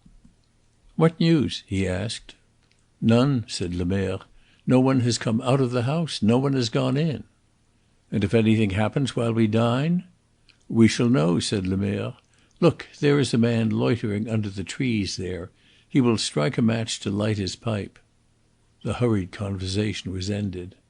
"Good," said Hanaud. "We will dine then, and be gay." He called to the waiter and ordered dinner. It was after 7 when they sat down to dinner, and they dined while the dusk deepened. In the street below the lights flashed out, throwing a sheen on the foliage of the trees at the water's side. Upon the dark lake the reflections of lamps rippled and shook.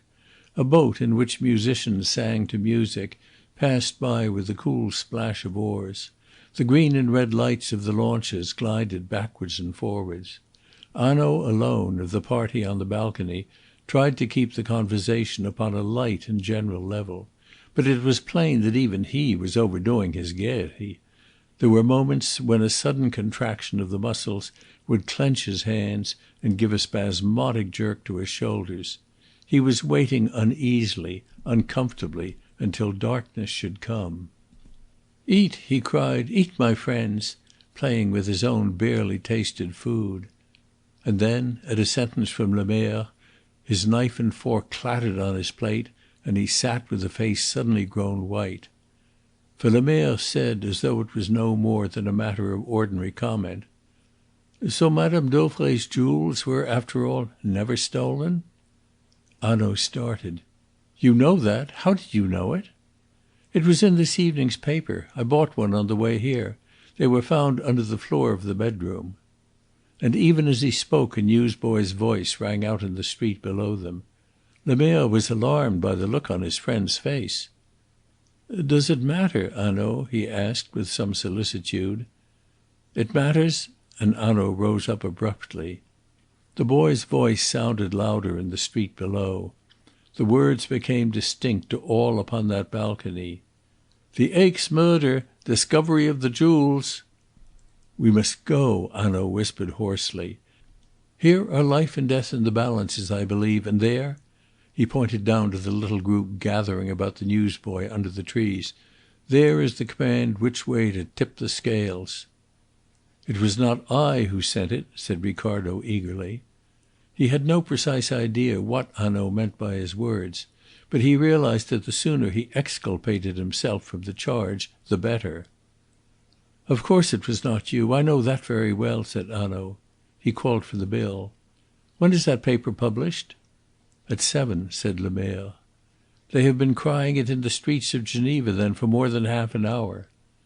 He sat drumming impatiently upon the table until the bill should be brought. "By heaven, that's clever!" he muttered savagely. "There's a man who gets ahead of me at every turn. See, Lemerre, I take every care, every precaution, that no message shall be sent. I let it be known, I take careful pains to let it be known, that no message can be sent without detection following, and here's the message sent by the one channel I never thought to guard against and stop. Look!" The murder at the Villa Rose and the mystery which hid its perpetration had aroused interest. This new development had quickened it. From the balcony Hanaud could see the groups thickening about the boy and the white sheets of the newspaper in the hands of passers by. "Every one in Geneva or near Geneva will know of this message by now." "Who could have told?" asked Ricardo blankly. And Hanaud laughed in his face, but laughed without any merriment. "At last!" he cried, as the waiter brought the bill, and just as he had paid it the light of a match flared up under the trees. "The signal," said Lemerre.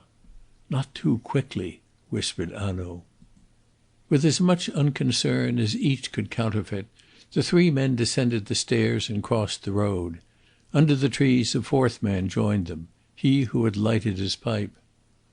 "The coachman, Hippolyte," he whispered, "bought an evening paper at the front door of the house from a boy who came down the street shouting the news. The coachman ran back into the house." "When was this?" asked Lemerre. The man pointed to a lad who leaned against the balustrade above the lake, hot and panting for breath. "He came on his bicycle. He has just arrived." "Follow me," said Lemerre. 6 yards from where they stood a couple of steps led down from the embankment onto a wooden landing stage where boats were moored. Lemerre, followed by the others, walked briskly down onto the landing stage. An electric launch was waiting. It had an awning and was of the usual type which one hires at Geneva. There were 2 sergeants in plain clothes on board, and a third man whom Ricardo recognized. "That is the man who found out in whose shop the cord was bought," he said to Hanaud. "Yes, it is Durette. He has been here since yesterday." Lemerre and the 3 who followed him stepped into it, and it backed away from the stage and, turning, sped swiftly towards Geneva. The gay lights of the shops and the restaurants were left behind, the cool darkness enveloped them, a light breeze blew over the lake, a trail of white and tumbled water lengthened out behind and overhead, in a sky of deepest blue the bright stars shone like gold. "If only we are in time," said Hanaud, catching his breath. "Yes," answered Lemerre, and in both their voices there was a strange note of gravity. Lemerre gave a signal after a while, and the boat turned to the shore and reduced its speed. They had passed the big villas. On the bank the gardens of houses, narrow, long gardens of a street of small houses, reached down to the lake, and to almost each garden there was a rickety landing stage of wood projecting into the lake. Again Lemerre gave a signal, and the boat's speed was so much reduced that not a sound of its coming could be heard. It moved over the water like a shadow, with not so much as a curl of white at its bows. Lemerre touched Hanaud on the shoulder and pointed to a house in a row of houses. All the windows except 2 upon the second floor and 1 upon the ground floor were in absolute darkness, and over those upper 2 the wooden shutters were closed. But in the shutters there were diamond-shaped holes, and from these holes 2 yellow beams of light, like glowing eyes upon the watch, streamed out and melted in the air. "You are sure that the front of the house is guarded?" asked Hanaud anxiously. "Yes," replied Lemerre. Ricardo shivered with excitement. The launch slid noiselessly into the bank and lay hidden under its shadow. Hanaud turned to his associates with his finger to his lips. Something gleamed darkly in his hand. It was the barrel of his revolver. Cautiously the men disembarked and crept up the bank. First came Le Maire, then Hanaud. Ricardo followed him, and the fourth man, who had struck the match under the trees, brought up the rear. The other three officers remained in the boat. Stooping under the shadow of the side wall of the garden, the invaders stole towards the house.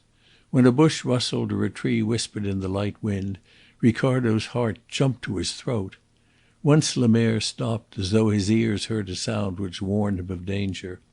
Then cautiously he crept on again. The garden was a ragged place of unmown lawn and straggling bushes.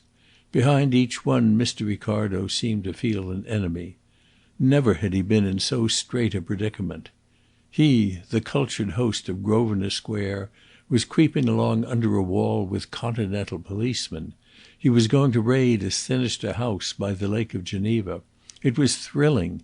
Fear and excitement gripped him in turn and let him go, but always he was sustained by the pride of the man doing an out-of-the-way thing. If only my friends could see me now! The ancient vanity was loud in his bosom. Poor fellows, they were upon yachts in the Solent, or on grouse moors in Scotland, or on golf links at North Berwick. He alone of all of them was tracking malefactors to their doom by Leman's Lake. From these agreeable reflections Ricardo was shaken. Le Maire stopped. The raiders had reached the angle made by the side wall of the garden and the house. A whisper was exchanged, and the party turned and moved along the house wall towards the lighted window on the ground floor. As Le Maire reached it he stooped. Then slowly his forehead and his eyes rose above the sill and glanced this way and that into the room. Mr. Ricardo could see his eyes gleaming as the light from the window caught them. His face rose completely over the sill. He stared into the room without care or apprehension, then dropped again out of the reach of the light. He turned to Hanaud. "The room is empty," he whispered. Hanaud turned to Ricardo. "Pass under the sill, or the light from the window will throw your shadow upon the lawn." The party came to the back door of the house. Le Maire tried the handle of the door, and to his surprise it yielded. They crept into the passage. The last man closed the door noiselessly, locked it, and removed the key. A panel of light shone upon the wall a few paces ahead. The door of the lighted room was open. As Ricardo stepped silently past it, he looked in. It was a parlor meanly furnished. Hanaud touched him on the arm and pointed to the table. Ricardo had seen the objects at which Hanaud pointed often enough without uneasiness, but now, in this silent house of crime, they had the most sinister and appalling aspect. There was a tiny phial half full of a dark brown liquid. Beside it a little leather case lay open, and across the case, ready for use or waiting to be filled, was a bright morphia needle. Ricardo felt the cold creep along his spine and shivered. "Come," whispered Hanaud. They reached the foot of a flight of stairs and cautiously mounted it. They came out in a passage which ran along the side of the house, from the back to the front. It was unlighted, but they were now on the level of the street, and a fan-shaped glass window over the front door admitted a pale light. There was a street lamp near to the door, Ricardo remembered. For by the light of it Marthe de Cobin had seen Celia Harland run so nimbly into this house. For a moment the men in the passage held their breath. Some one strode heavily by on the pavement outside. To Mr. Ricardo's ear a most companionable sound. Then a clock upon a church struck the half-hour musically, distantly. It was 8:30, and a second afterwards a tiny bright light shone. Hanaud was directing the light of a pocket electric torch to the next flight of stairs. Here the stairs were carpeted, and once more the men crept up. One after another they came out upon the next landing. It ran, like those below it, along the side of the house from the back to the front, and the doors were all upon their left hand. From beneath the door nearest to them a yellow line of light streamed out. They stood in the darkness, listening, but not a sound came from behind the door. Was this room empty too? In each one's mind was the fear that the birds had flown. Lemerre carefully took the handle of the door and turned it. Very slowly and cautiously he opened the door. A strong light beat out through the widening gap upon his face. And then, though his feet did not move, his shoulders and his face drew back. The action was significant enough. This room, at all events, was not empty. But of what Lemerre saw in the room, his face gave no hint. He opened the door wider, and now Hanaud saw. Ricardo, trembling with excitement, watched him. But again there was no expression of surprise, consternation, or delight. He stood stolidly and watched. Then he turned to Ricardo, placed a finger on his lips and made room. Ricardo crept on tiptoe to his side. And now he too could look in. He saw a brightly lit bedroom with a made bed. On his left were the shuttered windows overlooking the lake. On his right, in the partition wall, a door stood open. Through the door he could see a dark, windowless closet, with a small bed from which the bedclothes hung and trailed upon the floor, as though someone had been but now roughly dragged from it. On a table close by the door lay a big green hat with a brown ostrich feather and a white cloak. But the amazing spectacle which kept him riveted was just in front of him. An old hag of a woman was sitting in a chair, with her back towards them. She was mending with a big needle the holes in an old sack, and while she bent over her work she crooned to herself some French song. Every now and then she raised her eyes, for in front of her, under her charge, Mademoiselle Celie, the girl of whom Hanaud was in search, lay helpless upon a sofa. The train of her delicate green frock swept the floor. She was dressed as Helene Vauquier had described. Her gloved hands were tightly bound behind her back, her feet were crossed so that she could not have stood, and her ankles were cruelly strapped together. Over her face and eyes a piece of coarse sacking was stretched like a mask, and the ends were roughly sewn together at the back of her head. She lay so still that but for the labouring of her bosom and a tremor which now and again shook her limbs, the watchers would have thought her dead. She made no struggle of resistance. She lay quiet and still. Once she writhed, but it was with the uneasiness of one in pain, and the moment she stirred the old woman's hand went out to a bright aluminium flask which stood on a little table at her side. "Keep quiet, little one," she ordered in a careless, chiding voice, and she rapped with the flask peremptorily upon the table. Immediately, as though the tapping had some strange message of terror for the girl's ear, she stiffened her whole body and lay rigid. "I am not ready for you yet, little fool," said the old woman, and she bent again to her work. Ricardo's brain whirled. Here was the girl whom they had come to arrest, who had sprung from the salon with so much activity of youth across the stretch of grass, who had run so quickly and lightly across the pavement into this very house so that she should not be seen. And now she was lying in her fine and delicate attire, a captive, at the mercy of the very people who were her accomplices. Suddenly a scream rang out in the garden, a shrill, loud scream close beneath the windows. The old woman sprang to her feet. The girl on the sofa raised her head. The old woman took a step towards the window, and then she swiftly turned towards the door. She saw the men upon the threshold. She uttered a bellow of rage. There is no other word to describe the sound. It was not a human cry. It was the bellow of an angry animal. She reached out her hand towards the flask, but before she could grasp it, Hanaud seized her. She burst into a torrent of foul oaths. Hanaud flung her across to Lemerre's officer, who dragged her from the room. "Quick!" said Hanaud, pointing to the girl, who was now struggling helplessly upon the sofa.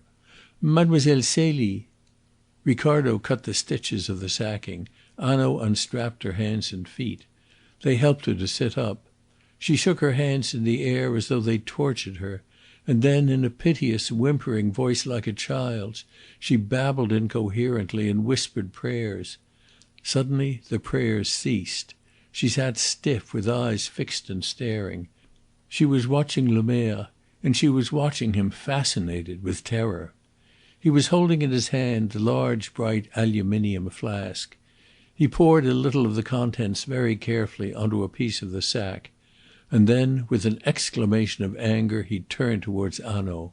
But Hanaud was supporting Celia, and so, as Le Maire turned abruptly towards him with the flask in his hand, he turned abruptly towards Celia too. She wrenched herself from Hanaud's arms. She shrank violently away. Her white face flushed scarlet and grew white again. She screamed loudly, terribly, and after the scream she uttered a strange, weak sigh, and so fell sideways in a swoon. Hanaud caught her as she fell. A light broke over his face. "Now I understand," he cried. "Good God, that's horrible." Chapter 13. In the House at Geneva. It was well, Mr. Ricardo thought, that someone understood. For himself, he frankly admitted that he did not. Indeed, in his view, the first principles of reasoning seemed to be set at naught. It was obvious from the solicitude with which Celia Harland was surrounded that every one except himself was convinced of her innocence. Yet it was equally obvious that any one who bore in mind the 8 points he had tabulated against her must be convinced of her guilt. Yet again, if she were guilty, how did it happen that she had been so mishandled by her accomplices? He was not allowed, however, to reflect upon these remarkable problems. He had too busy a time of it. At one moment he was running to fetch water wherewith to bathe Celia's forehead. At another, when he had returned with the water, he was distracted by the appearance of Durette, the inspector from Aix, in the doorway. "We have them both," he said, "Hippolyte and the woman. They were hiding in the garden." "So I thought," said Hanaud, "when I saw the door open downstairs and the morphia needle on the table." Le Maire turned to one of the officers. "Let them be taken with old Jeanne in cabs to the depot." And when the man had gone upon his errand, Le Maire spoke to Hanaud. "You will stay here to night to arrange for their transfer to Aix?" "I will leave Durette behind," said Hanaud. "I am needed at Aix. We will make a formal application for the prisoners." He was kneeling by Celia's side and awkwardly dabbing her forehead with a wet handkerchief. He raised a warning hand. Celia Harland moved and opened her eyes. She sat up on the sofa, shivering, and looked with dazed and wondering eyes from one to another of the strangers who surrounded her. She searched in vain for a familiar face. "You are amongst good friends, Mademoiselle Celie," said Hanaud with great gentleness. "Oh, I wonder," she cried piteously. "Be very sure of it," he said heartily, and she clung to the sleeve of his coat with desperate hands. "I suppose you are friends," she said, "else why?" And she moved her numbed limbs to make certain that she was free. She looked about the room. Her eyes fell upon the sack and widened with terror. "They came to me a little while ago in that cupboard there, Adele and the old woman Jeanne. They made me get up. They told me they were going to take me away. They brought my clothes and dressed me in everything I wore when I came, so that no single trace of me might be left behind. Then they tied me." She tore off her gloves and showed them her lacerated wrists. "I think they meant to kill me horribly." And she caught her breath and whimpered like a child. Her spirit was broken. "My poor girl, all that is over," said Hanaud, and he stood up. But at the first movement he made she cried incisively "No!" and tightened the clutch of her fingers upon his sleeve. "But, mademoiselle, you are safe," he said with a smile. She stared at him stupidly. It seemed the words had no meaning for her. She would not let him go. It was only the feel of his coat within the clutch of her fingers which gave her any comfort. "I want to be sure that I am safe," she said, with a wan little smile. "Tell me, mademoiselle, what have you had to eat and drink during the last 2 days?" "Is it 2 days?" she asked. "I was in the dark there. I did not know. A little bread, a little water." "That's what is wrong," said Hanaud. "Come, and let us go from here." "Yes, yes," Celia cried eagerly. She rose to her feet and tottered. Hanaud put his arm about her. "You are very kind," she said in a low voice, and again doubt looked out from her face and disappeared. "I am sure that I can trust you." Ricardo fetched her cloak and slipped it on her shoulders. Then he brought her hat and she pinned it on. She turned to Hanaud. Unconsciously familiar words rose to her lips. "Is it straight?" she asked. And Hanaud laughed outright, and in a moment Celia smiled herself. Supported by Hanaud, she stumbled down the stairs to the garden. As they passed the open door of the lighted parlour at the back of the house, Hanaud turned back to Lemerre and pointed silently to the morphia needle and the phial.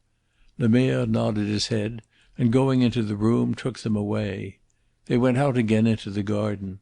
Celia Harland threw back her head to the stars and drew in a deep breath of the cool night air. "I did not think," she said in a low voice, "to see the stars again." They walked slowly down the length of the garden, and Hanaud lifted her into the launch. She turned and caught his coat. "You must come too," she said stubbornly. Hanaud sprang in beside her. "For to night," he said gaily, "I am your papa." Ricardo and the others followed, and the launch moved out over the lake under the stars. The bow was turned towards Geneva. The water tumbled behind them like white fire. The night breeze blew fresh upon their faces. They disembarked at the landing stage, and then Lemerre bowed to Celia and took his leave. Hanaud led Celia up onto the balcony of the restaurant and ordered supper. There were people still dining at the tables. One party indeed sitting late over their coffee Ricardo recognized with a kind of shock. They had taken their places, the very places in which they now sat, before he and Hanaud and Lemerre had left the restaurant upon their expedition of rescue. Into that short interval of time so much that was eventful had been crowded. Hanaud leaned across the table to Celia and said in a low voice: "Mademoiselle, if I may suggest it, it would be as well if you put on your gloves. Otherwise they may notice your wrists." Celia followed his advice. She ate some food and drank a glass of champagne. A little colour returned to her cheeks. "You are very kind to me, you and monsieur your friend," she said, with a smile towards Ricardo. "But for you," and her voice shook. "Hush," said Hanaud. "All that is over. We will not speak of it." Celia looked out across the road onto the trees, of which the dark foliage was brightened and made pale by the lights of the restaurant. Out on the water some one was singing. "It seems impossible to me," she said in a low voice, "that I am here in the open air and free." Hanaud looked at his watch. "Mademoiselle Celie, it is past 10 o'clock. Monsieur Ricardo's car is waiting there under the trees. I want you to drive back to Aix. I have taken rooms for you at an hotel, and there will be a nurse from the hospital to look after you." "Thank you, monsieur," she said. "You have thought of everything. But I shall not need a nurse." "But you will have a nurse," said Hanaud firmly. "You feel stronger now, yes. But when you lay your head upon your pillow, mademoiselle, it will be a comfort for you to know that you have her within call. And in a day or two," he added gently, "you will perhaps be able to tell us what happened on Tuesday night at the Villa Rose?" Celia covered her face with her hands for a few moments. Then she drew them away and said simply: "Yes, monsieur, I will tell you." Hanaud bowed to her with a genuine deference. "Thank you, mademoiselle," he said, and in his voice there was a strong ring of sympathy. They went downstairs and entered Ricardo's motor car. "I want to send a telephone message," said Hanaud, "if you will wait here." "No!" cried Celia decisively, and she again laid hold of his coat with a pretty imperiousness, as though he belonged to her. "But I must," said Hanaud with a laugh. "Then I will come too," said Celia, and she opened the door and set a foot upon the step. "You will not, mademoiselle," said Hanaud with a laugh. "Will you take your foot back into that car? That is better. Now you will sit with your friend, Monsieur Ricardo, whom, by the way, I have not yet introduced to you. He is a very good friend of yours, mademoiselle, and will in the future be a still better one." Ricardo felt his conscience rather heavy within him, for he had come out to Geneva with the fixed intention of arresting her as a most dangerous criminal. Even now he could not understand how she could be innocent of a share in Madame Dauvray's murder. But Hanaud evidently thought she was, and since Hanaud thought so, why, it was better to say nothing if one was sensitive to gibes. So Ricardo sat and talked with her while Hanaud ran back into the restaurant. It mattered very little, however, what he said, for Celia's eyes were fixed upon the doorway through which Hanaud had disappeared. And when he came back she was quick to turn the handle of the door.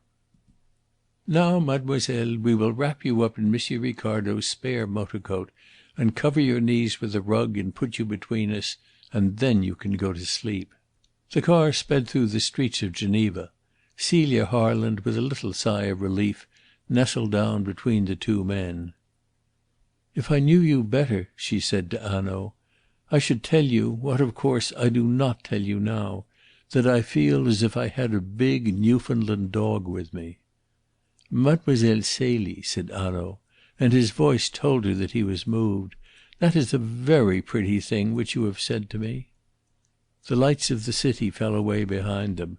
Now only a glow in the sky spoke of Geneva.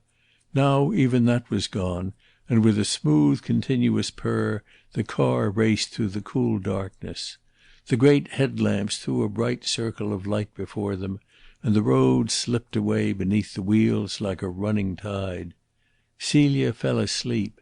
Even when the car stopped at the Pont de la Caille she did not waken. The door was opened and a search for contraband was made. The book was signed. Still she did not wake. The car sped on. "You see, coming into France is a different affair," said Hanaud. "Yes," replied Ricardo. "Still, I will own it, you caught me napping yesterday." "I did?" exclaimed Ricardo joyfully. "You did," returned Hanaud. "I had never heard of the Pont de la Caille. But you will not mention it? You will not ruin me?" "I will not," answered Monsieur Ricardo, superb in his magnanimity. "You are a good detective." "Oh, thank you, thank you!" cried Hanaud, in a voice which shook, surely with emotion. He wrung Ricardo's hand. He wiped an imaginary tear from his eye. And still Celia slept. Monsieur Ricardo looked at her. He said to Hanaud in a whisper: "Yet I do not understand. The car, though no serious search was made, must still have stopped at the Pont de la Caille on the Swiss side. Why did she not cry for help then? One cry and she was safe. A movement even was enough. Do you understand?" Hanaud nodded his head. "I think so," he answered, with a very gentle look at Celia. "Yes, I think so." When Celia was aroused she found that the car had stopped before the door of an hotel, and that a woman in the dress of a nurse was standing in the doorway. "You can trust Marie," said Hanaud, and Celia turned as she stood upon the ground and gave her hands to the two men. Thank you both," she said in a trembling voice. She looked at Hanaud and nodded her head. "You understand why I thank you so very much?" "Yes," said Hanaud. "But mademoiselle," and he bent over the car and spoke to her quietly, holding her hand, "there is always a big Newfoundland dog in the worst of troubles, if only you will look for him.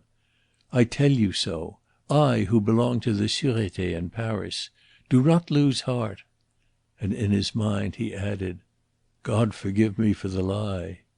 He shook her hand and let it go, and gathering up her skirt she went into the hall of the hotel. Hanaud watched her as she went. She was to him a lonely and pathetic creature, in spite of the nurse who bore her company. "You must be a good friend to that young girl, Monsieur Ricardo," he said. "Let us drive to your hotel." "Yes," said Ricardo, and as they went the curiosity which all the way from Geneva had been smouldering within him burst into flame. "Will you explain to me one thing?" he asked. "When the scream came from the garden you were not surprised. Indeed, you said that when you saw the open door and the morphia needle on the table of the little room downstairs, you thought Adele and the man Hippolyte were hiding in the garden." "Yes, I did think so." "Why? And why did the publication that the jewels had been discovered so alarm you?" "Ah," said Hanaud, "did you not understand that? Yet surely it is clear and obvious, if you once grant that the girl was innocent, was a witness of the crime, and was now in the hands of the criminals. Grant me those premises, Mr. Ricardo, for a moment, and you will see that we had just one chance of finding the girl alive in Geneva. From the first I was sure of that. What was the one chance? Why, this. She might be kept alive on the chance that she could be forced to tell what, by the way, she did not know, namely the place where Mme. Dauvray's valuable jewels were secreted. Now follow this. We, the police, find the jewels and take charge of them. Let that news reach the house in Geneva, and on the same night Mademoiselle Celie loses her life, and not very pleasantly. They have no further use for her. She is merely a danger to them. So I take my precautions. Never mind for the moment what they were. I take care that if the murderer is in Aix and gets wind of our discovery, he shall not be able to communicate his news." "The post office would have stopped letters or telegrams," said Ricardo. "I understand." "On the contrary," replied Hanaud. "No, I took my precautions, which were of quite a different kind, before I knew the house in Geneva or the name of Rossignol. But one way of communication I did not think of. I did not think of the possibility that the news might be sent to a newspaper, which of course would publish it and cry it through the streets of Geneva. The moment I heard the news I knew we must hurry. The garden of the house ran down to the lake. A means of disposing of Mademoiselle Celie was close at hand, and the night had fallen. As it was, we arrived just in time, and no earlier than just in time. The paper had been bought, the message had reached the house. Mademoiselle Celie was no longer of any use, and every hour she stayed in that house was of course an hour of danger to her captors." "What were they going to do?" asked Ricardo. Hanaud shrugged his shoulders. "It is not pretty, what they were going to do. We reached the garden in our launch. At that moment Hippolyte and Adèle, who is most likely Hippolyte's wife, are in the lighted parlour on the basement floor. Adèle is preparing her morphia needle. Hippolyte is going to get ready the rowing boat, which was tied at the end of the landing stage. Quietly as we came into the bank they heard or saw us. They ran out and hid in the garden, having no time to lock the garden door, or perhaps not daring to lock it lest the sound of the key should reach our ears. We find that door upon the latch, the door of the room open, on the table lies the morphia needle. Upstairs lies Mademoiselle Celie. She is helpless, she cannot see what they are meaning to do." "But she could cry out!" exclaimed Ricardo. "She did not even do that." "No, my friend, she could not cry out," replied Hanaud very seriously. "I know why. She could not. No living man or woman could. Rest assured of that." Ricardo was mystified, but since the captain of the ship would not show his observation, he knew it would be in vain to press him. "Well, while Adèle was preparing her morphia needle, and Hippolyte was about to prepare the boat, Jeanne upstairs was making her preparation too. She was mending a sack. Did you see Mademoiselle Celie's eyes and face when first she saw that sack? Ah, she understood.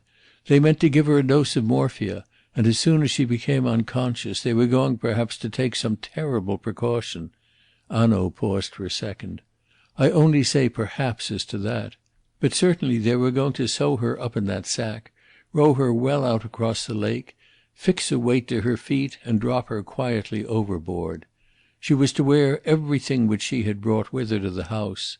Mademoiselle Celie would have disappeared for ever, and left not even a ripple upon the water to trace her by." Ricardo clenched his hands. "But that's horrible!" he cried, and as he uttered the words the car swerved into the drive and stopped before the door of the Hotel Majestic. Ricardo sprang out. A feeling of remorse seized hold of him.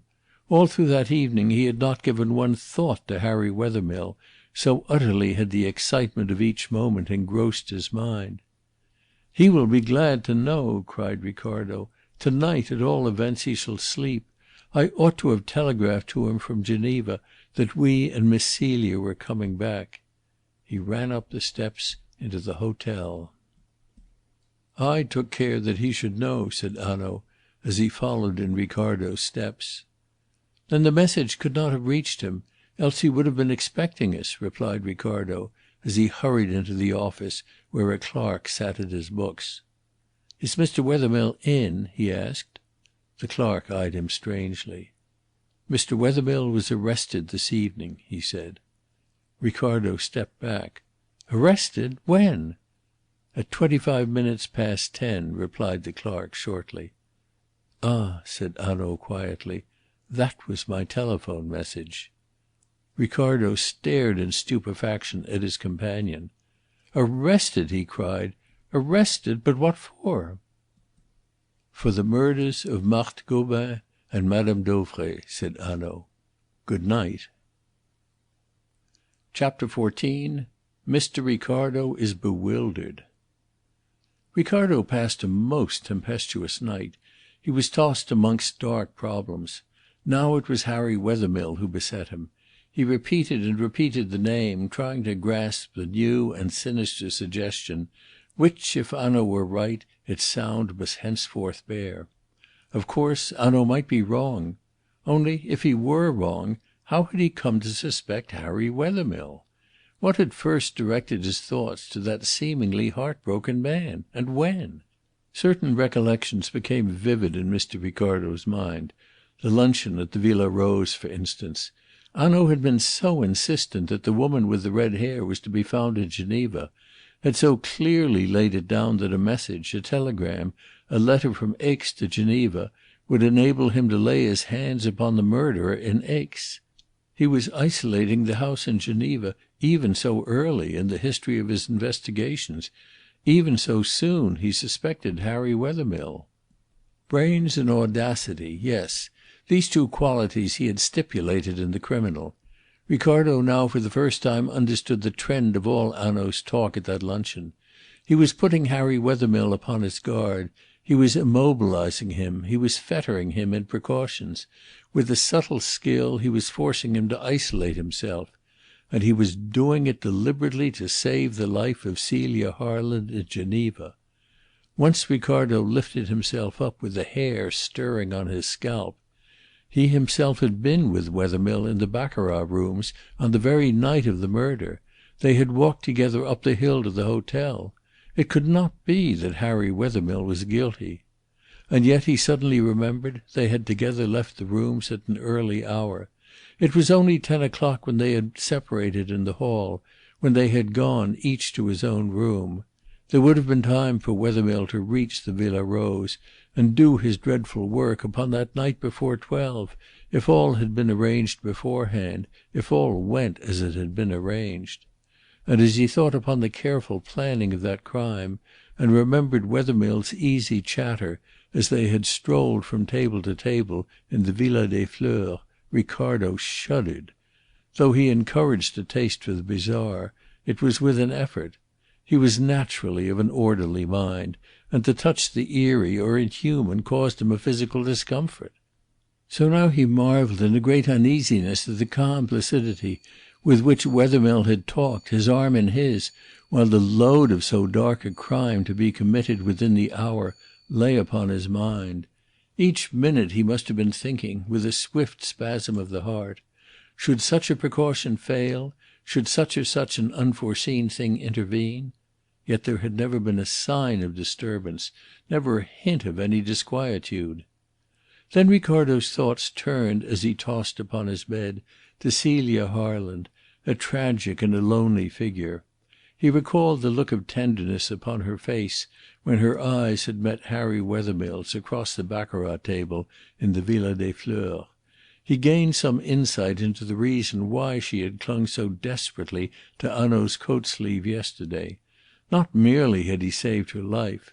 She was lying with all her world of trust and illusion broken about her, and Hanaud had raised her up. She had found some one whom she trusted, the big Newfoundland dog, as she expressed it. Mr. Ricardo was still thinking of Celia Harland when the morning came.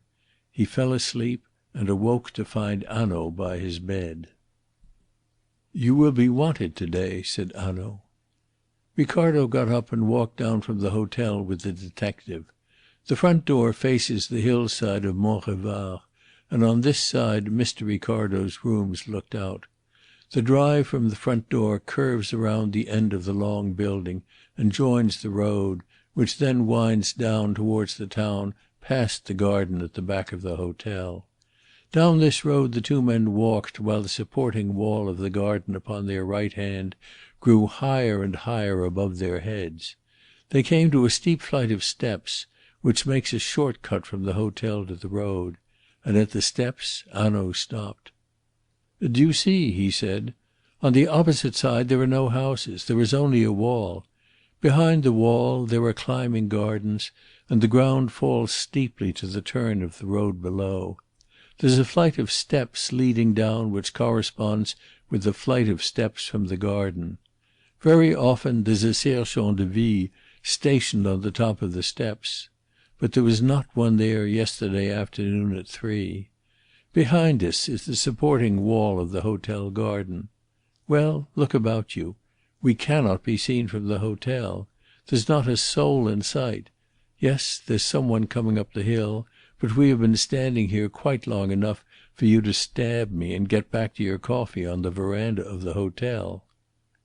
Ricardo started back. "Marthe Gobin!" he cried. "It was here, then?" Hanaud nodded. "When we returned from the station in your motor car and went up to your rooms, we passed Harry Wethermill sitting upon the veranda over the garden drinking his coffee. He had the news then that Marthe Gobin was on her way." "But you had isolated the house in Geneva. How could he have the news?" exclaimed Ricardo, whose brain was whirling. "I had isolated the house from him, in the sense that he dared not communicate with his accomplices. That is what you have to remember. He could not even let them know that they must not communicate with him. So he received a telegram. It was carefully worded. No doubt he had arranged the wording of any message with the care which was used in all the preparations. It ran like this," and Hanaud took a scrap of paper from his pocket and read out from it a copy of the telegram. "Agent arrives X 3-7 to negotiate purchase of your patent." The telegram was handed in at Geneva station at 12:45, 5 minutes after the train had left, which carried Marthe Gobin to Aix. And more, it was handed in by a man strongly representing Hippolyte Tace. That we know. "That was madness," said Ricardo. "But what else could they do over there in Geneva? They did not know that Harry Wethermill was suspected. Harry Wethermill had no idea of it himself. But even if they had known, they must take the risk. Put yourself into their place for a moment. They had seen my advertisement about Celie Harland in the Geneva paper. Marthe Gobin, that busybody who was always watching her neighbours, was no doubt watched herself. They see her leave the house, an unusual proceeding for her with her husband ill, as her own letter tells us. Hippolyte follows her to the station, sees her take her ticket to Aix, and mounts into the train. He must guess at once that she saw Celie Harland enter their house, that she is travelling to Aix with the information of her whereabouts. At all costs she must be prevented from giving that information. At all risks, therefore, the warning telegram must be sent to Harry Wethermill." Ricardo recognized the force of the argument. "If only you had heard of the telegram yesterday in time!" he cried. "Ah, yes," Hanaud agreed. "But it was only sent off at 1:15. It was delivered to Wethermill, and a copy was sent to the Prefecture. But the telegram was delivered first." "When was it delivered to Wethermill?" asked Ricardo. "At 3. We had already left for the station. Wethermill was standing on the veranda. The telegram was brought to him there. It was brought by a waiter in the hotel who remembers the incident very well. Wethermill has 7 minutes and the time it will take for Marthe Gobin to drive from the station to the Majestic. What does he do? He runs up first to your rooms, very likely not knowing what he must do. He runs up to verify his telegram." "Are you sure of that?" cried Ricardo. "How can you be? You were at the station with me. What makes you sure?" Hanaud produced a brown kid glove from his pocket. "This." "That is your glove. You told me so yesterday." "I told you so," replied Hanaud calmly. "But it is not my glove. It is Wethermill's. There are his initials stamped upon the lining. See? I picked up that glove in your room after we had returned from the station. It was not there before. He went to your rooms. No doubt he searched for a telegram. Fortunately he did not examine your letters, or Marthe Gobin would never have spoken to us as she did after she was dead." "Then what did he do?" asked Ricardo eagerly; and though Hanaud had been with him at the entrance to the station all this while, he asked the question in absolute confidence that the true answer would be given to him. "He returned to the veranda, wondering what he should do. He saw us come back from the station in the motor car and go up to your room. We were alone. Marthe Gobin, then, was following. There was his chance. Marthe Gobin must not reach us, must not tell her news to us. He ran down the garden steps to the gate. No one could see him from the hotel. Very likely he hid behind the trees whence he could watch the road. A cab comes up the hill. There's a woman in it. Not quite the kind of woman who stays at your hotel, Monsieur Ricardo. Yet she must be going to your hotel, for the road ends. The driver is nodding on his box, refusing to pay any heed to his fare, lest again she should bid him hurry. His horse is moving at a walk. Wethermill puts his head in at the window and asks if she has come to see Monsieur Ricardo. Anxious for her 4,000 francs, she answers yes. Perhaps he steps into the cab, perhaps as he walks by the side he strikes, and strikes hard and strikes surely. Long before the cab reaches the hotel he is back again on the veranda."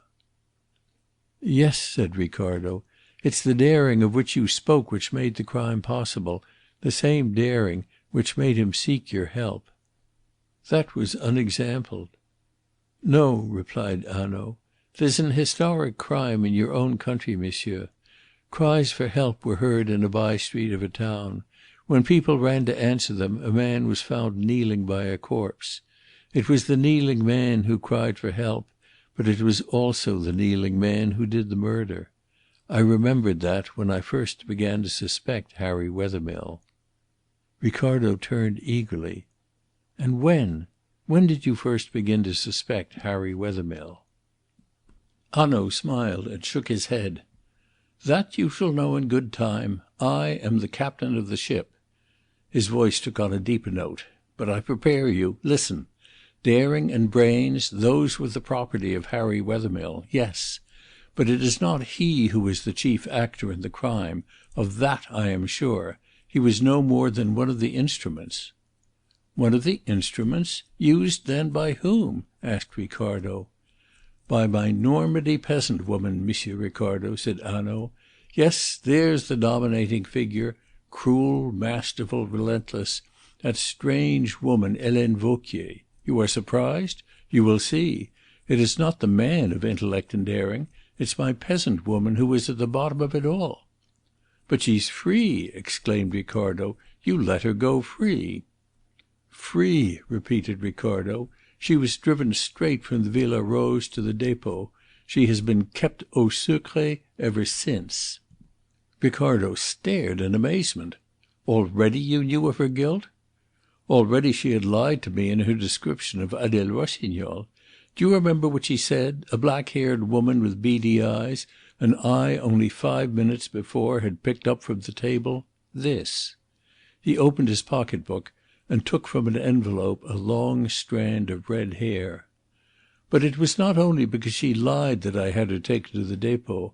A pot of cold cream had disappeared from the room of Mademoiselle Celie." "Then Perrichet, after all, was right." "Perrichet, after all, was quite wrong not to hold his tongue. for in that pot of cold cream, as I was sure, were hidden those valuable diamond earrings which Mademoiselle Celie habitually wore. The two men had reached the square in front of the Etablissement des Bains. Ricardo dropped onto a bench and wiped his forehead. "But I am in a maze," he cried. "My head turns round. I don't know where I am." Hanaud stood in front of Ricardo, smiling. He was not displeased with his companion's bewilderment. It was all so much of tribute to himself. "I am the captain of the ship," he said. His smile irritated Ricardo, who spoke impatiently. "I should be very glad," he said, "if you would tell me how you discovered all these things, and what it was that the little salon on the first morning had to tell to you, and why Celia Harland ran from the glass doors across the grass to the motor car, and again from the carriage into the house on the lake. Why did she not resist yesterday evening? Why did she not cry for help?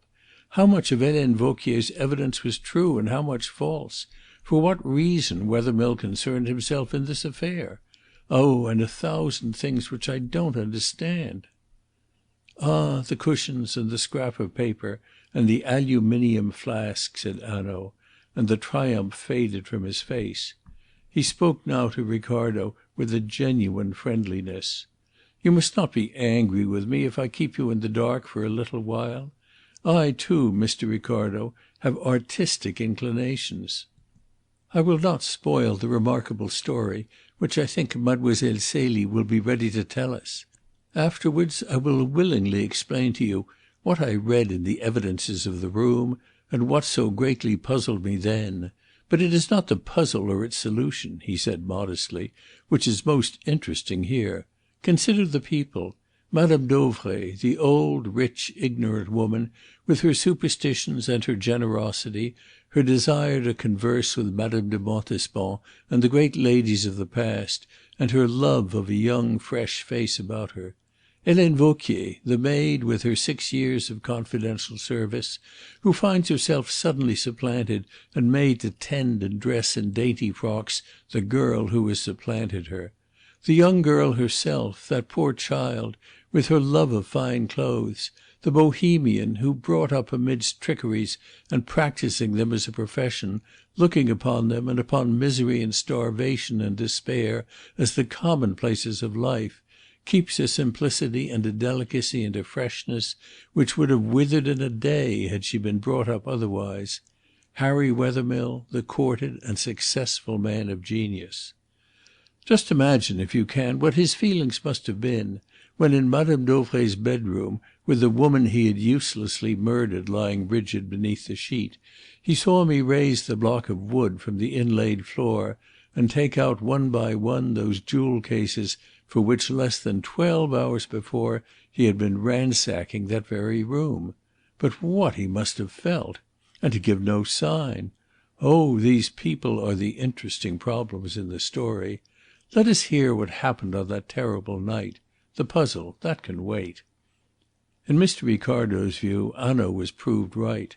The extraordinary and appalling story, which was gradually unrolled, of what had happened on that night of Tuesday in the Villa Rose, exceeded in its grim interest all the mystery of the puzzle. But it was not told at once. The trouble at first with Mademoiselle Celie was a fear of sleep. She dared not sleep, even with a light in the room and a nurse at her bedside. When her eyes were actually closing, she would force herself desperately back into the living world. For when she slept she dreamed through again that dark and dreadful night of Tuesday, and the 2 days which followed it, until at some moment endurance snapped and she woke up screaming. But youth, a good constitution, and a healthy appetite had their way with her in the end. She told her share of the story. She told what happened. There was apparently one terrible scene when she was confronted with Harry Wethermill in the office of Monsieur Fleuriot, the juge d'instruction, and on her knees, with the tears streaming down her face, besought him to confess the truth. For a long while he held out. And then there came a strange and human turn to the affair. Adèle Rossignol, or to give her real name, Adèle Tace, the wife of Hippolyte, had conceived a veritable passion for Harry Wethermill. He was of a not uncommon type, cold and callous in himself, yet with the power to provoke passion in women. And Adele Tace, as the story was told of how Harry Wethermill had paid his court to Celia Harland, was seized with a vindictive jealousy. Hanaud was not surprised. He knew the woman criminal of his country, brutal, passionate, treacherous. The anonymous letters in a woman's handwriting which descend upon the Rue de Jerusalem and betray the men who have committed thefts had left him no illusions upon that figure in the history of crime. Adele Rossignol ran forward to confess, so that Harry Wethermill might suffer to the last possible point of suffering. Then at last Wethermill gave in, and, broken down by the ceaseless interrogations of the magistrate, confessed in his turn too. The one and the only one who stood firmly throughout and denied the crime was Helene Vauquier. Her thin lips were kept contemptuously closed, whatever the others might admit. With a white, hard face, quietly and respectfully, she faced the magistrate week after week. She was the perfect picture of a servant who knew her place. And nothing was wrung from her. But without her help the story became complete. And Ricardo was at pains to write it out. Chapter 15. Celia's Story. The story begins with the explanation of that circumstance which had greatly puzzled Mr. Ricardo, Celia's entry into the household of Madame Dauvray. Celia's father was a Captain Harland of a marching regiment, who had little beyond good looks and excellent manners wherewith to support his position. He was extravagant in his tastes and of an easy mind in the presence of embarrassments. To his other disadvantages he added that of falling in love with a pretty girl no better off than himself. They married, and Celia was born. For 9 years they managed, through the wife's constant devotion, to struggle along and to give their daughter an education. Then, however, Celia's mother broke down under the strain and died. Captain Harland, a couple of years later, went out of the service with discredit, passed through the bankruptcy court, and turned showman. His line was thought reading. He enlisted the services of his daughter, taught her the tricks of his trade, and became the great Fortinbras of the music halls. Captain Harland would move amongst the audience, asking the spectators in a whisper to think of a number or of an article in their pockets after the usual fashion, while the child, in her short frock and with her long fair hair tied back with a ribbon, would stand blindfolded upon the platform and reel off the answers with astonishing rapidity. She was singularly quick, singularly receptive. The undoubted cleverness of the performance and the beauty of the child brought to them a temporary prosperity. The great Fortinbras rose from the music halls to the assembly rooms of provincial towns. The performance became genteel, and ladies flocked to the matinees. The great Fortinbras dropped his pseudonym and became once more Captain Harland. As Celia grew up, he tried a yet higher flight. He became a spiritualist, with Celia for his medium. The thought-reading entertainments became thrilling séances, and the beautiful child, now grown into a beautiful girl of 17, created a greater sensation as a medium in a trance than she had done as a lightning thought-reader. "I saw no harm in it," Celia explained to M. Fleuriot, without any attempt at extenuation. "I never understood that we might be doing any hurt to any one. People were interested. They were to find us out if they could, and they tried to and they couldn't. I looked upon it quite simply in that way. It was just my profession. I accepted it without any question. I was not troubled about it until I came to Aix." A startling exposure, however, at Cambridge discredited the craze for spiritualism, and Captain Harland's fortunes declined. He crossed with his daughter to France and made a disastrous tour in that country, wasted the last of his resources in the casino at Dieppe, and died in that town, leaving Celia just enough money to bury him and to pay her third-class fare to Paris. There she lived honestly but miserably. The slimness of her figure and a grace of movement which was particularly hers obtained her at last a situation as a mannequin in the show-rooms of a modiste. She took a room on the top floor of a house in the Rue Saint Honoré and settled down to a hard and penurious life. "I was not happy or contented, no," said Celia frankly and decisively. "The long hours in the close rooms gave me headaches and made me nervous. I had not the temperament.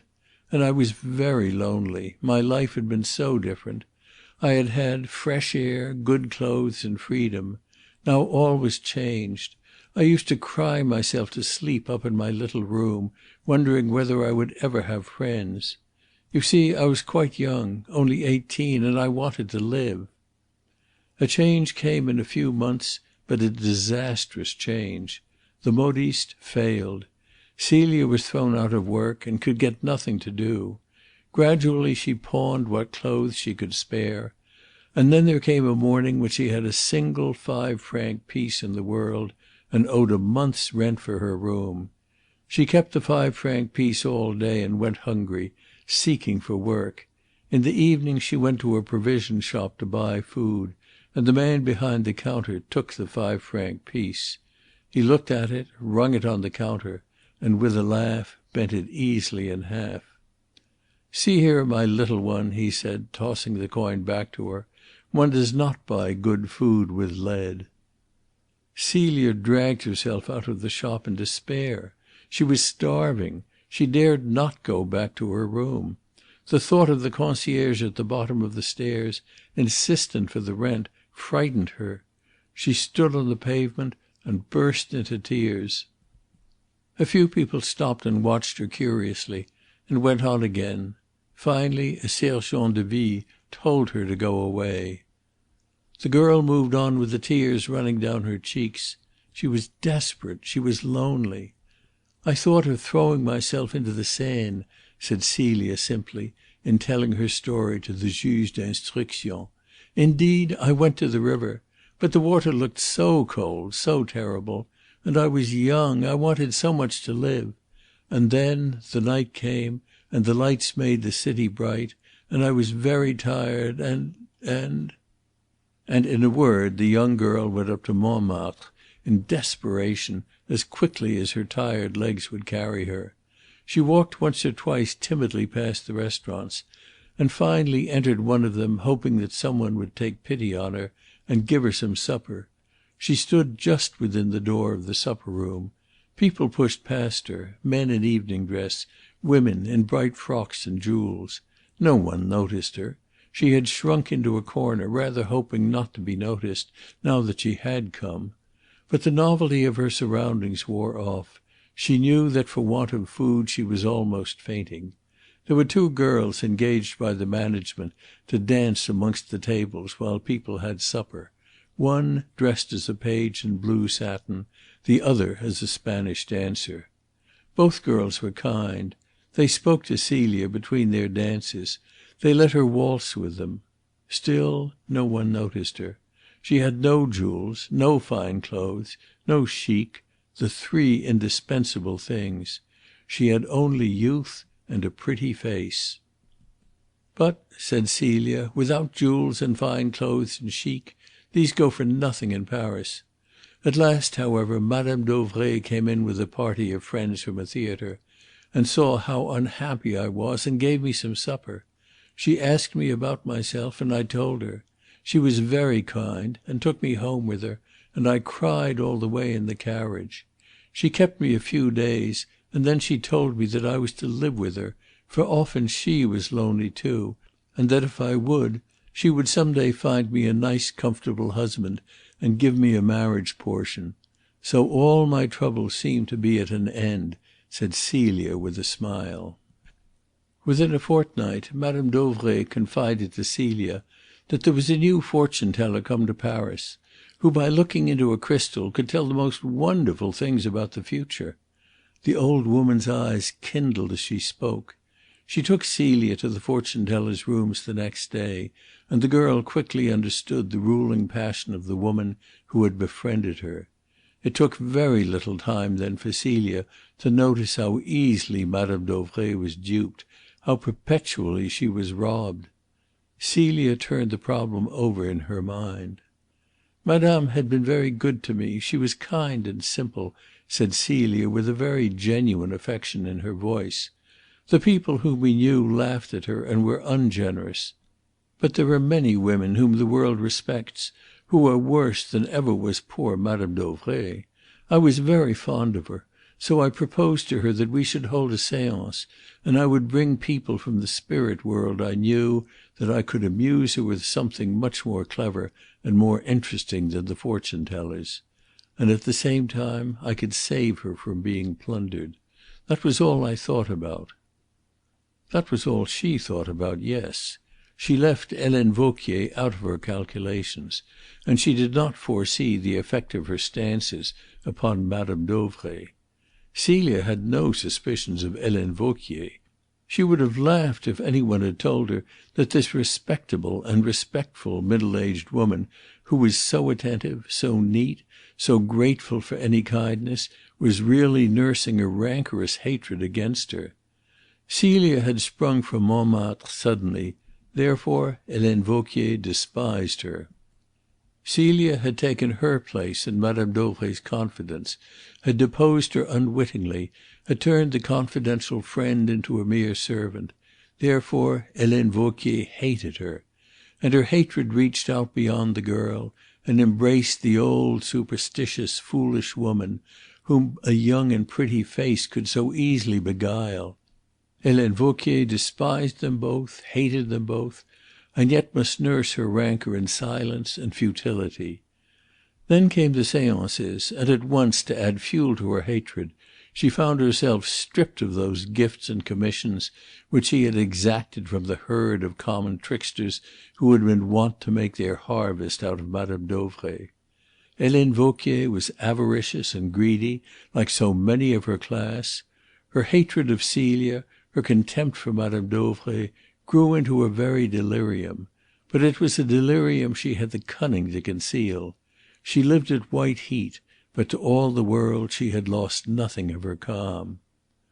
Celia did not foresee the hatred she was arousing, nor, on the other hand, did she foresee the overwhelming effect of these spiritualistic séances on Madame Dauvray. Celia had never been brought quite close to the credulous before. "There had always been the row of footlights," she said. "I was on the platform, the audience was in the hall, or, if it was at a house, my father made the arrangements. I only came in at the last moment, played my part, and went away. It was never brought home to me that some amongst these people really and truly believed. I did not think about it. Now, however, when I saw Madame Dauvray so feverish, so excited, so firmly convinced that great ladies from the spirit world came and spoke to her, I became terrified. I had aroused a passion which I had not suspected. I tried to stop the séances, but I was not allowed. I had aroused a passion which I could not control. I was afraid that Madame Dauvray's whole life, it seems absurd to those who do not know her, but those who did will understand. Yes, her whole life and happiness would be spoilt if she discovered that what she believed in was all a trick." She spoke with a simplicity and a remorse which it was difficult to disbelieve. Monsieur Fleuriot, the judge, now at last convinced that the Dreyfus affair was for nothing in the history of this crime, listened to her with sympathy. "That is your explanation, mademoiselle," he said gently, "but I must tell you that we have another." "Yes, monsieur?" Celia asked. "Given by Helene Vauquier," said Fleuriot. Even after these days Celia could not hear that woman's name without a shudder of fear and a flinching of her whole body. Her face grew white, her lips dry. "I know, monsieur, that Helene Vauquier is not my friend," she said. "I was taught that very cruelly." "Listen, mademoiselle, to what she says," said the judge, and he read out to Celia an extract or two from Hanaud's report of his first interview with Helene Vauquier in her bedroom at the Villa Rose. "You hear what she says. Madame Dauvray would have had séances all day, but Mademoiselle Celie pleaded that she was left exhausted at the end of them. But Mademoiselle Celie was of an address." And again, speaking of Madame Dauvray's queer craze that the spirit of Madame de Montespan should be called up, Helene Vauquier says, "She was never gratified. Always she hoped. Always Mademoiselle Celie tantalized her with the hope.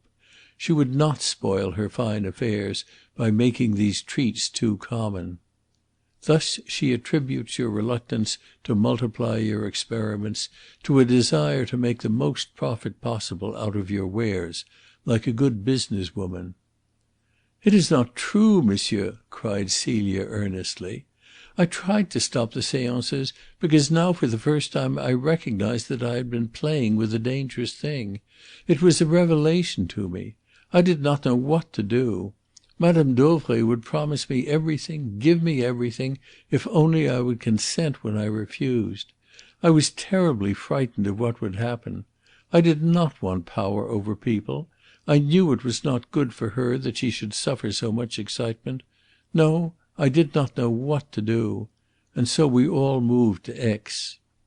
And there she met Harry Wethermill on the second day after her arrival, and proceeded straightway for the first time to fall in love. To Celia it seemed that at last that had happened for which she had so longed. She began really to live as she understood life at this time. The day, until she met Harry Wethermill, was one flash of joyous expectation, the hours when they were together a time of contentment which thrilled with some chance meeting of the hands into an exquisite happiness. Madame Dauvray understood quickly what was the matter, and laughed at her affectionately. "Celie, my dear," she said, "your friend, Monsieur Wethermill, Harry, is it not? See, I pronounce your tongue. Will not be as comfortable as the nice, fat bourgeois gentleman I meant to find for you. But since you are young, naturally you want storms. And there will be storms, Celie," she concluded with a laugh. Celia blushed. "I suppose there will," she said regretfully. There were indeed moments when she was frightened of Harry Wethermill, but frightened with the delicious thrill of knowledge that he was only stern because he cared so much. But in a day or two there began to intrude upon her happiness a stinging disaffection with her past life. At times she fell into melancholy, comparing her career with that of the man who loved her. At times she came near to an extreme irritation with Helene Vauquier. Her lover was in her thoughts. As she put it herself, "I wanted always to look my best, and always to be very good." Good in the essentials of life, that is to be understood. She had lived in a lax world. She was not particularly troubled by the character of her associates. She was untouched by them.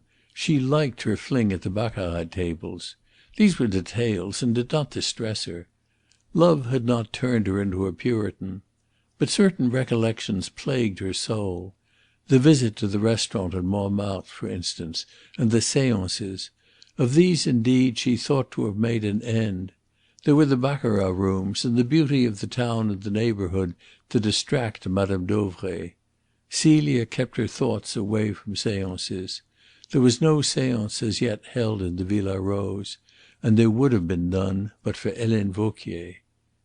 One evening, however, as Harry Wethermill walked down from the Cercle to the Villa des Fleurs, a woman's voice spoke to him from behind. "Monsieur." He turned and saw Madame Dauvray's maid. He stopped under a street lamp and said, "Well, what can I do for you?" The woman hesitated. "I hope monsieur will pardon me," she said humbly. "I am committing a great impertinence. But I think monsieur is not very kind to Mademoiselle Celie." Wethermill stared at her. "What on earth do you mean?" he asked angrily. Helene Vauquier looked him quietly in the face. "It is plain, monsieur, that Mademoiselle Celie loves monsieur. Monsieur has led her on to love him. But it is also plain to a woman with quick eyes that monsieur himself cares no more for mademoiselle than for the button on his coat. It is not very kind to spoil the happiness of a young and pretty girl, monsieur." Nothing could have been more respectful than the manner in which these words were uttered. Wethermill was taken in by it. He protested earnestly, fearing lest the maid should become an enemy. "Helene, it is not true that I am playing with Mademoiselle Celie. Why should I not care for her?" Helene Vauquier shrugged her shoulders. The question needed no answer. "Why should I seek her so often if I did not care?" And to this question Helene Vauquier smiled, a quiet, slow, confidential smile. "What does monsieur want of Madame Dauvray?" she asked. And the question was her answer. Wethermill stood silent. Then he said abruptly, "Nothing, of course, nothing." And he walked away. But the smile remained on Helene Vauquier's face. What did they all want of Madame Dauvray? She knew very well. It was what she herself wanted, with other things. It was money, always money. Wethermill was not the first to seek the good graces of Madame Dauvray through her pretty companion. Helene Vauquier went home. She was not discontented with her conversation. Wethermill had paused long enough before he denied the suggestion of her words. She approached him a few days later a second time, and more openly. She was shopping in the Rue du Casino when he passed her. He stopped of his own accord and spoke to her. Helene Vauquier kept a grave and respectful face. But there was a pulse of joy at her heart. He was coming to her hand. "Monsieur," she said, "you do not go the right way." And again her strange smile illuminated her face. "Mademoiselle Celie sets a guard about Madame Dauvray. She will not give to people the opportunity to find Madame generous." "Oh," said Wethermill slowly, "is that so?" And he turned and walked by Helene Vauquier's side. "Never speak of Madame Dauvray's wealth, monsieur, if you would keep the favour of Mademoiselle Celie. She is young, but she knows her world." "I have not spoken of money to her," replied Wethermill. And then he burst out laughing. "But why should you think that I of all men, want money?" he asked. And Helene answered him again enigmatically. "If I am wrong, monsieur, I am sorry. But you can help me too," she said, in her submissive voice. And she passed on, leaving Wethermill rooted to the ground. It was a bargain she proposed. The impertinence of it! It was a bargain she proposed. The value of it! In that shape ran Harry Wethermill's thoughts. He was in desperate straits, though to the world's eye he was a man of wealth. A gambler, with no inexpensive tastes, he had always been in need of money. The rights in his patent he had mortgaged long ago. He was not an idler. He was no sham foisted as a great man on an ignorant public. He had really some touch of genius, and he cultivated it assiduously. But the harder he worked, the greater was his need of gaiety and extravagance. Gifted with good looks and a charm of manner, he was popular alike in the great world and the world of Bohemia. He kept and wanted to keep a foot in each. That he was in desperate straits now, probably Helene Vauquier alone in Aix had recognized. She had drawn her inference from one simple fact. Wethermill asked her at a later time, when they were better acquainted, how she had guessed his need. "Monsieur," she replied, "you were in Aix without a valet, and it seemed to me that you were of that class of men who would never move without a valet so long as there was money to pay his wages. That was my first thought. Then, when I saw you pursue your friendship with Mademoiselle Celie, you, who so clearly to my eyes did not love her, I felt sure." On the next occasion that the two met, it was again Harry Wethermill who sought Helene Vauquier. He talked for a minute or two upon indifferent subjects, and then he said quickly, "I suppose Madame Dauvray is very rich?" "She has a great fortune in jewels," said Helene Vauquier. Wethermill started. He was agitated that evening, the woman saw. His hand shook, his face twitched. Clearly he was hard put to it. for he seldom betrayed himself. She thought it time to strike. "Jewels which she keeps in the safe in her bedroom," she added. "Then why don't you—" he began, and stopped. "I said that I too needed help," replied Helene, without a ruffle of her composure. It was 9 o'clock at night. Helene Vauquier had come down to the Casino with a wrap from Mme. Dauvray. The two people were walking down the little street of which the Casino blocks the end. And it happened that an attendant at the Casino, named Alphonse Ruel, passed them, recognized them both, and smiled to himself with some amusement. What was Wethermill doing in company with Mme. Dauvray's maid? Ruel had no doubt. Ruel had seen Wethermill often enough in these recent days with Mme. Dauvray's pretty companion. Ruel had all a Frenchman's sympathy with lovers. He wished them well, those two young and attractive people, and hoped that the maid would help their plans.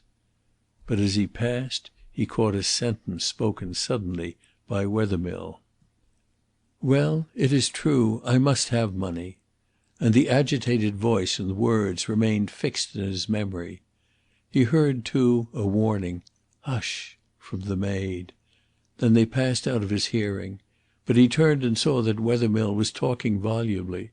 What Harry Wethermill was saying, he was saying in a foolish burst of confidence. "You have guessed it, Helene, you alone." He had mortgaged his patent twice over, once in France, once in England, and the second time had been a month ago. He had received a large sum down, which went to pay his pressing creditors. He had hoped to pay the sum back from a new invention. "But, Helene, I tell you," he said, "I have a conscience." And when she smiled, he explained, "Oh, not what the priests would call a conscience, that I know. But none the less I have a conscience about the things which really matter at all events to me. There is a flaw in that new invention. It can be improved, I know that. But as yet I do not see how, and I cannot help it. I must get it right. I cannot let it go imperfect when I know that it's imperfect, when I know that it can be improved, when I am sure that I shall sooner or later hit upon the needed improvement. That's what I mean when I say I have a conscience." Helene Vauquier smiled indulgently. Men were queer fish. Things which were really of no account troubled and perplexed them, and gave them sleepless nights. But it was not for her to object, since it was one of these queer anomalies which was giving her her chance. "And the people are finding out that you have sold your rights twice over," she said, sympathetically. "That is a pity, monsieur." "They know," he answered. "Those in England know." "And they are very angry?" "They threaten me," said Wethermill. "They give me a month to restore the money. Otherwise there will be disgrace, imprisonment, penal servitude." Helene Vauquier walked calmly on. No sign of the intense joy which she felt was visible in her face, and only a trace of it in her voice. "Monsieur will, perhaps, meet me to morrow in Geneva," she said, and she named a small cafe in a back street. "I can get a holiday for the afternoon." And as they were near to the villa and the lights, she walked on ahead. Wethermill loitered behind. He had tried his luck at the tables and had failed. And he must have the money. He travelled accordingly the next day to Geneva, and was there presented to Adele Tace and Hippolyte. "They are trusted friends of mine," said Helene Vauquier to Wethermill, who was not inspired to confidence by the sight of the young man with the big ears and the plastered hair. As a matter of fact, she had never met them before they came this year to Aix. The Tace family, which consisted of Adele and her husband and Jeanne, her mother, were practised criminals. They had taken the house in Geneva deliberately in order to carry out some robberies from the great villas on the lake side. But they had not been fortunate, and a description of Mme. Dauvray's jewellery in the woman's column of a Geneva newspaper had drawn Adele Tace over to Aix. She had set about the task of seducing Mme. Dauvray's maid, and found a master, not an instrument. In the small café on that afternoon of July, Helene Vauquier instructed her accomplices, quietly and methodically, as though what she proposed was the most ordinary stroke of business. Once or twice subsequently Wethermill, who was the only safe go-between, went to the house in Geneva, altering his hair and wearing a moustache to complete the arrangements. He maintained firmly at his trial that at none of these meetings was there any talk of murder. "To be sure," said the judge with a savage sarcasm, "in decent conversation there is always a reticence. Something is left to be understood." And it is difficult to understand how murder could not have been an essential part of their plan, since but let us see what happened. Chapter 16. The First Move. On the Friday before the crime was committed, Madame Dauvray and Celia dined at the Villa des Fleurs. While they were drinking their coffee, Harry Wethermill joined them. He stayed with them until Madame Dauvray was ready to move, and then all three walked into the baccarat rooms together. But there, in the throng of people, they were separated. Harry Wethermill was looking carefully after Celia, as a good lover should. He had, it seemed, no eyes for any one else, and it was not until a minute or two had passed that the girl herself noticed that Madame Dauvray was not with them. "We will find her easily," said Harry. "Of course," replied Celia. "There is, after all, no hurry," said Wethermill with a laugh, "and perhaps she was not unwilling to leave us together." Celia dimpled to a smile. "Madame Dauvray is kind to me," she said, with a very pretty timidity. "And yet more kind to me," said Wethermill, in a low voice which brought the blood into Celia's cheeks. But even while he spoke he soon caught sight of Madame Dauvray standing by one of the tables, and near to her was Adèle Tace. Adèle had not yet made Madame Dauvray's acquaintance, that was evident. She was apparently unaware of her, but she was gradually edging towards her. Wethermill smiled, and Celia caught the smile. "What is it?" she asked, and her head began to turn in the direction of Madame Dauvray. "Why, I like your frock, that's all," said Wethermill at once, and Celia's eyes went down to it. "Do you?" she said with a pleased smile. It was a dress of dark blue which suited her well. "I am glad. I think it is pretty." And they passed on. Wethermill stayed by the girl's side throughout the evening. Once again he saw Madame Dauvray and Adèle Tace. But now they were together, now they were talking. The first step had been taken. Adèle Tace had scraped acquaintance with Madame Dauvray. Celia saw them almost at the same moment. "Oh, there is Madame Dauvray," she cried, taking a step towards her. Wethermill detained the girl. "She seems quite happy," he said. And indeed Madame Dauvray was talking volubly and with the utmost interest, the jewels sparkling about her neck. She raised her head, saw Celia, nodded to her affectionately, and then pointed her out to her companion. Adèle Tace looked the girl over with interest and smiled contentedly. There was nothing to be feared from her. Her youth, her very daintiness, seemed to offer her as the easiest of victims. "You see Madame Dauvray does not want you," said Harry Wethermill. "Let us go and play chemin de fer," and they did, moving off into one of the further rooms. It was not until another hour had passed that Celia rose and went in search of Madame Dauvray. She found her still talking earnestly to Adèle Tace. Madame Dauvray got up at once. "Are you ready to go, dear?" she asked, and she turned to Adèle Tace. "This is Celie, Madame Rossignol," she said, and she spoke with a marked significance and a note of actual exultation in her voice. Celia, however, was not unused to this tone.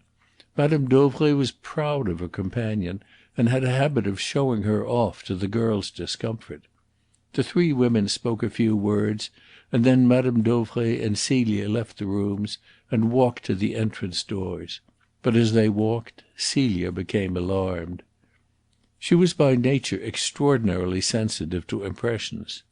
It was to that quick receptivity that the success of the great Fortinbras had been chiefly due.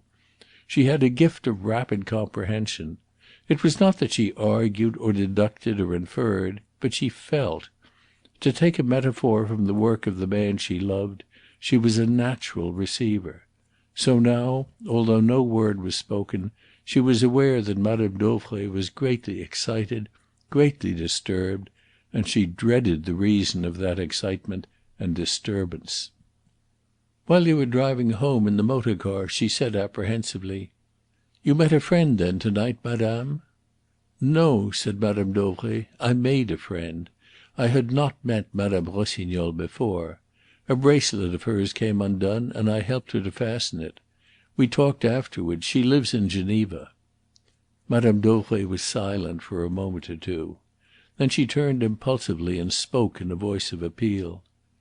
"Celie, we talked of things," and the girl moved impatiently. She understood very well what were the things of which Madame Dauvray and her new friend had talked. "And she laughed. I could not bear it." Celia was silent, and Madame Dauvray went on in a voice of awe. "I told her of the wonderful things which happened when I sat with Helene in the dark. How the room filled with strange sounds, how ghostly fingers touched my forehead and my eyes. She laughed. Adele Rossignol laughed, Celie. I told her of the spirits with whom we held converse. She would not believe. Do you remember the evening, Celie, when Madame de Castiglione came back, an old, old woman, and told us how, when she had grown old and had lost her beauty and was very lonely, she would no longer live in the great house which was so full of torturing memories, but took a small apartment near by, where no one knew her, and how she used to walk out late at night and watch, with her eyes full of tears, the dark windows which had been once so bright with light? Adele Rossignol would not believe. I told her that I had found the story afterwards in a volume of memoirs. Adele Rossignol laughed and said, 'No doubt you had read that volume yourself before the séance.'" Celia stirred guiltily. "She had no faith in you, Celie. It made me angry, dear. She said that you invented your own tests. She sneered at them. A string across a cupboard. A child, she said, could manage that, much more than a clever young lady. Oh, she admitted that you were clever. Indeed, she urged that you were far too clever to submit to the tests of some one you did not know. I replied that you would. I was right, Celie, was I not?" And again the appeal sounded rather piteously in Madame Dauvray's voice. "Tests!" said Celia with a contemptuous laugh. And in truth she was not afraid of them. Madame Dauvray's voice at once took courage. "There!" she cried triumphantly. "I was sure. I told her so. Celie, I arranged with her that next Tuesday—" And Celia interrupted quickly. "No, oh no!" Again there was silence, and then Madame Dauvray said gently, but very seriously, "Celie, you are not kind." Celia was moved by the reproach. "Oh, madame!" she cried eagerly. "Please don't think that. How could I be anything else to you, who are so kind to me?" "Then prove it, Celie. On Tuesday I have asked Madame Rossignol to come, and—" the old woman's voice became tremulous with excitement, "and perhaps, who knows, perhaps she will appear to us." Celia had no doubt who "she" was. She was Madame de Montespan. "Oh no, madame," she stammered. "Here at Aix we are not in the spirit for such things."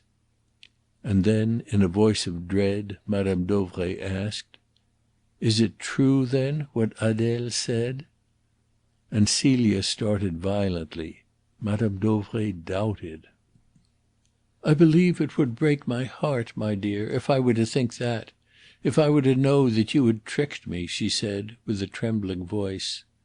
Celia covered her face with her hands. It would be true. She had no doubt of it.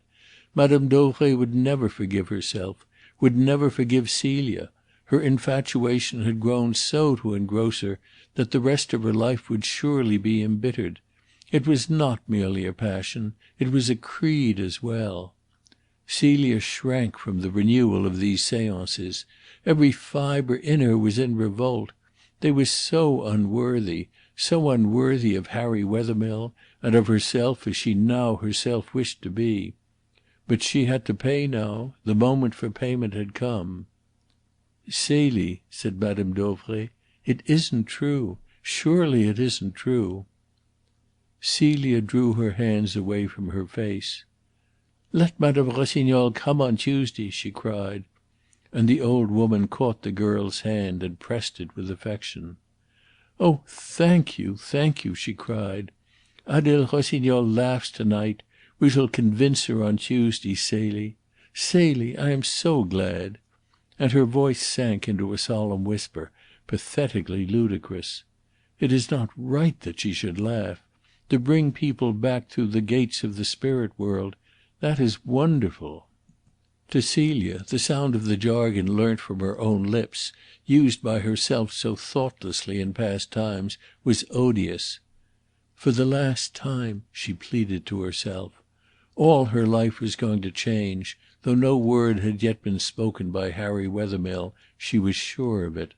Just for this one last time, then, so that she might leave Madame Dauvray the colours of her belief, she would hold a séance at the Villa Rose. Madame Dauvray told the news to Helene Vauquier when they reached the villa. "You will be present, Helene," she cried excitedly. "It will be Tuesday. There will be the three of us." "Certainly, if Madame wishes," said Helene submissively. She looked round the room.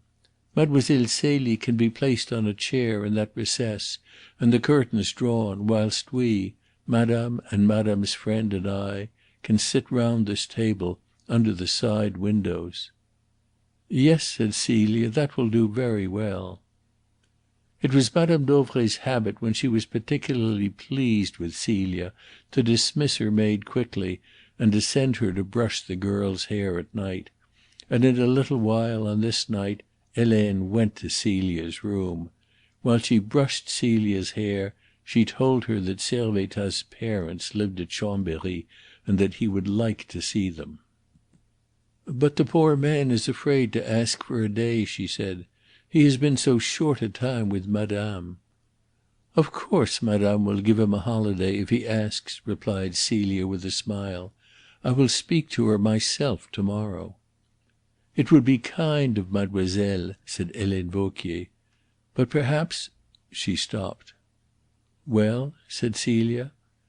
"Perhaps mademoiselle would do better still to speak to Servettaz himself and encourage him to ask with his own lips. Madame has her moods, is it not so? She does not always like it to be forgotten that she is the mistress." On the next day, accordingly, Celia did speak to Servettaz, and Servettaz asked for his holiday. "But of course," Madame Dauvray at once replied. "We must decide upon a day." It was then that Helene Vauquier ventured humbly upon a suggestion.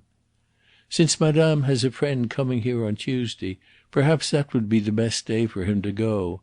Madame would not be likely to take a long drive that afternoon." "No, indeed," replied Madame Dauvray. "We shall all three dine together early in Aix and return here."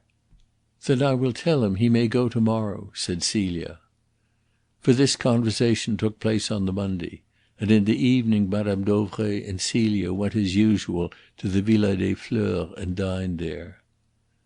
"I was in a bad mind," said Celia, when asked by the juge d'instruction to explain that attack of nerves in the garden which Ricardo had witnessed. "I hated more and more the thought of that séance which was to take place on the morrow. I felt that I was disloyal to Harry. My nerves were all tingling. I was not nice that night at all," she added quaintly. "But at dinner I determined that if I met Harry after dinner, as I was sure to do, I would tell him the whole truth about myself. However, when I did meet him I was frightened. I knew how stern he could suddenly look. I dreaded what he would think. I was too afraid that I should lose him. No, I could not speak. I had not the courage. That made me still more angry with myself, and so I quarrelled at once with Harry. He was surprised, but it was natural, wasn't it? What else should one do under such circumstances except quarrel with the man one loved? Yes, I really quarrelled with him, and said things which I thought and hoped would hurt. Then I ran away from him, lest I should break down and cry. I went to the tables and lost at once all the money I had except one note of 5 louis. But that did not console me. And I ran out into the garden, very unhappy. There I behaved like a child, and Mr. Ricardo saw me. But it was not the little money I had lost which troubled me. No, it was the thought of what a coward I was. Afterwards Harry and I made it up, and I thought, like the little fool I was, that he wanted to ask me to marry him. But I would not let him that night. Oh, I wanted him to ask me. I was longing for him to ask me, but not that night. Somehow I felt that the séance and the tricks must be all over and done with before I could listen or answer. The quiet and simple confession touched the magistrate who listened to it with profound pity. He shaded his eyes with his hand. The girl's sense of her unworthiness, the love she had given so unstintingly to Harry Wethermill, the deep pride she had felt in the delusion that he loved her too, had in it an irony too bitter. But he was aroused to anger against the man. "Go on, mademoiselle," he said, but in spite of himself his voice trembled. "So I arranged with him that we should meet on Wednesday, as Mr. Ricardo heard." "You told him that you would want him on Wednesday," said the judge, quoting Mr. Ricardo's words. "Yes," replied Celia. "I meant that the last word of all these deceptions would have been spoken. I should be free to hear what he had to say to me. You see, monsieur, I was so sure that I knew what it was he had to say to me," and her voice broke upon the words.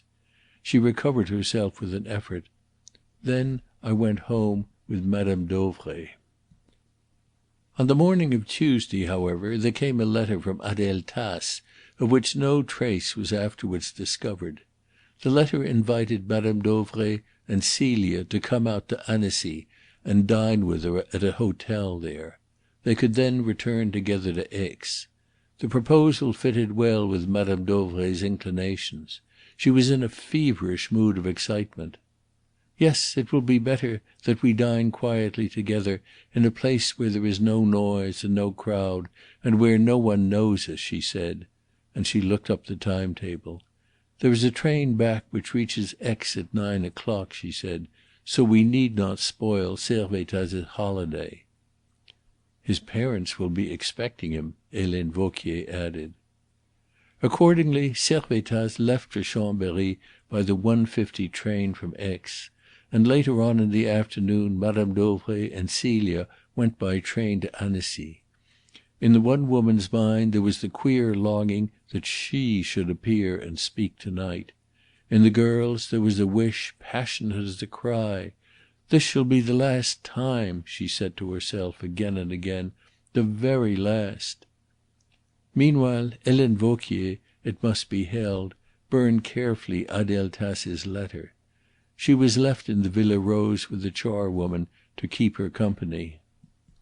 The charwoman bore testimony that Helene Vauquier certainly did burn a letter in the kitchen stove, and that after she had burned it she sat for a long time rocking herself in a chair, with a smile of great pleasure upon her face, and now and then moistening her lips with her tongue. But Helene Vauquier kept her mouth sealed. Chapter 17. The afternoon of Tuesday. Madame Dauvray and Celia found Adèle Rossignol, to give Adèle Tace the name which she assumed, waiting for them impatiently in the garden of a hotel at Annecy on the Promenade du Paquier. She was a tall, lithe woman, and she was dressed, by the purse and wish of Helene Vauquier, in a robe and a long coat of sapphire velvet, which toned down the coarseness of her good looks and lent something of elegance to her figure. "So it is mademoiselle," Adèle began with a smile of raillery, "who is so remarkably clever." "Clever?" answered Celia, looking straight at Adèle, as though through her she saw mysteries beyond. She took up her part at once. Since for the last time it had got to be played, there must be no fault in the playing. For her own sake, for the sake of Madame Dauvray's happiness, she must carry it off to night with success. The suspicions of Adele Rossignol must obtain no verification. She spoke in a quiet and most serious voice. Under spirit control no one is clever.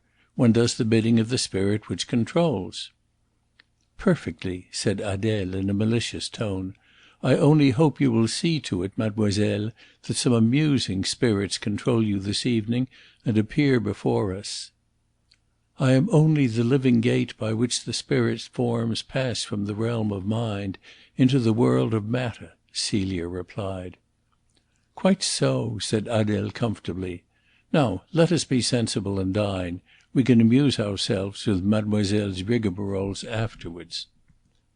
Madame Dauvray was indignant. Celia, for her part, felt humiliated and small. They sat down to their dinner in the garden, but the rain began to fall and drove them indoors. There were a few people dining at the same hour, but none near enough to overhear them. Alike in the garden and the dining room, Adele Tace kept up the same note of ridicule and disbelief. She had been carefully tutored for her work. She was able to cite the stock cases of exposure, les frères Davenport, as she called them, Eusapia Palladino and Dr. Slade. She knew the precautions which had been taken to prevent trickery, and where those precautions had failed. Her whole conversation was carefully planned to one end, and to one end alone. She wished to produce in the minds of her companions so complete an impression of her scepticism that it would seem the most natural thing in the world to both of them that she should insist upon subjecting Celia to the severest tests. The rain ceased, and they took their coffee on the terrace of the hotel. Madame Dauvray had been really pained by the conversation of Adele Tace. She had all the missionary zeal of a fanatic. "I do hope, Adele, that we shall make you believe. But we shall. Oh, I am confident we shall." And her voice was feverish. Adele dropped for the moment her tone of raillery. "I am not unwilling to believe," she said, "but I cannot. I am interested, yes. You see how much I have studied the subject. But I cannot believe. I have heard stories of how these manifestations are produced, stories which make me laugh. I cannot help it. The tricks are so easy. A young girl wearing a black frock which does not rustle. It is always a black frock, is it not, because a black frock cannot be seen in the dark? Carrying a scarf or veil, with which she can make any sort of headdress if only she is a little clever, and shod in a pair of felt-soled slippers, is shut up in a cabinet or placed behind a screen, and the lights are turned down or out." Adele broke off with a comic shrug of the shoulders. "Bah! It ought not to deceive a child." Celia sat with a face which would grow red. She did not look, but none the less she was aware that Madame Dauvray was gazing at her with a perplexed frown, and some return of her suspicion showing in her eyes. Adele Tace was not content to leave the subject there. "Perhaps," she said with a smile, "Mademoiselle Celie dresses in that way for a séance?" "Madame shall see to night," Celia stammered, and Camille Dauvray rather sternly repeated her words. "Yes, Adele shall see to night. I myself will decide what you shall wear, Celie." Adele Tace casually suggested the kind of dress which she would prefer. "Something light in colour, with a train. Something which will hiss and whisper if mademoiselle moves about the room. Yes, and I think one of mademoiselle's big hats," she said. "We will have mademoiselle as modern as possible, so that when the great ladies of the past appear in the coiffure of their day, we may be sure it is not Mademoiselle Celie who represents them." "I will speak to Helene," said Madame Dauvray, and Adele Tace was content. There was a particular new dress of which she knew, and it was very desirable that Mademoiselle Celie should wear it to night. For one thing, if Celia wore it, it would help the theory that she had put it on because she expected that night a lover. For another, with that dress there went a pair of satin slippers which had just come home from a shoemaker at Aix, and which would leave upon soft mould precisely the same imprints as the grey suede shoes which the girl was wearing now. Celia was not greatly disconcerted by Mme. Rossignol's precautions. She would have to be a little more careful, and Madame de Montespan would be a little longer in responding to the call of Madame Dauvray than most of the other dead ladies of the past had been. But that was all. She was, however, really troubled in another way. All through dinner, at every word of the conversation, she had felt her reluctance towards this séance swelling into a positive disgust. More than once she had felt driven by some uncontrollable power to rise up at the table and cry out to Adèle, "You are right. It is trickery. There is no truth in it." But she had mastered herself, for opposite to her sat her patroness, her good friend, the woman who had saved her. The flush upon Madame Dauvray's cheeks and the agitation of her manner warned Celia how much hung on the success of this last séance, how much for both of them. And in the fullness of that knowledge a great fear assailed her. She began to be afraid, so strong was her reluctance, that she would not bring her heart into the task. "Suppose I failed to night because I could not force myself to wish not to fail," she thought, and she steeled herself against the thought. To night she must not fail, for apart altogether from Madame Dauvray's happiness, her own, it seemed, was at stake too. "It must be from my lips that Harry learns what I have been," she said to herself, and with the resolve she strengthened herself. "I will wear what you please," she said with a smile. "I only wish Madame Rossignol to be satisfied." "And I shall be," said Adèle, "if—" She leaned forward in anxiety.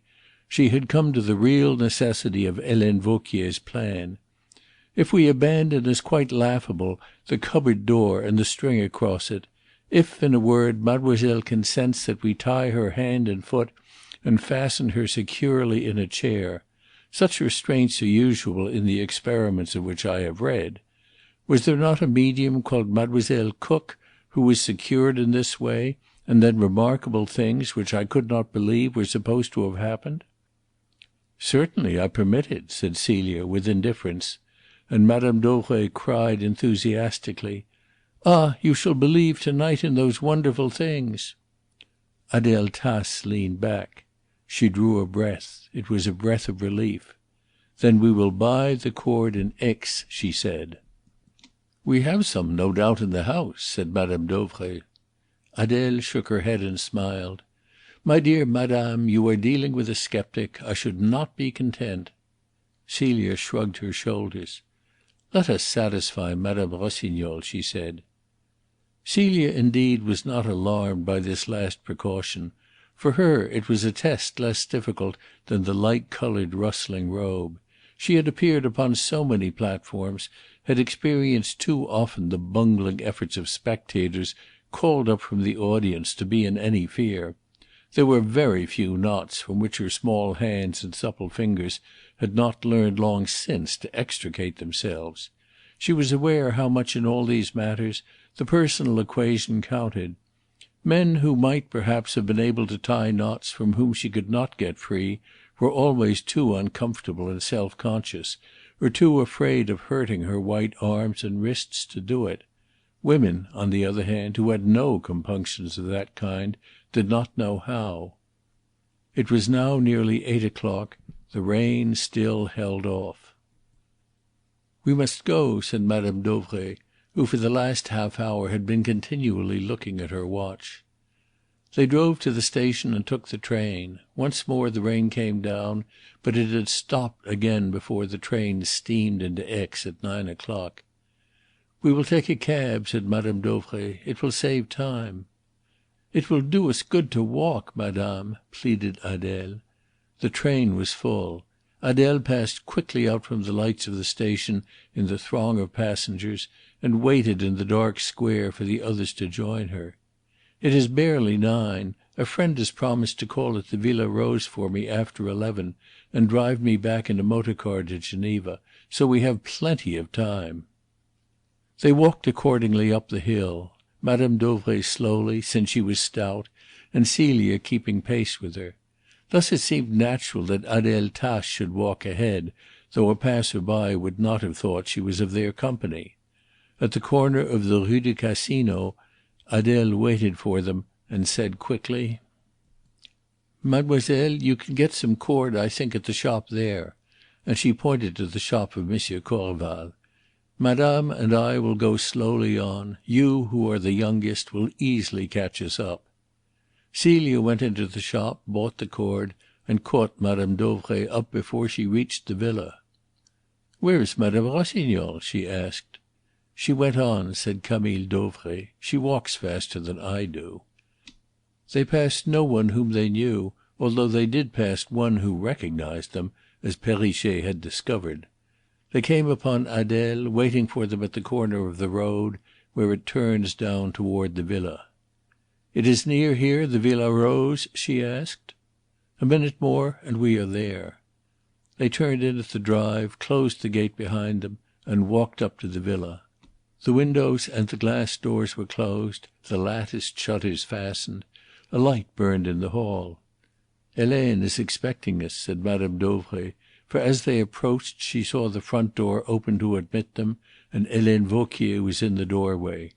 The three women went straight into the little salon, which was ready with the lights up and a small fire burning. Celia noticed the fire with a trifle of dismay. She moved a fire screen in front of it. "I can understand why you do that, mademoiselle," said Adele Rossignol with a satirical smile. But Madame Dauvray came to the girl's help. "She is right, Adele. Light is the great barrier between us and the spirit world," she said solemnly. Meanwhile, in the hall, Helene Vauquier locked and bolted the front door. Then she stood motionless with a smile upon her face and a heart beating high. All through that afternoon she had been afraid that some accident at the last moment would spoil her plan, that Adele Tace had not learned her lesson, that Celie would take fright, that she would not return. Now all those fears were over. She had her victims safe within the villa. The charwoman had been sent home. She had them to herself. She was still standing in the hall when Madame Dauvray called aloud impatiently, "Helene! Helene!" And when she entered the salon there was still, as Celia was able to recall, some trace of her smile lingering upon her face. Adele Rossignol had removed her hat and was taking off her gloves. Madame Dauvray was speaking impatiently to Celia. "We will arrange the room, dear, while Helene helps you to dress. It will be quite easy. We shall use the recess." And Celia, as she ran up the stairs, heard Madame Dauvray discussing with her maid what frock she should wear. She was hot and she took a hurried bath. When she came from her bathroom she saw with dismay that it was her new pale green evening gown which had been laid out. It was the last which she would have chosen, but she dared not refuse it. She must still any suspicion. She must succeed. She gave herself into Helene's hands. Celia remembered afterwards one or two points which passed barely heeded at the time. Once, while Helene was dressing her hair, she looked up at the maid in the mirror and noticed a strange and rather horrible grin upon her face, which disappeared the moment their eyes met. Then again Helene was extraordinarily slow and extraordinarily fastidious that evening. Nothing satisfied her, neither the hang of the girl's skirt, the folds of her sash, nor the arrangement of her hair. "Come, Helene, be quick," said Celia. "You know how madame hates to be kept waiting at these times. You might be dressing me to go to meet my lover," she added, with a blush and a smile at her own pretty reflection in the glass. And a queer look came upon Helene Vauquier's face, for it was at creating just this very impression that she aimed. "Very well, mademoiselle," said Helene, and even as she spoke Madame Dauvray's voice rang shrill and irritable up the stairs. "Celie! Celie!" "Quick, Helene," said Celia, for she herself was now anxious to have the séance over and done with. But Helene did not hurry. The more irritable Madame Dauvray became, the more impatient with Mademoiselle Celie, the less would Mademoiselle Celie dare to refuse the tests Adele wished to impose upon her. But that was not all. She took a subtle and ironic pleasure to night in decking out her victim's natural loveliness. Her face, her slender throat, her white shoulders should look their prettiest, her grace of limb and figure should be more alluring than ever before. The same words, indeed, were running through both women's minds. "For the last time," said Celia to herself, thinking of these horrible seances, of which to night should see the end. For the last time, said Helene Vauquier too. For the last time she laced the girl's dress. There would be no more patient and careful service for Mademoiselle Celie after to night. But she should have it and to spare to night. She should be conscious that her beauty had never made so strong an appeal, that she was never so fit for life as at that moment when the end had come. One thing Helene regretted. She would have liked Celia, smiling at herself in the glass, to know suddenly what was in store for her. She saw in imagination the colour die from the cheeks, the eyes stare wide with terror. "Celie! Celie!" Again the impatient voice rang up the stairs as Helene pinned the girl's hat upon her fair head. Celie sprang up and took a quick step or two towards the door, and stopped in dismay. The swish of her long satin train must betray her. She caught up the dress and tried again. Even so the rustle of it was heard. "I shall have to be very careful. You will help me, Helene?" "Of course, mademoiselle. I will sit underneath the switch of the light in the salon. If madame, your visitor, makes the experiment too difficult, I will find a way to help you," said Helene Vauquier, and as she spoke she handed Celia a long pair of white gloves. "I shall not want them," said Celia. "Madame Dauvray ordered me to give them to you," replied Helene. Celia took them hurriedly, picked up a white scarf of tulle, and ran down the stairs. Helene Vauquier listened at the door and heard madame's voice in feverish anger. "We have been waiting for you, Celie. You have been an age." Helene Vauquier laughed softly to herself, took out Celia's white frock from the wardrobe, turned off the lights, and followed her down to the hall. She placed the cloak just outside the door of the salon. Then she carefully turned out all the lights in the hall and in the kitchen and went into the salon. The rest of the house was in darkness. This room was brightly lit, and it had been made ready. Chapter 18 The Séance. Helene Vauquier locked the door of the salon upon the inside and placed the key upon the mantel-shelf, as she had always done whenever a séance had been held. The curtains had been loosened at the sides of the arched recess, in front of the glass doors, ready to be drawn across. Inside the recess, against one of the pillars which supported the arch, a high stool without a back, taken from the hall, had been placed, and the back legs of the stool had been lashed with cord firmly to the pillar so that it could not be moved. The round table had been put in position, with 3 chairs about it. Madame Dauvray waited impatiently. Celia stood, apparently unconcerned, apparently lost to all that was going on. Her eyes saw no one. Adele looked up at Celia and laughed maliciously. "Mademoiselle, I see, is in the very mood to produce the most wonderful phenomena. But it will be better, I think, madame," she said, turning to Madame Dauvray, "that Mademoiselle Celie should put on those gloves, which I see she has thrown onto a chair. It will be a little more difficult for mademoiselle to loosen these cords, should she wish to do so." The argument silenced Celia. If she refused this condition now, she would excite Madame Dauvray to a terrible suspicion. She drew on her gloves ruefully and slowly, smoothed them over her elbows and buttoned them. To free her hands with her fingers and wrists already hampered in gloves would not be so easy a task. But there was no escape. Adele Rossignol was watching her with a satiric smile. Madame Dauvray was urging her to be quick. Obeying a second order, the girl raised her skirt and extended a slim foot in a pale green silk stocking and a satin slipper to match. Adele was content. Celia was wearing the shoes she was meant to wear. They were made upon the very same last as those which Celia had just kicked off upstairs. An almost imperceptible nod from Helene Vauquier, moreover, assured her. She took up a length of the thin cord. "Now, how are we to begin?" she said awkwardly. "I think I will ask you, mademoiselle, to put your hands behind you." Celia turned her back and crossed her wrists. She stood in her satin frock with her white arms and shoulders bare, her slender throat supporting her small head with its heavy curls, her big hat, a picture of young grace and beauty. She would have had an easy task that night had there been men instead of women to put her to the test. But the women were intent upon their own ends. Madame Dauvray, eager for her séance, Adèle Tace and Helene Vauquier for the climax of their plot. Celia clenched her hands to make the muscles of her wrists rigid to resist the pressure of the cord.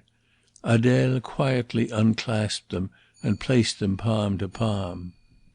And at once Celia became uneasy.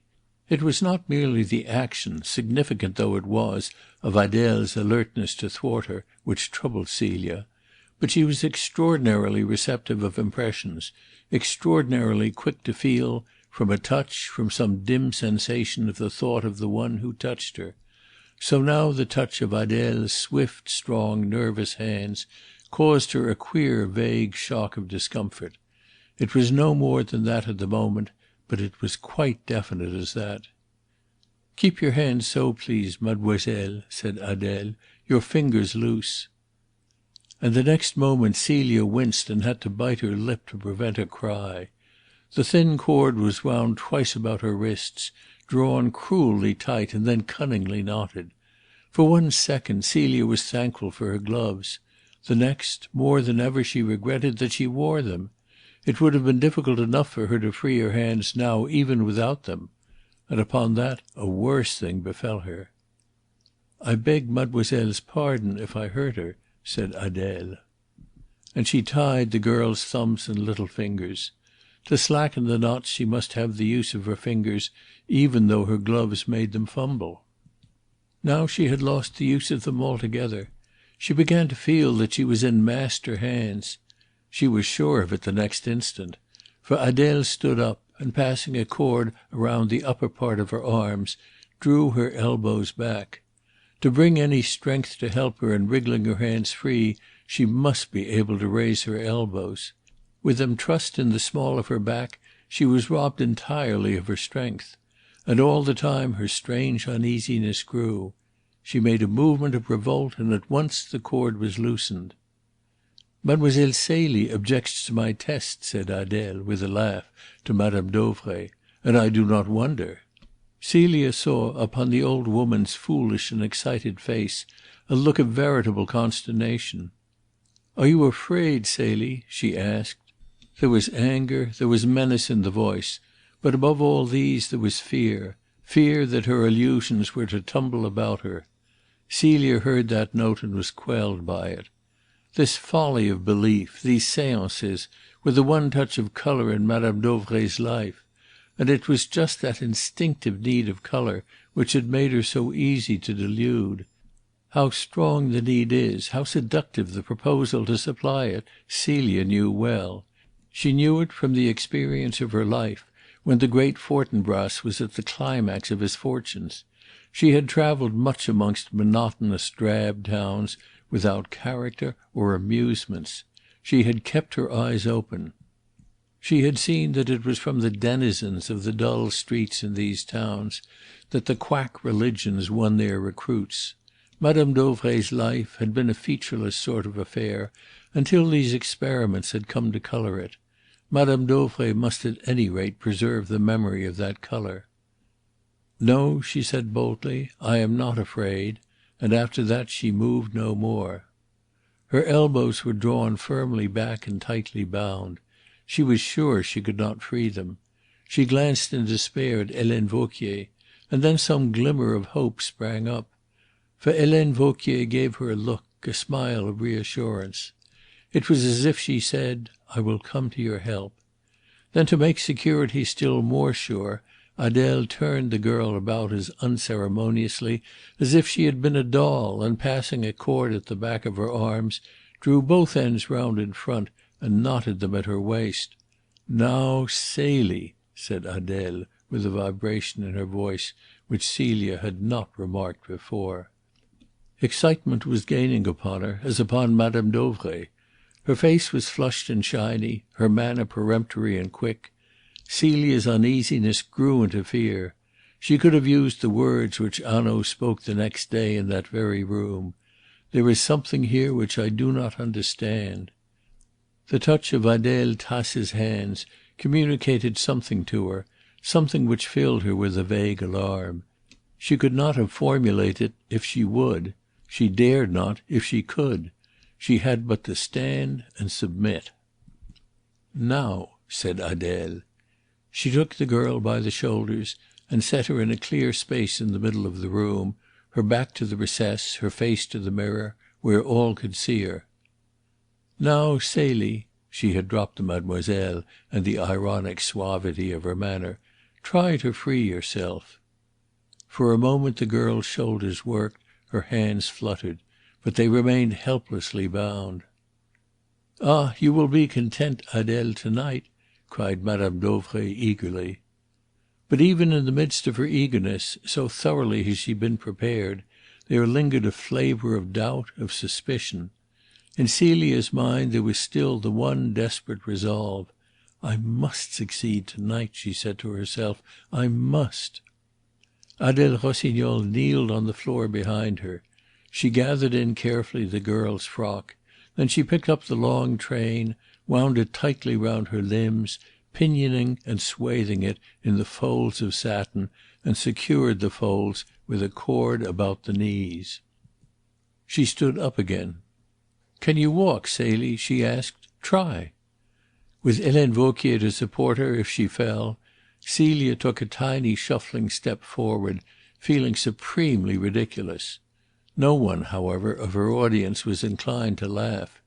To Madame Dauvray the whole business was as serious as the most solemn ceremonial. Adele was intent upon making her knot secure. Helene Vauquier was the well-bred servant who knew her place. It was not for her to laugh at her young mistress, in however ludicrous a situation she might be.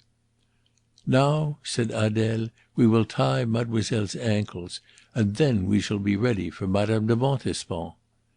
The raillery in her voice had a note of savagery in it now. Celia's vague terror grew. She had a feeling that a beast was waking in the woman, and with it came a growing premonition of failure. Vainly she cried to herself, "I must not fail to night." But she felt instinctively that there was a stronger personality than her own in that room, taming her, condemning her to failure, influencing the others. She was placed in a chair. Adele passed a cord round her ankles, and the mere touch of it quickened Celia to a spasm of revolt. Her last little remnant of liberty was being taken from her. She raised herself, or rather would have raised herself, but Helene, with gentle hands, held her in the chair and whispered under her breath, "Have no fear, Madame is watching." Adele looked fiercely up into the girl's face. "Keep still, hein, la petite?" she cried. And the epithet, little one, was a light to Celia. Till now upon these occasions, with her black ceremonial dress, her air of aloofness, her vague eyes, and the dignity of her carriage, she had already produced some part of their effect before the seance had begun. She had been wont to sail into the room, distant, mystical. She had her audience already expectant of mysteries, prepared for marvels. Her work was already half done. But now, of all that help, she was deprived. She was no longer a person aloof, a prophetess, a seer of visions. She was simply a smartly dressed girl of to day, trussed up in a ridiculous and painful position. That was all. The dignity was gone. And the more she realized that, the more she was hindered from influencing her audience, the less able she was to concentrate her mind upon them, to will them to favour her. Madame Dauvray's suspicions, she was sure, were still awake. She could not quell them. There was a stronger personality than hers at work in the room. The cord bit through her thin stockings into her ankles. She dared not complain. It was savagely tied.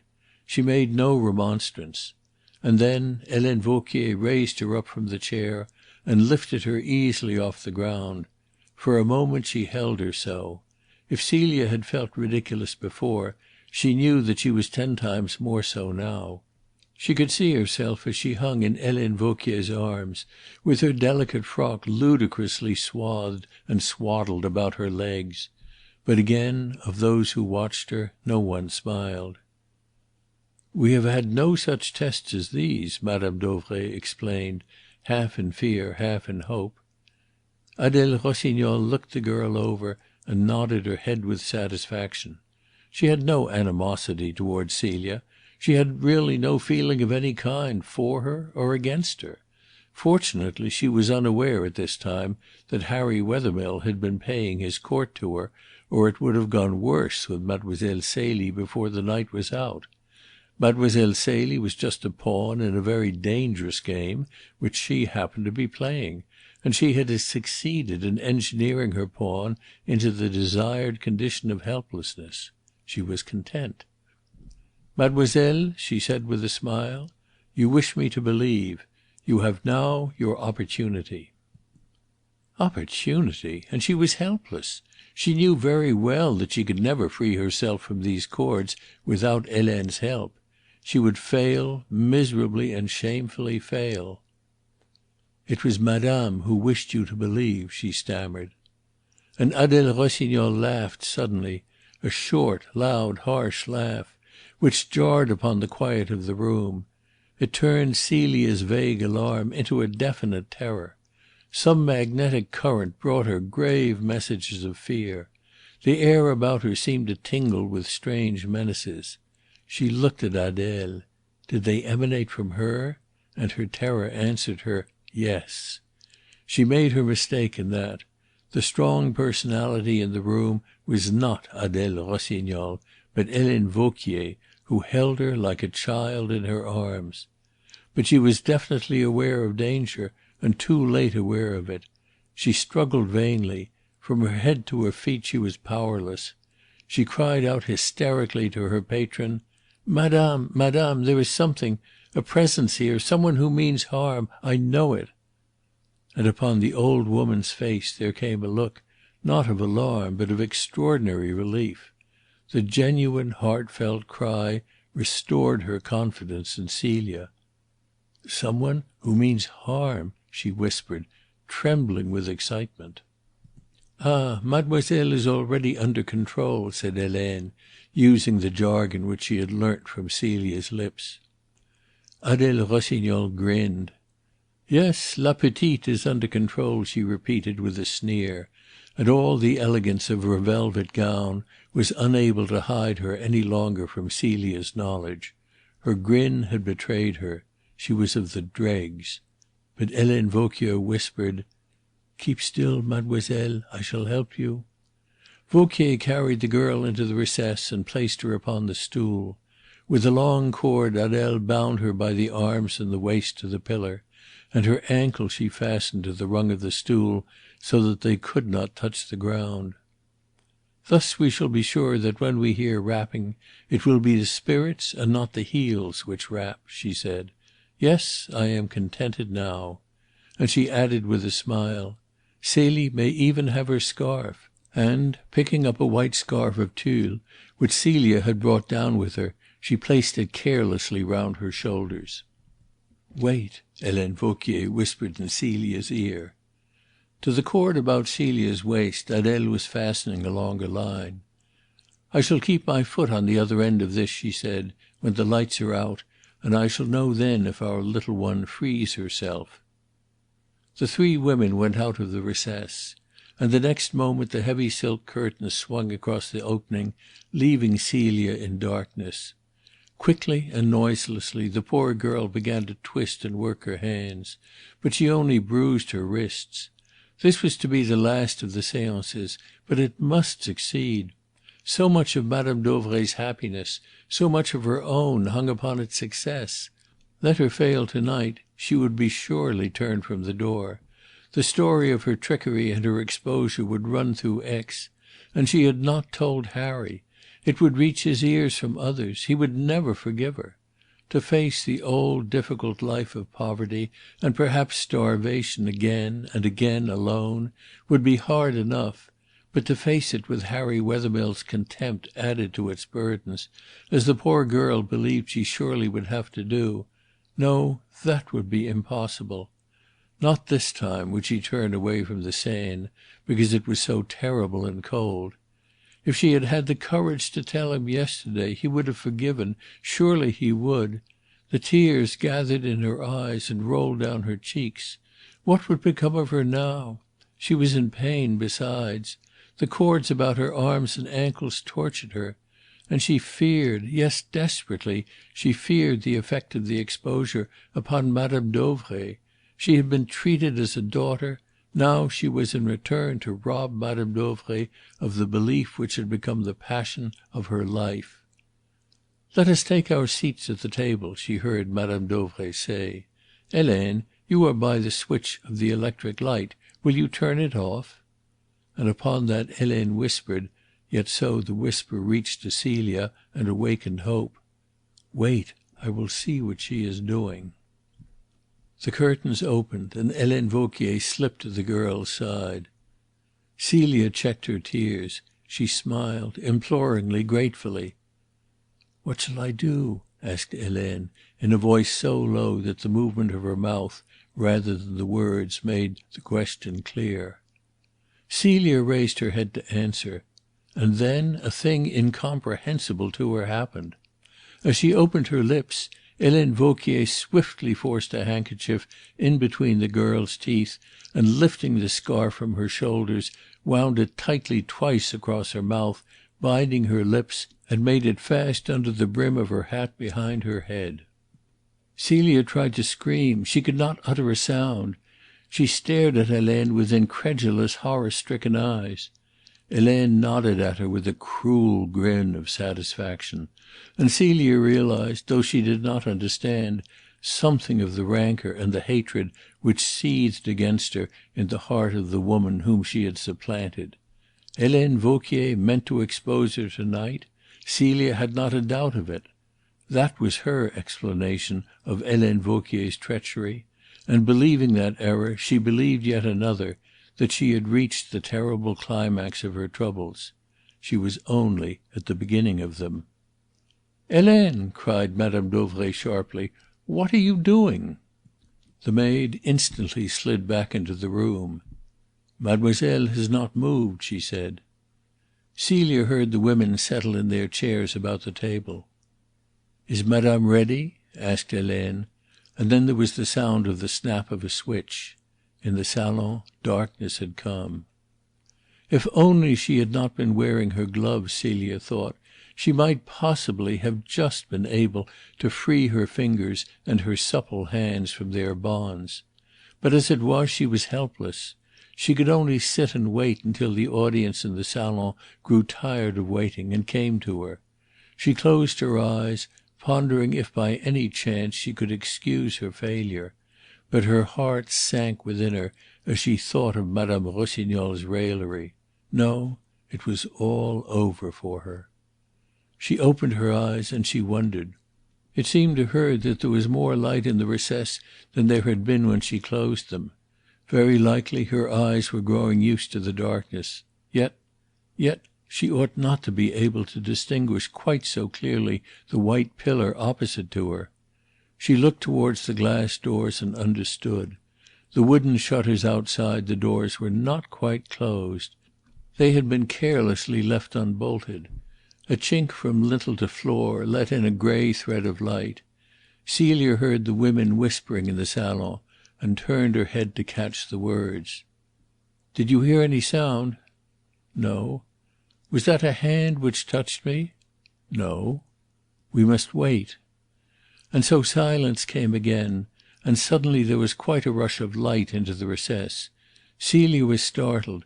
She turned her head back again towards the window. The wooden door had swung a little more open. There was a wider chink to let the twilight of that starlit darkness through.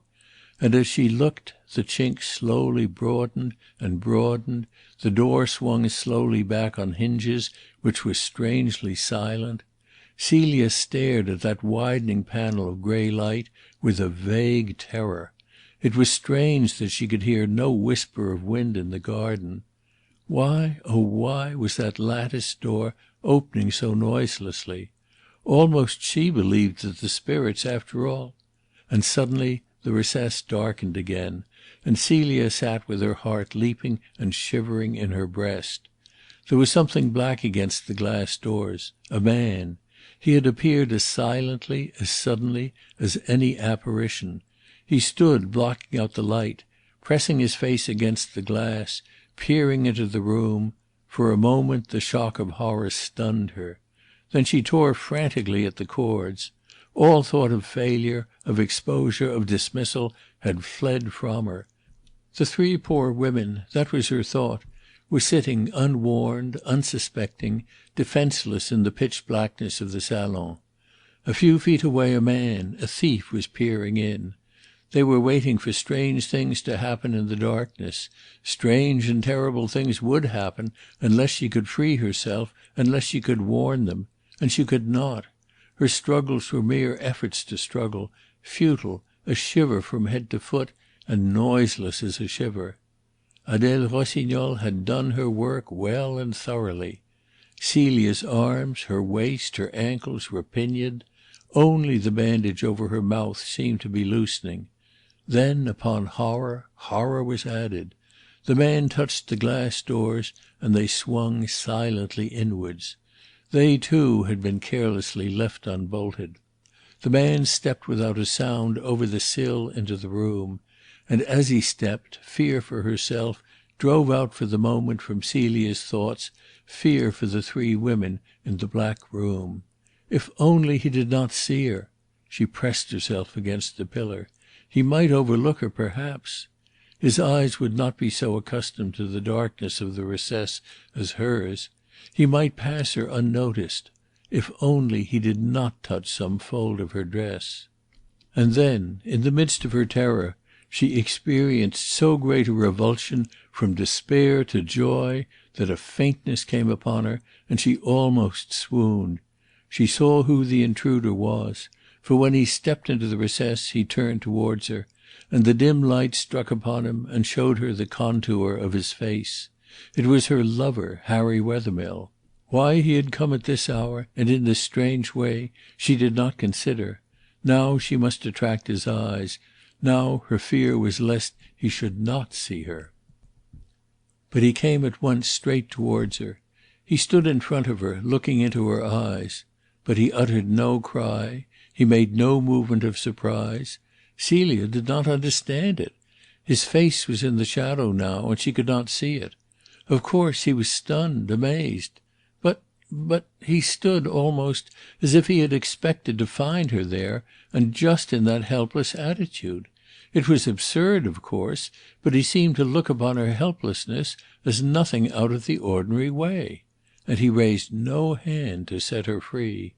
A chill struck through her, but the next moment he did raise his hand, and the blood flowed again at her heart.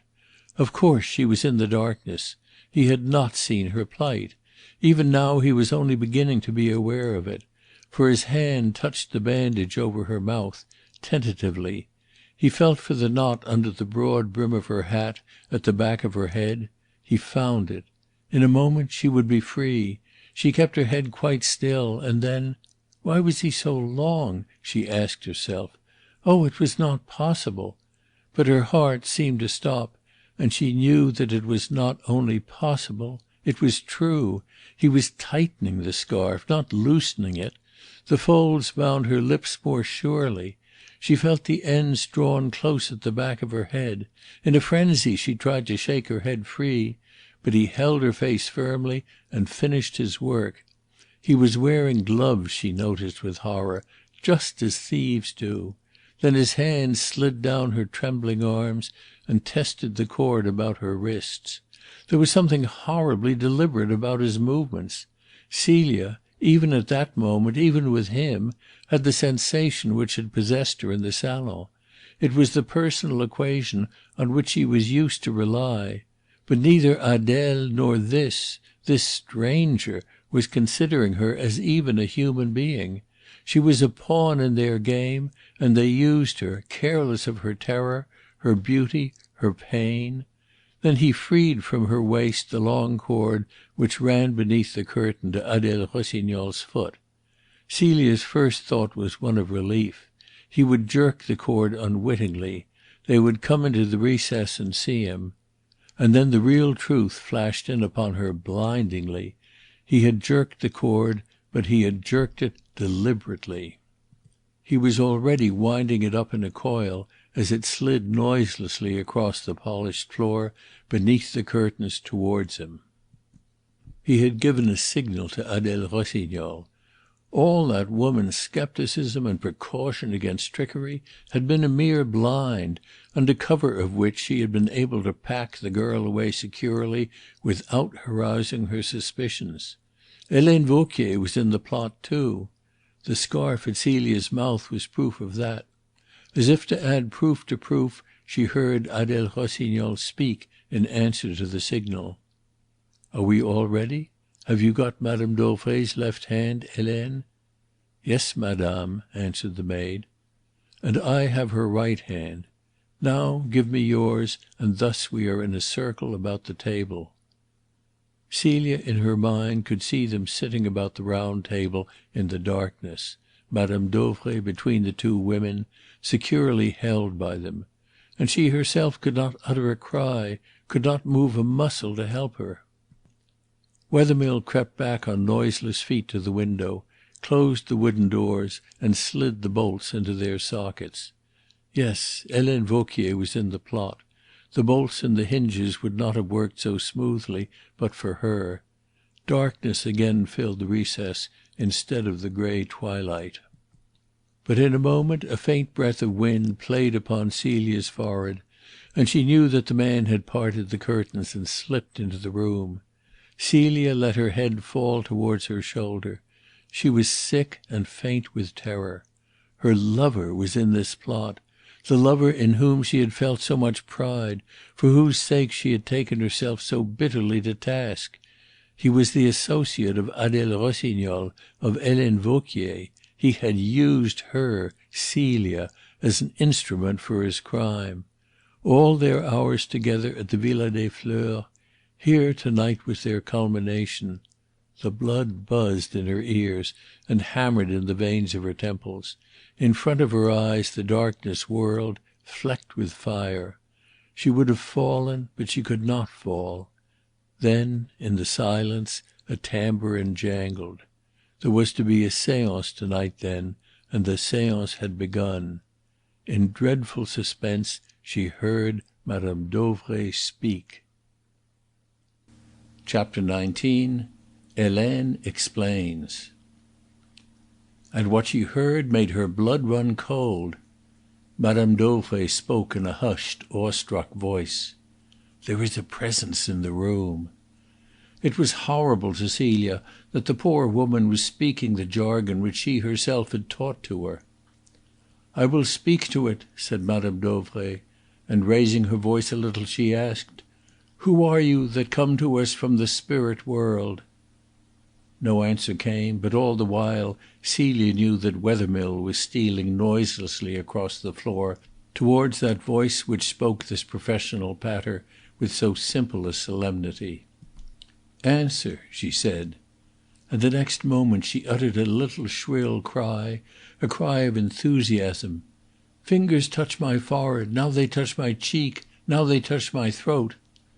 And upon that the voice ceased. But a dry, choking sound was heard, and a horrible scuffling and tapping of feet upon the polished floor, a sound most dreadful. They were murdering her, murdering an old kind woman silently and methodically in the darkness. The girl strained and twisted against the pillar furiously, like an animal in a trap. But the coils of rope held her, the scarf suffocated her. The scuffling became a spasmodic sound, with intervals between, and then ceased altogether. A voice spoke, a man's voice, Wethermill's. but Celia would never have recognized it. It had so shrill and fearful an intonation. "That's horrible," he said, and his voice suddenly rose to a scream. "Hush!" Helene Vauquier whispered sharply. "What's the matter?" "She fell against me, her whole weight. Oh!" "You are afraid of her?" "Yes, yes." And in the darkness Wethermill's voice came querulously between long breaths. "Yes, now I am afraid of her." Helene Vauquier replied again contemptuously. She spoke aloud and quite indifferently. Nothing of any importance whatever, one would have gathered, had occurred. "I will turn on the light," she said. And through the chinks in the curtain the bright light shone. Celia heard a loud rattle upon the table, and then fainter sounds of the same kind. And as a kind of horrible accompaniment there ran the laboured breathing of the man, which broke now and then with a sobbing sound. They were stripping Mme. Dauvray of her pearl necklace, her bracelets, and her rings. Celia had a sudden importunate vision of the old woman's fat, podgy hands loaded with brilliants. A jingle of keys followed. "That's all," Helene Vauquier said. She might have just turned out the pocket of an old dress. There was the sound of something heavy and inert falling with a dull crash upon the floor. A woman laughed, and again it was Helene Vauquier. "Which is the key to the safe?" asked Adele. And Helene Vauquier replied, "That one." Celia heard some one drop heavily into a chair. It was Wethermill, and he buried his face in his hands. Helene went over to him and laid her hand upon his shoulder and shook him. "Do you go and get her jewels out of the safe," she said, and she spoke with a rough friendliness. "You promised you would blindfold the girl," he cried hoarsely. Helene Vauquier laughed. "Did I?" she said. "Well, what does it matter? There would have been no need to—" and his voice broke off shudderingly. "Wouldn't there? And what of us, Adele and me? She knows certainly that we are here. Come, go and get the jewels. The key of the door's on the mantel shelf. While you are away we two will arrange the pretty baby in there." She pointed to the recess. Her voice rang with contempt. Wethermill staggered across the room like a drunkard and picked up the key in trembling fingers. Celia heard it turn in the lock and the door bang. Wethermill had gone upstairs. Celia leaned back, her heart fainting within her. Arrange! It was her turn now. She was to be arranged. She had no doubt what sinister meaning that innocent word concealed. The dry, choking sound, the horrid scuffling of feet upon the floor were in her ears. And it had taken so long, so terribly long. She heard the door open again and shut again. Then steps approached the recess. The curtains were flung back and the two women stood in front of her. The tall Adele Rossignol, with her red hair and her coarse good looks and her sapphire dress, and the hard-featured, sallow maid. The maid was carrying Celia's white coat. They did not mean to murder her then. They meant to take her away, and even then a spark of hope lit up in the girl's bosom. For even with her illusions crushed, she still clung to life with all the passion of her young soul. The two women stood and looked at her, and then Adele Rossignol burst out laughing. Vauquier approached the girl, and Celia had a moment's hope that she meant to free her altogether, but she only loosed the cords which fixed her to the pillar and the high stool. "Mademoiselle will pardon me for laughing," said Adele Rossignol politely, "but it was mademoiselle who invited me to try my hand. And really, for so smart a young lady, mademoiselle looks too ridiculous." She lifted the girl up and carried her back writhing and struggling into the salon. The whole of the pretty room was within view, but in the embrasure of a window something lay dreadfully still and quiet. Celia held her head averted. But it was there, and though it was there, all the while the women joked and laughed, Adele Rossignol feverishly, Helene Vauquier with a real glee most horrible to see. "I beg mademoiselle not to listen to what Adele is saying," exclaimed Helene.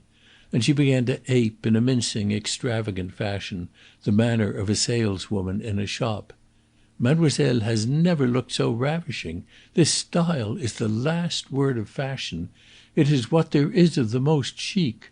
Of course, mademoiselle understands that the costume is not intended for playing the piano, nor, indeed, for the ballroom. It leaps to one's eyes that dancing would be difficult. Nor is it intended for much conversation. It is a costume for a mood of quiet reflection. But I assure mademoiselle that for pretty young ladies who are the favourites of rich old women, it is the style most recommended by the criminal classes." All the woman's bitter rancour against Celia, hidden for months beneath a mask of humility, burst out and ran riot now. She went to Adele Rossignol's help, and they flung the girl face downwards upon the sofa. Her face struck the cushion at one end, her feet the cushion at the other. The breath was struck out of her body. She lay with her bosom heaving. Helene Vauquier watched her for a moment with a grin, paying herself now for her respectful speeches and attendance. "Yes, lie quietly and reflect, little fool," she said savagely. "Were you wise to come here and interfere with Helene Vauquier? Hadn't you better have stayed and danced in your rags at Montmartre? Are the smart frocks and the pretty hats and the good dinners worth the price? Ask yourself these questions, my dainty little friend." She drew up a chair to Celia's side and sat down upon it comfortably. "I will tell you what we are going to do with you, Mademoiselle Celie. Adele Rossignol and that kind gentleman, Monsieur Wethermill, are going to take you away with them. You will be glad to go, won't you, dearie? For you love Monsieur Wethermill, don't you? Oh, they won't keep you long enough for you to get tired of them. Do not fear. But you will not come back, Mademoiselle Celie. No, you have seen too much to night. And every one will think that Mademoiselle Celie helped to murder and rob her benefactress. They are certain to suspect some one, so why not you, pretty one?" Celia made no movement. She lay trying to believe that no crime had been committed, that that lifeless body did not lie against the wall. And then she heard in the room above a bed wheeled roughly from its place. The two women heard it too, and looked at one another. "He should look in the safe," said Vauquier. "Go and see what he is doing." And Adele Rossignol ran from the room. As soon as she was gone, Vauquier followed to the door, listened, closed it gently, and came back. She stooped down.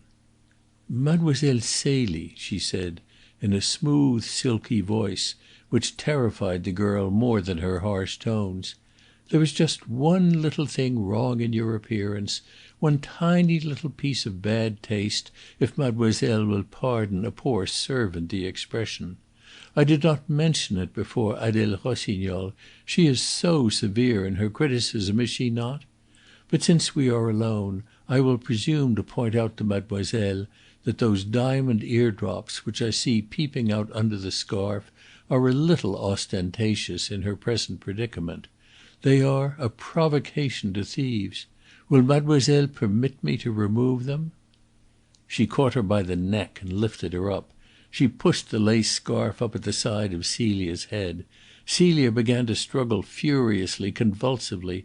She kicked and writhed, and a little tearing sound was heard. One of her shoe buckles had caught in the thin silk covering of the cushion and slit it. Helene Vauquier let her fall. She felt composedly in her pocket and drew from it an aluminium flask, the same flask which Lemerre was afterward to snatch up in the bedroom in Geneva. Celia stared at her in dread. She saw the flask flashing in the light. She shrank from it. She wondered what new horror was to grip her. Helene unscrewed the top and laughed pleasantly. "Mademoiselle Celie is under control," she said.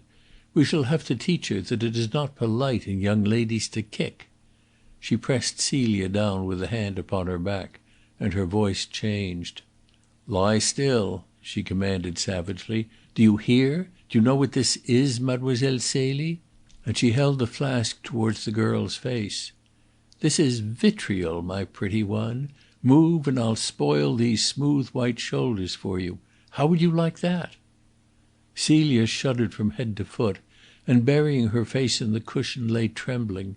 She would have begged for death upon her knees rather than suffer this horror. She felt Vauquier's fingers lingering with a dreadful caressing touch upon her shoulders and about her throat. She was within an ace of the torture, the disfigurement, and she knew it.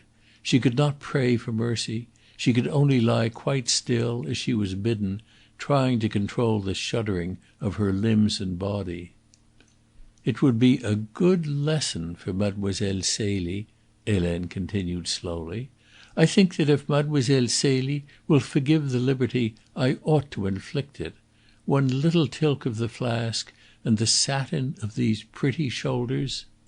She broke off suddenly and listened. Some sound heard outside had given Celia a respite, perhaps more than a respite. Helene set the flask down upon the table. Her avarice had got the better of her hatred. She roughly plucked the earrings out of the girl's ears. She hid them quickly in the bosom of her dress, with her eye upon the door. She did not see a drop of blood gather on the lobe of Celia's ear and fall into the cushion on which her face was pressed. She had hardly hidden them away before the door opened and Adele Rossignol burst into the room. "What is the matter?" asked Vauquier. "The safe's empty. We have searched the room. We have found nothing," she cried. "Everything is in the safe," Helene insisted. "No!" The two women ran out of the room and up the stairs. Celia, lying on the settee, heard all the quiet of the house change to noise and confusion. It was as though a tornado raged in the room overhead. Furniture was tossed about and over the room, feet stamped and ran, locks were smashed with heavy blows. For many minutes the storm raged. Then it ceased, and she heard the accomplices clattering down the stairs without a thought of the noise they made. They burst into the room. Harry Wethermill was laughing hysterically, like a man off his head. He had been wearing a long dark overcoat when he entered the house. Now he carried the coat over his arm. He was in a dinner jacket, and his black clothes were dusty and disordered. "It's all for nothing!" he screamed rather than cried. "Nothing but the one necklace and a handful of rings." In a frenzy he actually stooped over the dead woman and questioned her. "Tell us, where did you hide them?" he cried. "The girl will know," said Helene. Wethermill rose up and looked wildly at Celia. "Yes, yes," he said. He had no scruple, no pity any longer for the girl. There was no gain from the crime unless she spoke. He would have placed his head in the guillotine for nothing. He ran to the writing table, tore off half a sheet of paper, and brought it over with a pencil to the sofa. He gave them to Vauquier to hold, and drawing out the sofa from the wall, slipped in behind. He lifted up Celia with Rossignol's help, and made her sit in the middle of the sofa with her feet upon the ground. He unbound her wrists and fingers, and Vauquier placed the writing pad and the paper on the girl's knees. Her arms were still pinioned above the elbows. She could not raise her hands high enough to snatch the scarf from her lips. But with the pad held up to her, she could write. "Where did she keep her jewels? Quick, take the pencil and write," said Wethermill, holding her left wrist. Vauquier thrust the pencil into her right hand, and awkwardly and slowly her gloved fingers moved across the page. "I do not know," she wrote, and with an oath Wethermill snatched the paper up, tore it into pieces, and threw it down. "You have got to know," he said, his face purple with passion, and he flung out his arm as though he would dash his fist into her face. But as he stood with his arm poised, there came a singular change upon his face. "Did you hear anything?" he asked in a whisper. All listened, and all heard in the quiet of the night a faint click, and after an interval they heard it again, and after another but shorter interval, yet once more. "That's the gate," said Wethermill in a whisper of fear, and a pulse of hope stirred within Celia. He seized her wrists, crushed them together behind her, and swiftly fastened them once more. Adele Rossignol sat down upon the floor, took the girl's feet upon her lap, and quietly wrenched off her shoes. "The light!" cried Wethermill in an agonized voice, and Helene Vauquier flew across the room and turned it off. All three stood holding their breath, straining their ears in the dark room. On the hard gravel of the drive outside, footsteps became faintly audible and grew louder and came near. Adele whispered to Vauquier, "Has the girl a lover?" And Helene Vauquier, even at that moment, laughed quietly. All Celia's heart and youth rose in revolt against her extremity. If she could only free her lips! The footsteps came round the corner of the house. They sounded on the drive outside the very window of this room. One cry, and she would be saved. She tossed back her head and tried to force the handkerchief out from between her teeth. But Wethermill's hand covered her mouth and held it closed. The footsteps stopped. A light shone for a moment outside. The very handle of the door was tried. Within a few yards help was there, help and life. Just a frail latticed wooden door stood between her and them. She tried to rise to her feet.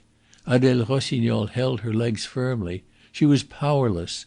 She sat with one desperate hope, that whoever it was who was in the garden, he would break in. Were it even another murderer, he might have more pity than the callous brutes who held her now. He could have no less. But the footsteps moved away.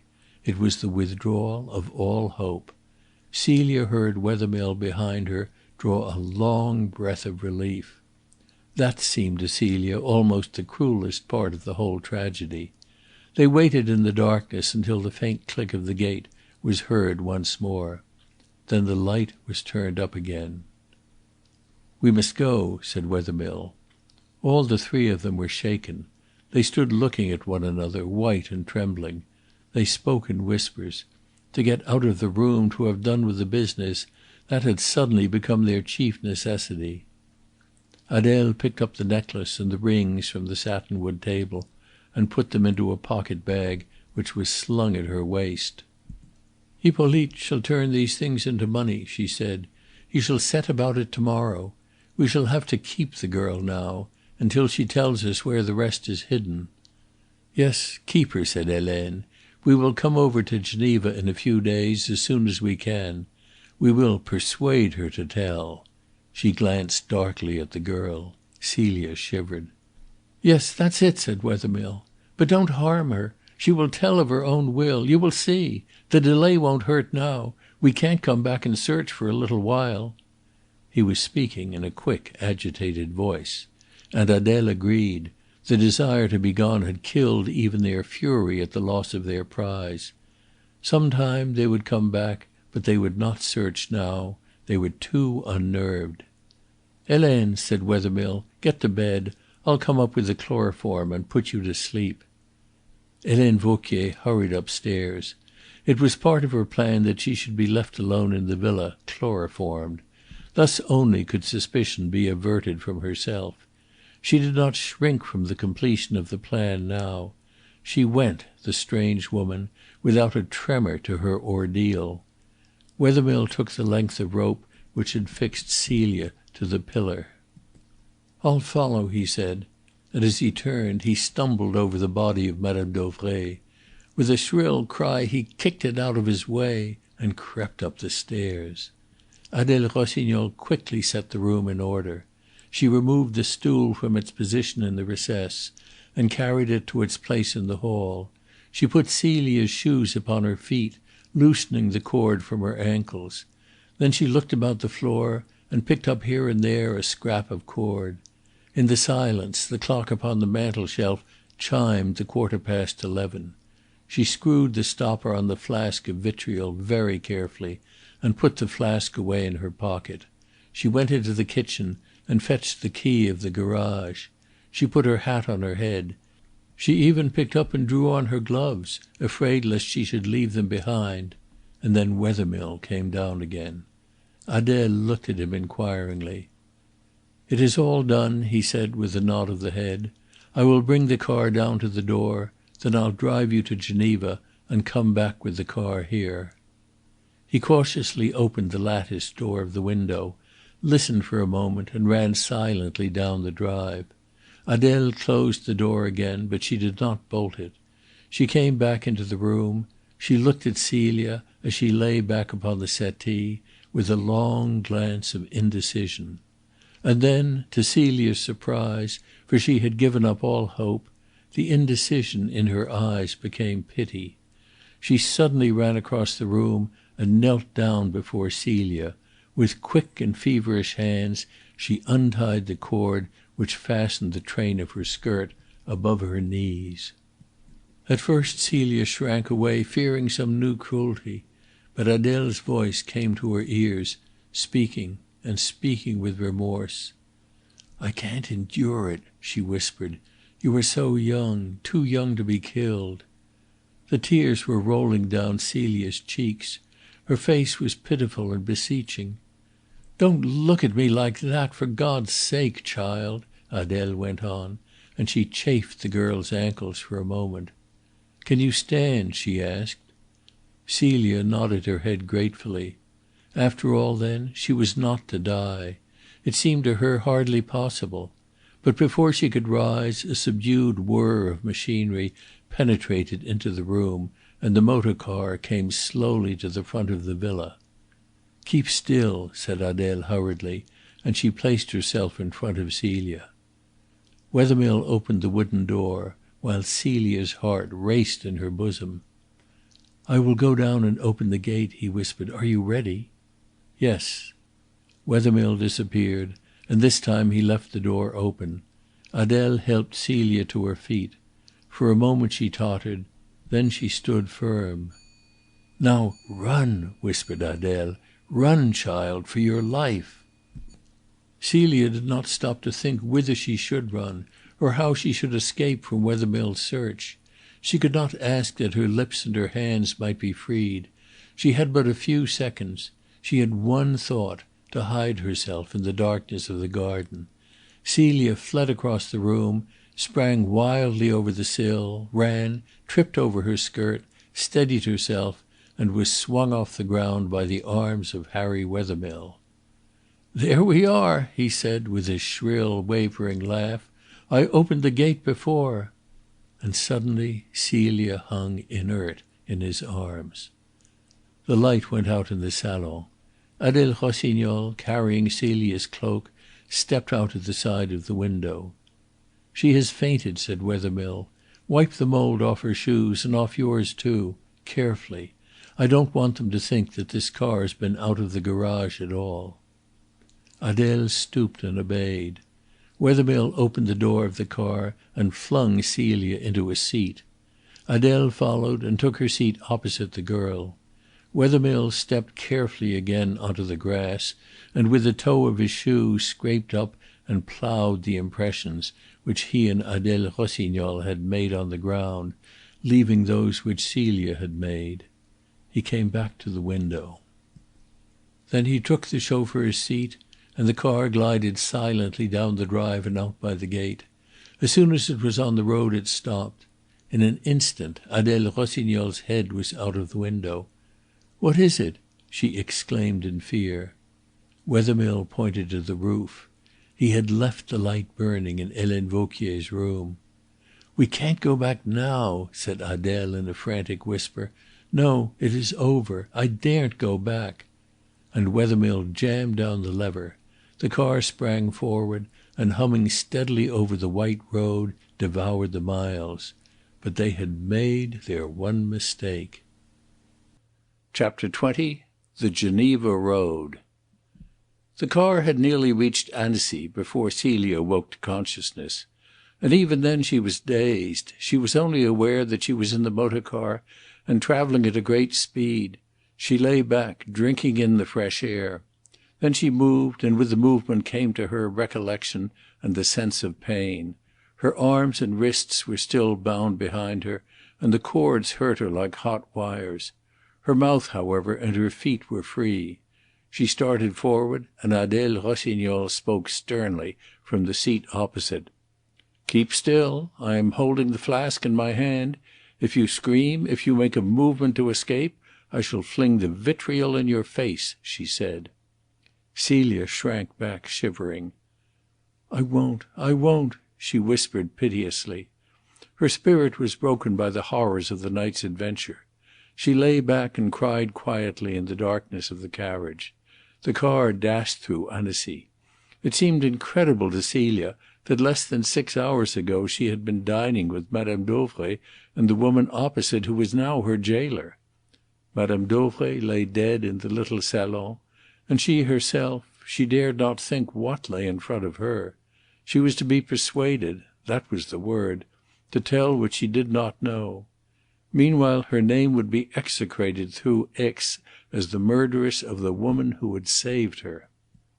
Then suddenly the car stopped. There were lights outside. Celia heard voices. A man was speaking to Wethermill. She started and saw Adele Tass's arm flash upwards. She sank back in terror, and the car rolled on into the darkness. Adele Tace drew a breath of relief. The one point of danger had been passed. They had crossed the Pont de la Caille. They were in Switzerland. Some long while afterwards the car slackened its speed. By the side of it Celia heard the sound of wheels and of the hoofs of a horse. A single horsed closed landau had been caught up as it jogged along the road. The motor car stopped. Close by the side of it the driver of the landau reined in his horse. Wethermill jumped down from the chauffeur's seat, opened the door of the landau, and then put his head in at the window of the car. "Are you ready? Be quick." Adele turned to Celia. "Not a word, remember." Wethermill flung open the door of the car. Adele took the girl's feet and drew them down to the step of the car. Then she pushed her out. Wethermill caught her in his arms and carried her to the landau. Celia dared not cry out. Her hands were helpless, her face at the mercy of that grim flask. Just ahead of them the lights of Geneva were visible, and from the lights a silver radiance overspread a patch of sky. Wethermill placed her in the landau. Adele sprang in behind her and closed the door. The transfer had taken no more than a few seconds. The landau jogged into Geneva. The motor turned and sped back over the 50 miles of empty road to Aix. As the motor car rolled away, courage returned for a moment to Celia. The man, the murderer, had gone. She was alone with Adele Rossignol in a carriage moving no faster than an ordinary trot. Her ankles were free, the gag had been taken from her lips. If only she could free her hands and choose a moment when Adele was off her guard, she might open the door and spring out onto the road. She saw Adele draw down the blinds of the carriage, and very carefully, very secretly, Celia began to work her hands behind her. She was an adept. No movement was visible, but on the other hand, no success was obtained. The knots had been too cunningly tied. And then Madame Rossignol touched a button at her side in the leather of the carriage. The touch turned on a tiny lamp in the roof of the carriage, and she raised a warning hand to Celia. "Now keep very quiet." Right through the empty streets of Geneva the landau was quietly driven. Adele had peeped from time to time under the blind. There were few people in the streets. Once or twice a sergent de ville was seen under the light of a lamp. Celia dared not cry out. Over against her, persistently watching her, Adele Rossignol sat with the open flask clenched in her hand, and from the vitriol Celia shrank with an overwhelming terror. The carriage drove out from the town along the western edge of the lake. "Now listen," said Adele.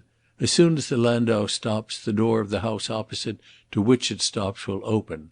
I shall open the carriage door myself, and you will get out. You must stand close by the carriage door until I have got out. I shall hold this flask ready in my hand. As soon as I am out, you will run across the pavement into the house. You won't speak or scream."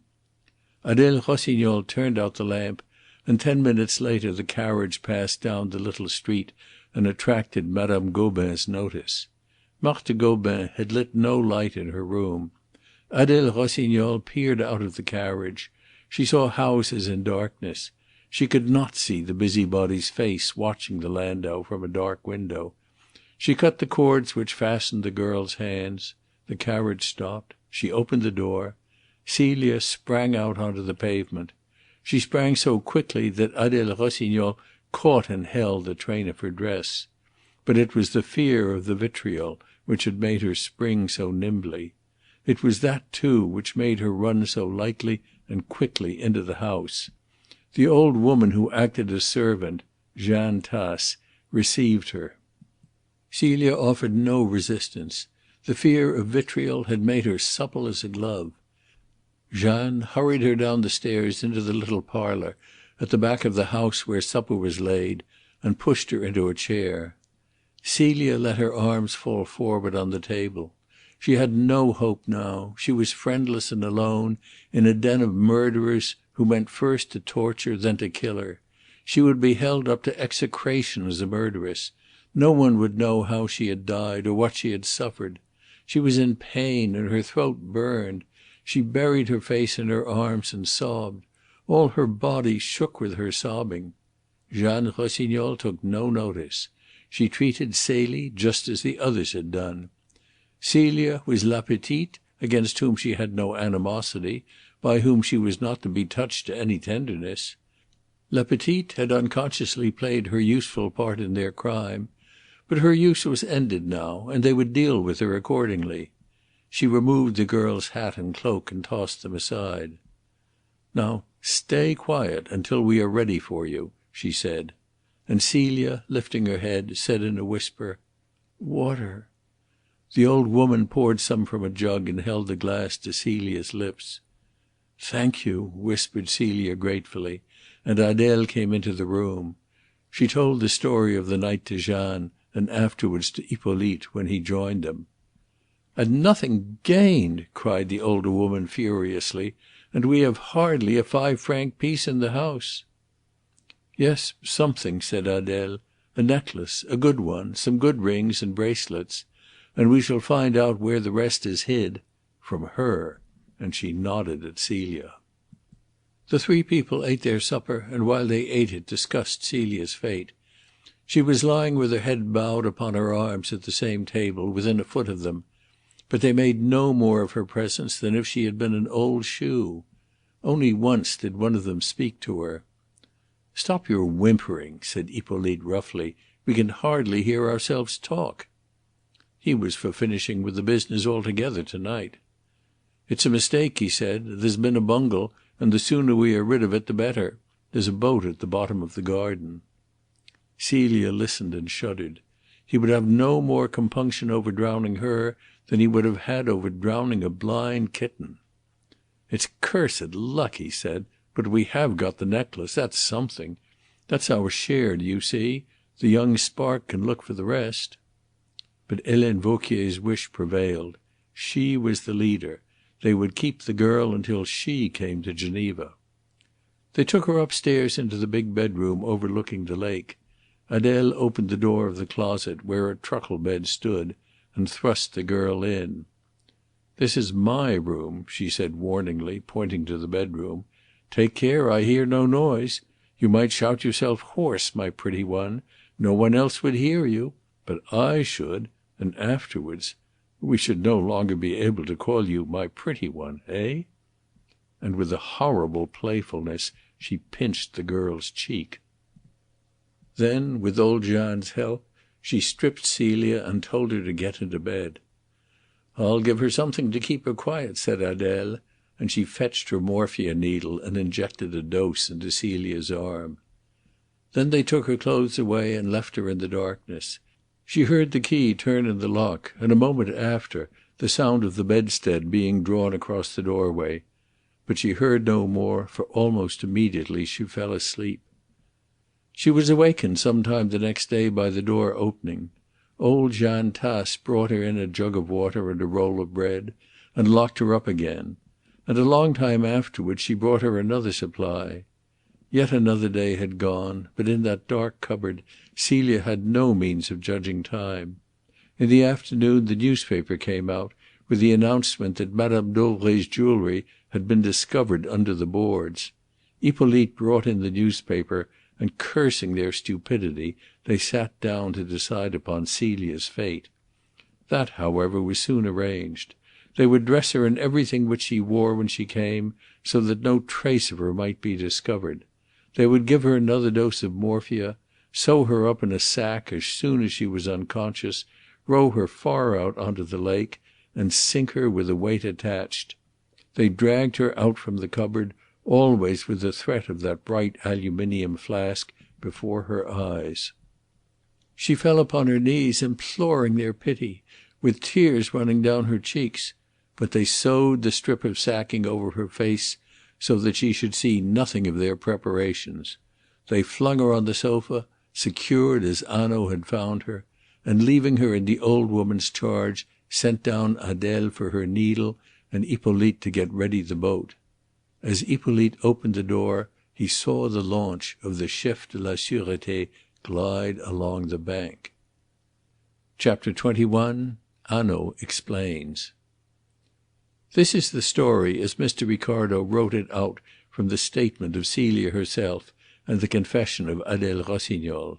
Obscurities which had puzzled him were made clear, but he was still unaware how Hanaud had worked out the solution.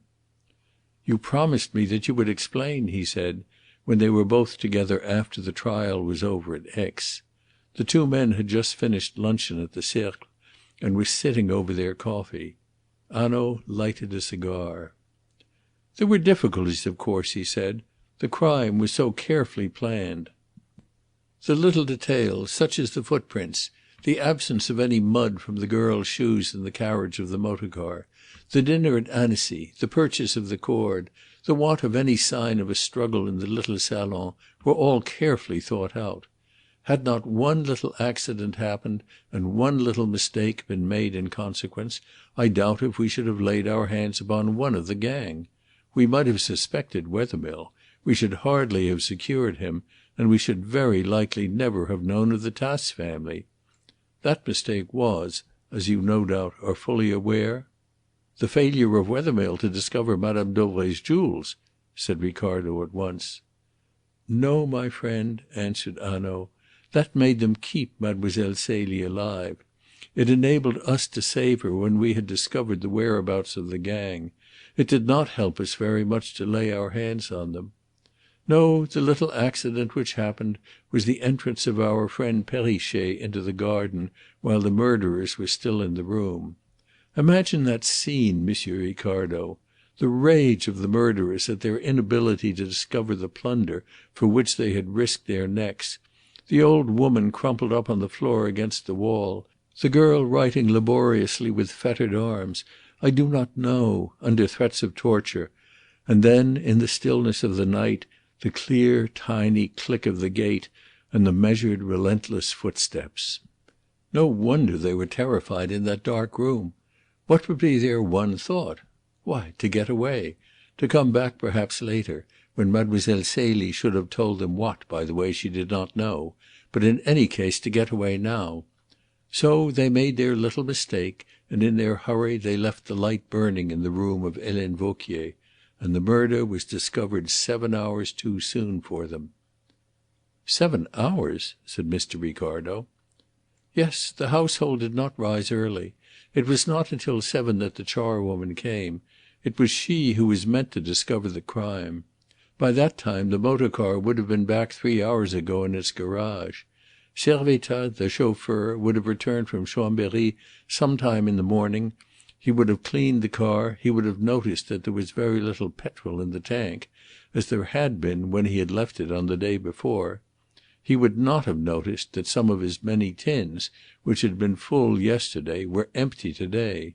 We should not have discovered that about 4 in the morning the car was close to the Villa Rose, and that it had travelled, between midnight and 5 in the morning, 150 kilometres. "But you had already guessed Geneva," said Ricardo. "At luncheon, before the news came that the car was found, you had guessed it." "It was a shot," said Hanaud. "The absence of the car helped me to make it. It is a large city and not very far away, a likely place for people with the police at their heels to run to earth in. But if the car had been discovered in the garage, I should not have made that shot. Even then I had no particular conviction about Geneva. I really wished to see how Wethermill would take it. He was wonderful." "He sprang up." "He betrayed nothing but surprise. You showed no less surprise than he did, my good friend. What I was looking for was one glance of fear. I did not get it." "Yet you suspected him. Even then you spoke of brains and audacity. You told him enough to hinder him from communicating with the red-haired woman in Geneva. You isolated him. Yes, you suspected him." "Let us take the case from the beginning. When you first came to me, as I told you, the Commissaire had already been with me. There was an interesting piece of evidence already in his possession. Adolphe Ruel, who saw Wethermill and Vauquier together close by the Casino and overheard that cry of Wethermill's, 'It is true, I must have money,' had already been with his story to the Commissaire. I knew it when Harry Wethermill came into the room to ask me to take up the case. That was a bold stroke, my friend. The chances were 100 to 1 that I should not interrupt my holiday to take up a case because of your little dinner party in London. Indeed, I should not have interrupted it had I not known Adolphe Ruel's story. As it was, I could not resist. Wethermill's very audacity charmed me. Oh yes, I felt that I must pit myself against him. So few criminals have spirit, Monsieur Ricardo. It is deplorable how few. But Wethermill, see in what a fine position he would have been if only I had refused. He himself had been the first to call upon the first detective in France. And his argument! He loved Mademoiselle Celie. Therefore she must be innocent. How he stuck to it!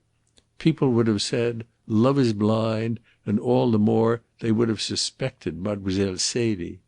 Yes, but they loved the blind lover. Therefore, all the more would it have been impossible for them to believe Harry Wethermill had any share in that grim crime." Mr. Ricardo drew his chair close in to the table. "I will confess to you," he said, "that I thought Mademoiselle Celie was an accomplice." "It is not surprising," said Hanaud. "Some one within the house was an accomplice. We start with that fact. The house had not been broken into. There was Mademoiselle Celie's record as Helene Vauquier gave it to us, and a record obviously true. There was the fact that she had got rid of Servettaz. There was the maid upstairs very ill from the chloroform. What more likely than that Mademoiselle Celie had arranged a séance, and then when the lights were out had admitted the murderer through that convenient glass door?" "There were, besides, the definite imprints of her shoes," said Mr. Ricardo.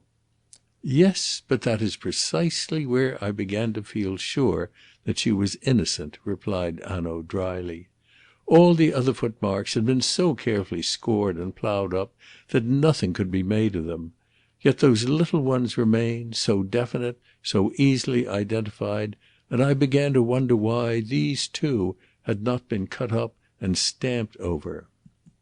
The murderers had taken, you see, an excess of precaution to throw the presumption of guilt upon Mademoiselle Celie rather than upon Vauquier. However, there the footsteps were. Mademoiselle Celie had sprung from the room as I described to Wethermill. But I was puzzled. Then in the room I found the torn up sheet of notepaper with the words 'Je ne sais pas' in Mademoiselle's handwriting. The words might have been spirit writing. They might have meant anything. I put them away in my mind. But in the room the settee puzzled me. And again I was troubled, greatly troubled." "Yes, I saw that." "And not you alone," said Hanaud with a smile. "Do you remember that loud cry Wethermill gave when we returned to the room and once more I stood before the settee? Oh, he turned it off very well. I had said that our criminals in France were not very gentle with their victims, and he pretended that it was in fear of what Mademoiselle Celie might be suffering which had torn that cry from his heart. But it was not so. He was afraid, deadly afraid, not for Mademoiselle Celie, but for himself. He was afraid that I had understood what these cushions had to tell me." "What did they tell you?" asked Ricardo. "You know now," said Hanaud. "There were 2 cushions, both indented, and indented in different ways. The one at the head was irregularly indented, Something shaped had pressed upon it. It might have been a face, it might not, and there was a little brown stain which was fresh, and which was blood. The second cushion had two separate impressions, and between them the cushion was forced up in a thin ridge, and these impressions were more definite.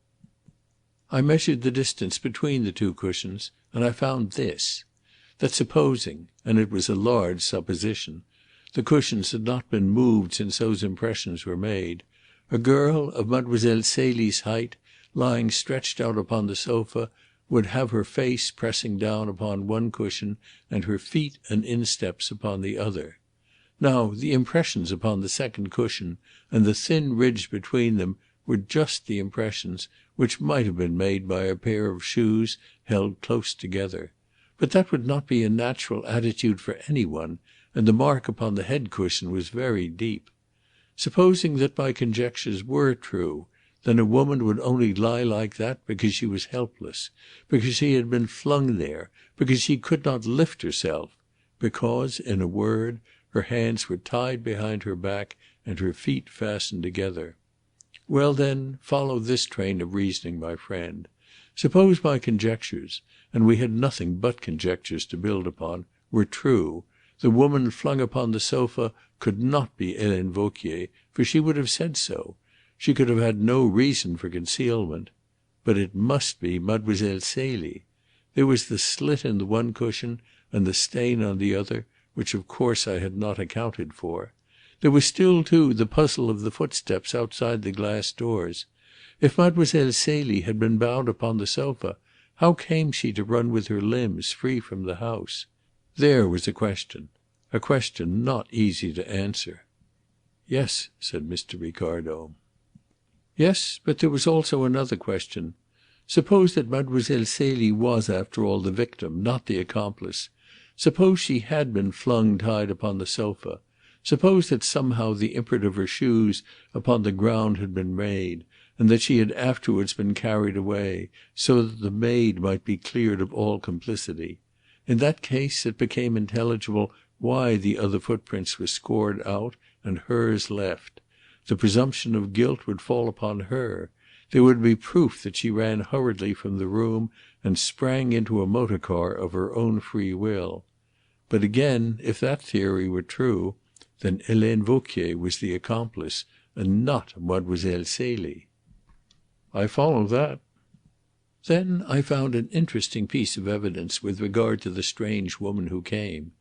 I picked up a long red hair, a very important piece of evidence, about which I thought it best to say nothing at all. It was not Mademoiselle Celie's hair, which is fair, nor Vauquier's, which is black, nor Madame Dauvray's, which is dyed brown, nor the charwoman's, which is grey. It was, therefore, the visitor's. Well, we went upstairs to Mademoiselle Celie's room." "Yes," said Mr. Ricardo eagerly, "we are coming to the pot of cream." In that room we learnt that Helene Vauquier, at her own request, had already paid it a visit. It is true the Commissaire said that he had kept his eye on her the whole time. But none the less, from the window, he saw me coming down the road, and that he could not have done, as I made sure, unless he had turned his back upon Vauquier and leaned out of the window. Now, at the time I had an open mind about Vauquier. On the whole, I was inclined to think she had no share in the affair. But either she or Mademoiselle Celie had, and perhaps both. But one of them, yes, that was sure. Therefore I asked what drawers she touched after the Commissaire had leaned out of the window. For if she had any motive in wishing to visit the room, she would have satisfied it when the Commissaire's back was turned. He pointed to a drawer, and I took out a dress and shook it, thinking that she may have wished to hide something. But nothing fell out. On the other hand, however, I saw some quite fresh grease marks, made by fingers, and the marks were wet. I began to ask myself how it was that Helene Vauquier, who had just been helped to dress by the nurse, had grease upon her fingers. Then I looked at a drawer which she had examined first of all. There were no grease marks on the clothes she had turned over before the Commissaire leaned out of the window. Therefore it followed that during the few seconds when he was watching me she had touched grease. I looked about the room, and there on the dressing table, close by the chest of drawers, was a pot of cold cream. That was the grease Helene Vauquier had touched. And why, if not to hide some small thing in it, which firstly she dared not keep in her own room, which secondly she wished to hide in the room of Mademoiselle Celie, and which thirdly she had not had an opportunity to hide before? Now bear those three conditions in mind, and tell me what the small thing was." Mr. Ricardo nodded his head. "I know now," he said. "You told me. The earrings of Mademoiselle Celie. But I should not have guessed it at the time." "Nor could I, at the time," said Hanaud. "I kept my open mind about Helene Vauquier, but I locked the door and took the key. Then we went and heard Vauquier's story. The story was clever, because so much of it was obviously, indisputably true. The account of the séances, of Madame Dauvray's superstitions, her desire for an interview with Madame de Montespan, such details are not invented. It was interesting, too, to know that there had been a séance planned for that night. The method of the murder began to be clear. So far she spoke the truth. But then she lied. Yes, she lied, and it was a bad lie, my friend. She told us that the strange woman Adèle had black hair. Now I carried in my pocket-book proof that that woman's hair was red. Why did she lie, except to make impossible the identification of that strange visitor? That was the first false step taken by Helene Vauquier. Now let us take the second. I thought nothing of her rancour against Mademoiselle Celie. To me it was all very natural. She, the hard peasant woman, no longer young, who had been for years the confidential servant of Madame Dauvray, and had no doubt taken her levy from the impostors who preyed upon her credulous mistress. Certainly she would hate this young and pretty outcast whom she has to wait upon, whose hair she has to dress. Vauquier? She would hate her. But if by any chance she were in the plot, and the lie seemed to show she was, then the séances showed me new possibilities. For Helene used to help Mademoiselle Celie. Suppose that the séance had taken place, that the sceptical visitor with the red hair professed herself dissatisfied with Vauquier's method of testing the medium, had suggested another way, Mademoiselle Celie could not object, and there she would be neatly and securely packed up beyond the power of offering any resistance before she could have a suspicion that things were wrong. It would be an easy little comedy to play, and if that were true, why, there were my sofa cushions, partly explained. "Yes, I see," cried Ricardo with enthusiasm. "You are wonderful." Hanaud was not displeased with his companion's enthusiasm. "But wait a moment. We have only conjecture so far, and one fact, that Helene Vauquier lied about the colour of the strange woman's hair. Now we get another fact. Mademoiselle Celie was wearing buckles on her shoes, and there is my slit in the sofa cushions. For when she is flung onto the sofa, what will she do? She will kick, she will struggle. Of course it is conjecture. I do not as yet hold pig-headedly to it. I am not yet sure that Mademoiselle Celie is innocent. I am willing at any moment to admit that the facts contradict my theory. But on the contrary, each fact that I discover helps it to take shape. Now I come to Helene Vauquier's second mistake. On the evening when you saw Mademoiselle Celie in the garden behind the baccarat rooms, you noticed that she wore no jewellery except a pair of diamond eardrops. In the photograph of her which Wethermill showed me, again she was wearing them. Is it not therefore probable that she usually wore them? When I examined her room I found the case for those earrings. The case was empty. It was natural, then, to infer that she was wearing them when she came down to the séance. Yes? Well, I read a description, a carefully written description, of the missing girl, made by Helene Vauquier after an examination of the girl's wardrobe. There was no mention of the earrings. So I asked her, was she not wearing them? Helene Vauquier was taken by surprise. How should I know anything of Mademoiselle Celie's earrings? She hesitated. She did not quite know what answer to make. Now why? since she herself dressed Mademoiselle Celie, and remembers so very well all she wore, why does she hesitate? Well, there is a reason.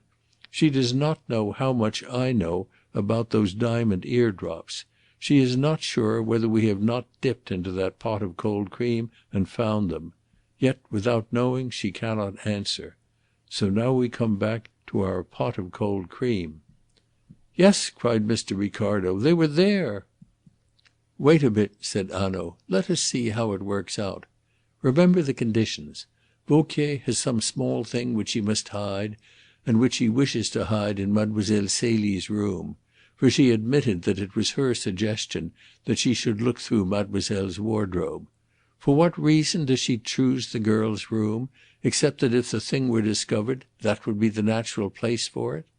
It is, then, something belonging to Mademoiselle Celie. There was a second condition we laid down. It was something Vauquier had not been able to hide before. It came then into her possession last night. Why could she not hide it last night? Because she was not alone. There were the man and the woman, her accomplices. It was something, then, which she was concerned in hiding from them. It is not rash to guess, then, that it was some piece of the plunder of which the other two would have claimed their share, and a piece of plunder belonging to Mademoiselle Celie. Well, she has nothing but the diamond eardrops. Suppose Vauquier is left alone to guard Mademoiselle Celie while the other two ransack Madame Dauvray's room. She sees her chance. The girl cannot stir hand or foot to save herself. Vauquier tears the eardrops in a hurry from her ears, and there I have my drop of blood just where I should expect it to be. But now follow this. Vauquier hides the earrings in her pocket. She goes to bed in order to be chloroformed. She knows that it is very possible that her room will be searched before she regains consciousness, or before she is well enough to move. There is only one place to hide them in, only one place where they will be safe, in bed with her. But in the morning she must get rid of them, and a nurse is with her. Hence the excuse to go to Mademoiselle Celie's room. If the eardrops are found in the pot of cold cream, it would only be thought that Mademoiselle Celie had herself hidden them there for safety. Again, it is conjecture, and I wish to make sure. So I tell Vauquier she can go away, and I leave her unwatched. I have her driven to the depot instead of to her friends, and searched. Upon her is found the pot of cream, and in the cream Mademoiselle Celie's eardrops. She has slipped into Mademoiselle Celie's room, as, if my theory was correct, she would be sure to do, and put the pot of cream into her pocket. So now I am fairly sure that she is concerned in the murder. We then went to Madame Dauvray's room and discovered her brilliants and her ornaments. At once the meaning of that agitated piece of handwriting of Mademoiselle Celie's becomes clear. She is asked where the jewels are hidden. She cannot answer, for her mouth, of course, is stopped. She has to write. Thus my conjectures get more and more support. And mind this, one of the two women is guilty, Celie or Vauquier. My discoveries all fit in with the theory of Celie's innocence. But there remain the footprints, for which I found no explanation. You will remember I made you all promise silence as to the finding of Madame Dauvray's jewellery. For I thought, if they have taken the girl away, so that suspicion may fall on her and not on Vauquier, they mean to dispose of her. But they may keep her so long as they have a chance of finding out from her Madame Dauvray's hiding place. It was a small chance, but our only one. The moment the discovery of the jewellery was published, the girl's fate was sealed, were my theory true. Then came our advertisement and Madame Gobin's written testimony. There was one small point of interest which I will take first.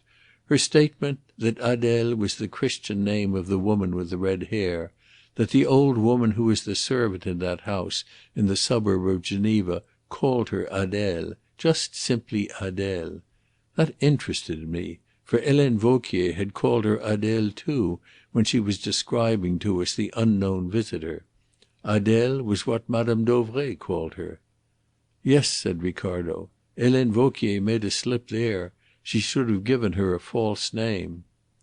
Hanaud nodded. It is the one slip she made in the whole of the business. Nor did she recover herself very cleverly. For when the Commissaire pounced upon the name, she at once modified her words. She only thought now that the name was Adele, or something like it. But when I went on to suggest that the name in any case would be a false one, at once she went back upon her modifications. And now she was sure that Adele was the name used. I remembered her hesitation when I read Marthe Gobin's letter. They helped to confirm me in my theory that she was in the plot, and they made me very sure that it was an Adele for whom we had to look. So far, well.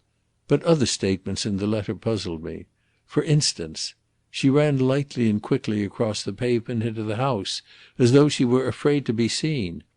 Those were the words, and the woman was obviously honest. What became of my theory, then? The girl was free to run, free to stoop and pick up the train of her gown in her hand, free to shout for help in the open street if she wanted help? No, that I could not explain until that afternoon, when I saw Mademoiselle Celie's terror-stricken eyes fixed upon that flask as Le Maire poured a little out and burned a hole in the sack. Then I understood well enough the fear of vitriol. Hanaud gave an uneasy shudder. And it is enough to make any one afraid. That I can tell you. No wonder she lay still as a mouse upon the sofa in the bedroom. No wonder she ran quickly into the house. Well, there you have the explanation. I had only my theory to work upon even after Madame Gobin's evidence. But as it happened, it was the right one. Meanwhile, of course, I made my inquiries into Wethermill's circumstances. My good friends in England helped me. They were precarious. He owed money in Aix, money at his hotel. We knew from the motor car that the man we were searching for had returned to Aix. Things began to look black for Wethermill. Then you gave me a little piece of information." "I?" exclaimed Ricardo with a start. "Yes, you told me that you walked up to the hotel with Harry Wethermill on the night of the murder and separated just before 10. A glance into his rooms which I had, you will remember that when we discovered the motor car I suggested that we should go to Harry Wethermill's rooms and talk it over. That glance enabled me to see that he could very easily have got out of his room onto the veranda below and escaped from the hotel by the garden quite unseen. For you will remember that whereas your rooms look out to the front and onto the slope of Mont Revard, Wethermill's look out over the garden and the town of Aix. In a quarter of an hour or 20 minutes he could have reached the Villa Rose. He could have been in the salon before 10:30, and that is just the hour which suited me perfectly. And as he got out unnoticed, so he could return. So he did return. My friend, there are some interesting marks upon the window sill of Wethermill's room and upon the pillar just beneath it. Take a look, Monsieur Ricardo, when you return to your hotel. But that was not all.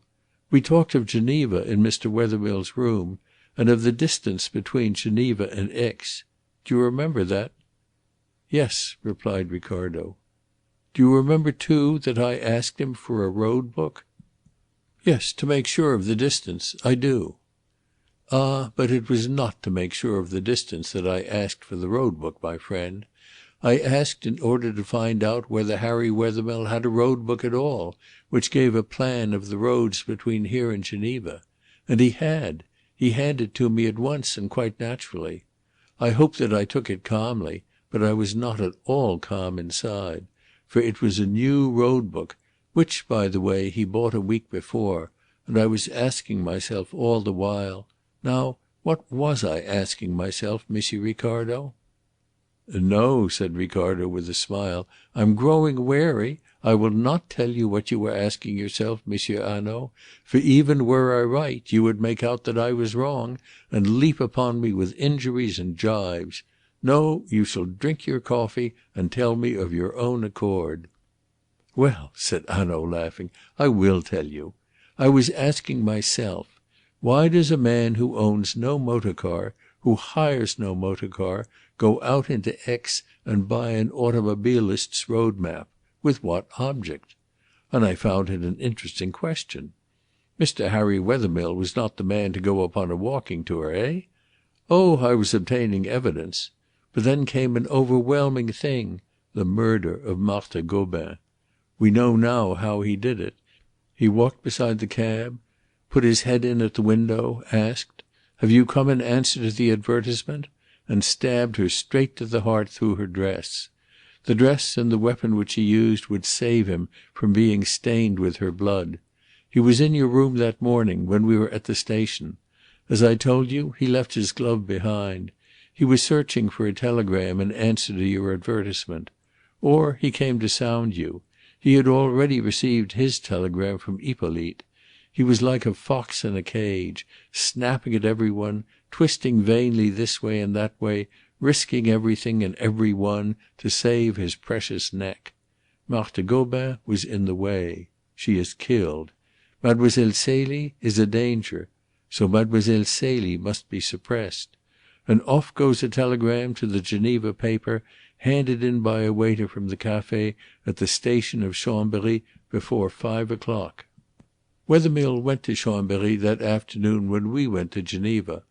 Once we could get him on the run, once we could so harry and bustle him that he must take risks, why, we had him. And that afternoon he had to take them." "So that even before Marthe Gobin was killed, you were sure that Wethermill was the murderer?" Hanaud's face clouded over. "You put your finger on a sore place, Monsieur Ricardo. I was sure, but I still wanted evidence to convict. I left him free, hoping for that evidence. I left him free, hoping that he would commit himself. He did, but well, let us talk of someone else. What of Mademoiselle Celie?" Ricardo drew a letter from his pocket. "I have a sister in London, a widow," he said. "She is kind. I, too, have been thinking of what will become of Mademoiselle Celie. I wrote to my sister, and here is a reply. Mademoiselle Celie will be very welcome." Hanaud stretched out his hand and shook Ricardo's warmly. "She will not, I think, be for very long a burden. She is young. She will recover from this shock. She is very pretty, very gentle. If no one comes forward whom she loves and who loves her, yes, I myself, who was her papa for one night, will be her husband for ever." He laughed inordinately at his own joke. It was a habit of Monsieur Hanaud's. Then he said gravely, "But I am glad, Monsieur Ricardo, for Mademoiselle Celie's sake, that I came to your amusing dinner party in London." Mr. Ricardo was silent for a moment. Then he asked, "And what will happen to the condemned?" "To the women? Imprisonment for life." "And to the man?" Hanaud shrugged his shoulders. "Perhaps the guillotine. Perhaps New Caledonia. How can I say? I am not the President of the Republic." End of Chapter 21. End of At the Villa Rose by A.E.W. Mason.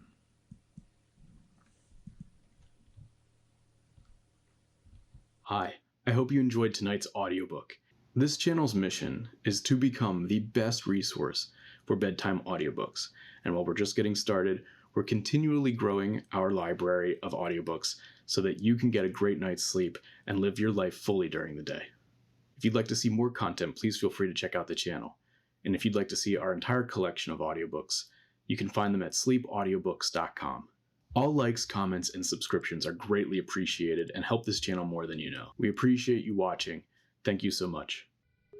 This is Sleep Audiobooks.